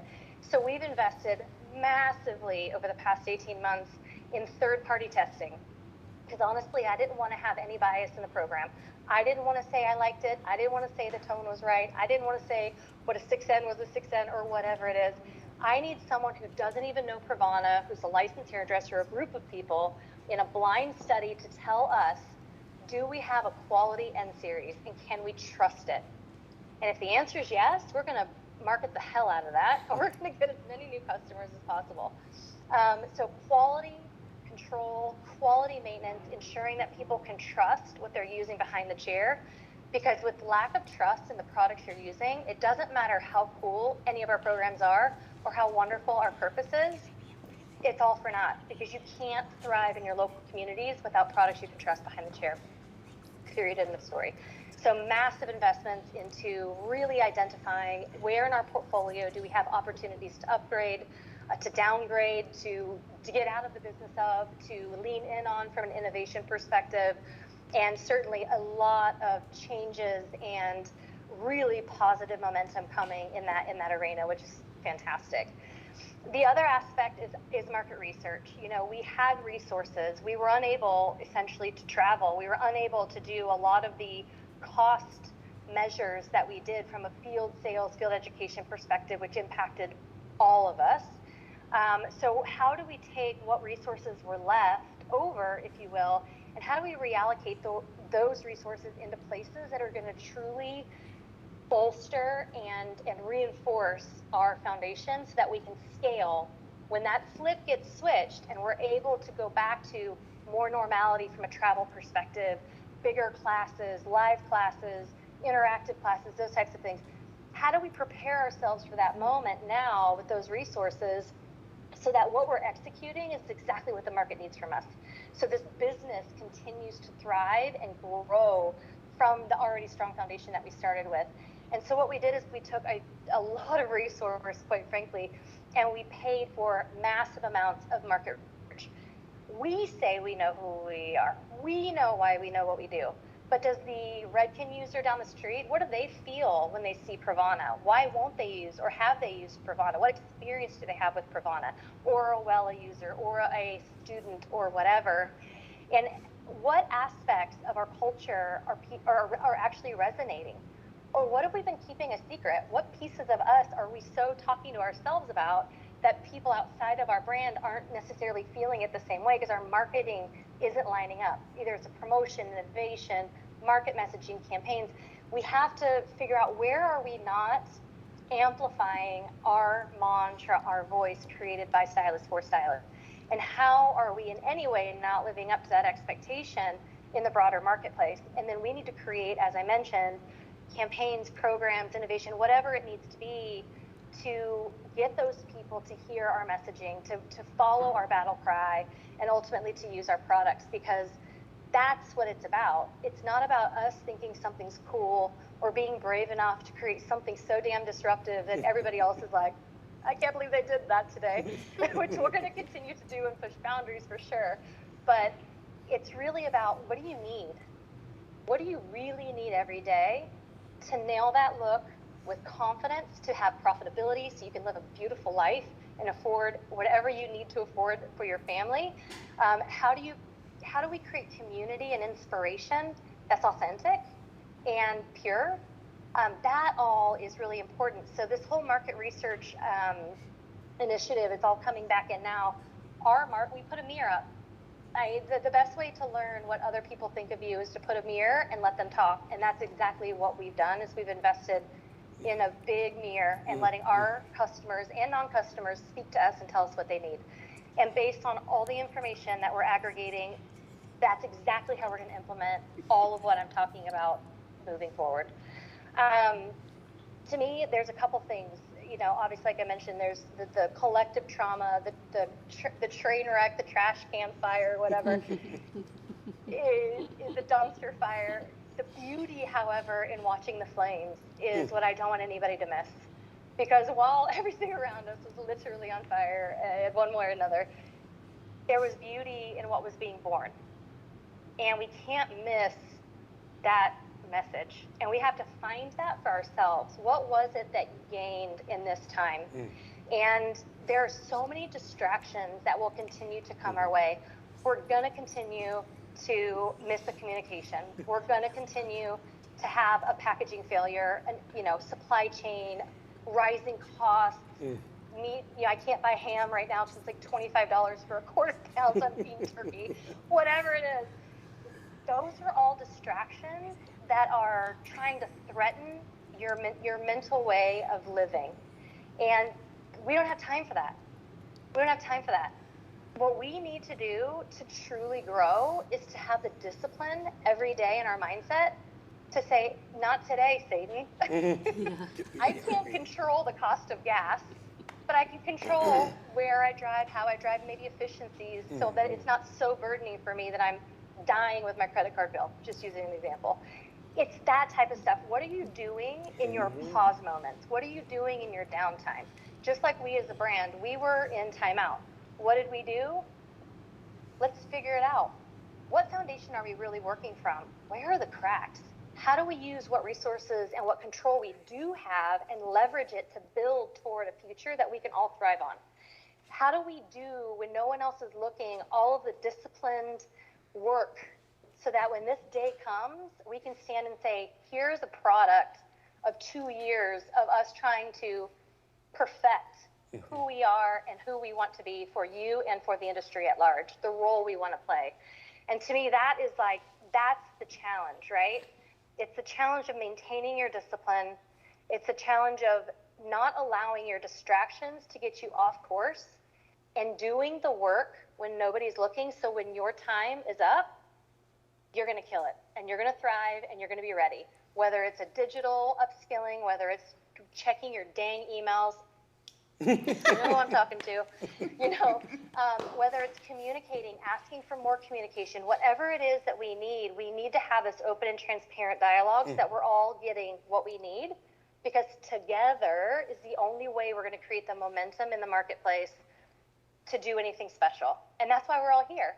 We're not here just to sell shampoo at all. I mean, certainly that's a great benefit because it affords all the things I'm talking about, but we're here to inspire others. We're here to impart our resources. It goes back to our core pillars, right? Empowerment. And I always say this every time I say the word empowerment. If you look up the definition of empowerment, it means giving away your power. And every self-help person on the planet will say, don't do that. Like, you keep your power, you protect your power, right? That's not what we want to do. That's not what this company was built for. We want to transition our resources. We want to give away our power, relinquish that to our industry. And we want our industry to tell us what programs they need, what products they're looking for, what trends are important to them. How do we think through what your client's hair texture type, integrity, mental state, the whole package of what a client brings in your chair, what is that going to look like in 3 years, and how is that different from today? It's going to be massively different. So we need to think ahead, and we need to start thinking about how do we start building an organization that can speak to those challenges so that you again, are valued behind the chair. You're the subject matter expert. They can't get the service anywhere else. So this idea of empowerment isn't just about giving people confidence. It's really about building things around them to develop them to live their best lives. That's what it is. That's the point. We talk in terms of aspirational. For me, it's setting high standards. And more importantly, holding ourselves accountable to them. How did you show up in the last 6 months? What was your water cooler talk? What was the narrative in your head? These are questions I ask myself every day. Am I living up to the expectation that I'm putting for myself and my team? And sometimes the answer is no. It's hard because I want to be laying in my bed, like I said, with the flu, feeling all kinds of ways. But that's not going to push us forward. That's not going to help me. It's going to give me a moment of self-pity, but then you need to brush it off and keep going. So it's aspirational for me is setting those high standards and holding everybody accountable to them and having, again, those respectful, open, transparent conversations both ways on developing each other to live up to these high standards so that when people see a PRAVANA person, whether it's a corporate employee, an educator, a brand expert, or whatever, they know there's something about us that's different. There's something about us that's special. They can't put their finger on it, but I like that and I want that. And that's what we have to try to build together. And that to me is the aspirational piece of what I am trying to cultivate, if you will, from a culture perspective. When we talk about disruption, certainly we want people to be like, I cannot believe they just did that. I'm all about shocking and awing and the ShamWow moment. And that's what makes us cool, right? Because we are brave enough to say, we fail, we fail. All important things. But to me, disruption in this moment right now is the rollback pricing so stylists can actually afford to get back to work. It is creating an educational platform that is so next level that people have to stop and look, and it's just beginning. It's disrupting the narrative. It's putting hope, it's putting joy, it's putting vibrancy back into the lives of every single person we touch. Not taking from or fear-mongering or allowing any distraction, again, to get us off our discipline. It's really about that. It's about meeting our organization, meeting our society where they are today, and enacting the change needed so that we can all start to thrive and start to feel good about life. That's the goal. Control what we can control, ignore what we cannot control. I cannot change if a bottle does not ship from China. I can't change it. So if I'm going to kick and moan and cuss on calls, which I have been known to do, maybe not today, maybe today, I can do that. But my whole team's going to feel my stress, right? And did I fix anything? Can I change anything? No. I just dumped everything on everyone else, and everyone's like, damn, now we're going to miss the launch. Now everyone's going to be pissed. Got to change that. Guys, this is what's up. We missed the shipping. It didn't land. What's plan B, C, D, and E? Because we might need them all, you know, and always being prepared to find that solution, again, to find that discipline to make something work and to come out of it thriving, essentially. The last one is community. You know, we talk a lot about community and, you know, social communities and forums, all the things. Those are side effects of community. People aren't on forums. People don't follow Instagram. People don't tune in to your education just because that's the community they're looking for. They feel a sense of belonging, right? Which is what makes them want to follow brands, which makes them want to follow people, which makes them want to learn from you. So how are we creating that sense of community? How are we showing up in our local organizations, our local communities, in our homes? How are we perpetuating kindness, wholeheartedness, integrity? How are we exhibiting mental toughness in moments where we feel like we just need to just fall down on the floor? All of these things take effort, take time, and certainly mental bandwidth, but it builds on itself. And if we have 70, 100, 200, 300, the world, we're now in Europe, thank the baby Jesus, global domination's finally coming. Think about the peloton of emotion worldwide that we can push. We're just one person, but we're impacting children. We're impacting our families. We're impacting our communities. And we're impacting our industry every day by what we do. So what does that impact look like? Totally up to us. And that's the goal of community for Pravana. It's going back to the basics. It's delivering products you can trust, profitability, community, holding people accountable, having high standards, holding ourselves accountable and having high standards, but also creating the development path so that everybody can win. That's the deal. You want it, we've got it, and we'll be here for it. And that's really, to me, one of the most important messages of this year, which really brings us into this whole life in chroma. You know, life in chroma for me, I love it because it's very punny. You like, got that? Punny? And I was thinking about, you know, how does life in chroma impact me? Like, how do I feel about it? You know, what does it actually mean? Because we've gone, it's a slogan, it's a campaign slogan. But to really have meaning, it has to mean something, right? And to me, life in chroma is choosing in 2022 to not let fear stop me from anything. It's about purposefully adding the moments of joy, celebrating the milestones, the accomplishments, the wins, owning what I can own, letting go what I cannot, so I can focus on building this organization into an absolute superpower, and we're on our way. To me, it's about being free from all the noise, letting it go, and choosing to focus my energy on what I want to impact and what I want people to feel when they interact with me, talk with me, or anyone on this team. And to me, that's the key of being Life in Chroma. Is as a brand, we want to come together and add that joy, add that spark, add that vibrancy that, quite frankly, we've all been really missing for the past couple of years. And whether that shows up on a Facebook Live, whether that shows up in a classroom, whether that shows up in a weird, unexpected, you know, run-in with a store associate at a salon-centric store who's maybe having a bad day and helping them brush off their shelf and answering a few questions, those are all moments where you can create a little micro magic, you know, and that little mini micro magic builds and it builds. And again, you're impacting everyone around you everywhere you go. So what kind of momentum are you creating? And then again, together, we create that peloton, right? There's two things that I heard, and speaking of peloton, so I'm on this bike, I'm trying to lose all the things, yeah. Just, Alex, my favorite, I love him so much. There were two things he said that, like, I keep saying, so I can't say I made it up, it's actually Alex from Peloton, which he's amazing.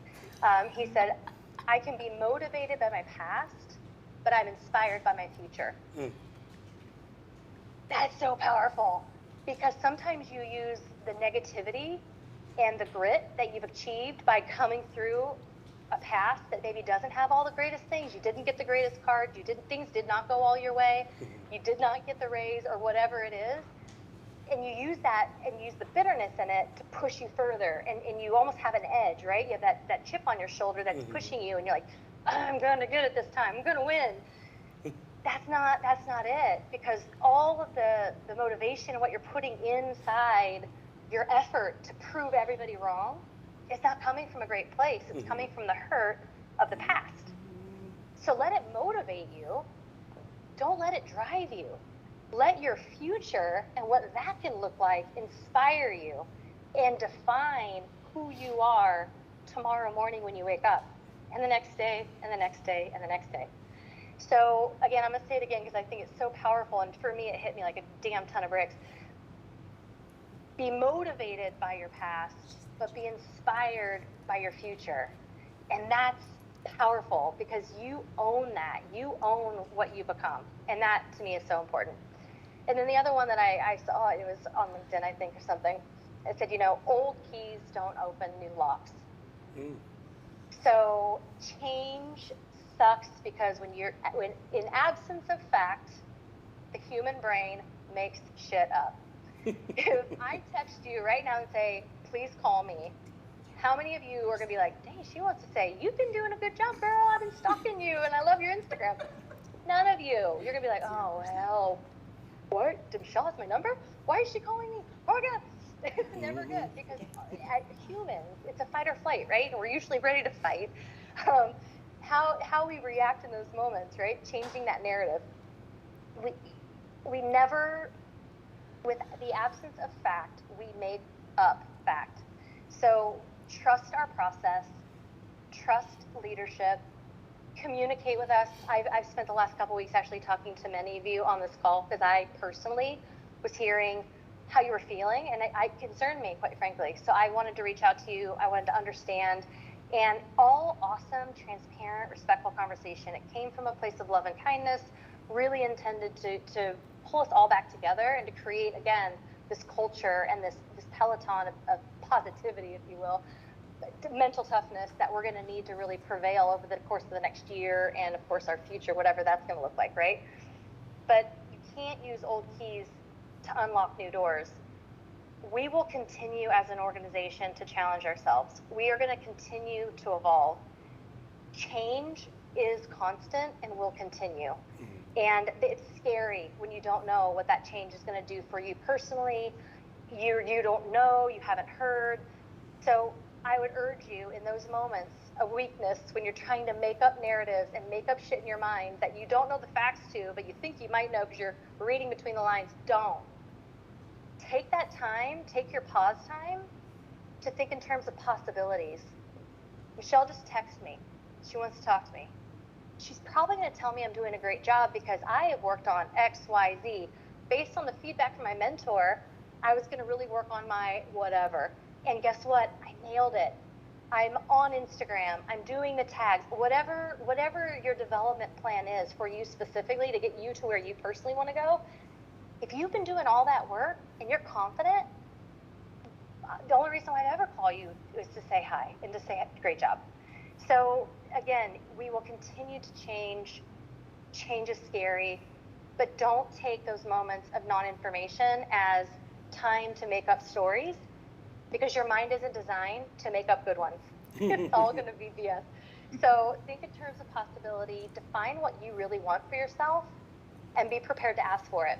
But more importantly, be prepared to work for it.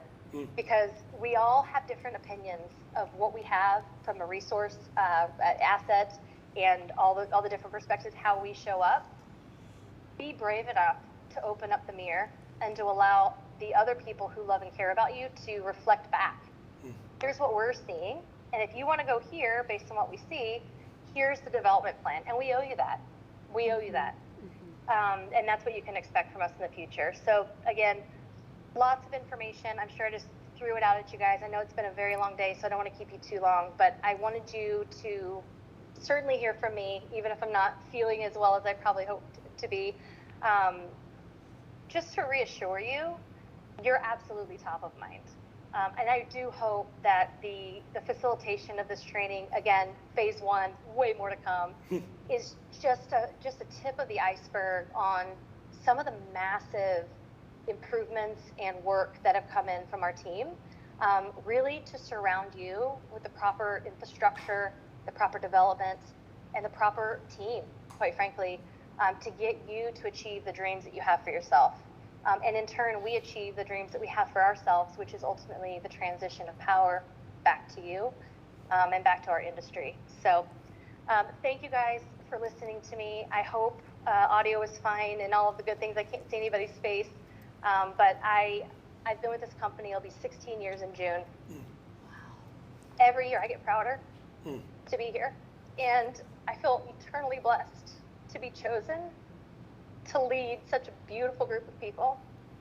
And I'm truly inspired by your future, and I'm truly inspired by what this group in the PRAVANA team is working on it behind the scenes to give you something that you can't even imagine what's coming, because it's going to be absolutely incredible. So thank you guys. Have a great night. Always here if you want to talk or whatever. Oh, I see. Oh, I can't read the comments because then I'll cry. All right. Well, I won't cry. You know what I mean. But anyway. Thank you guys. I'll sign off now.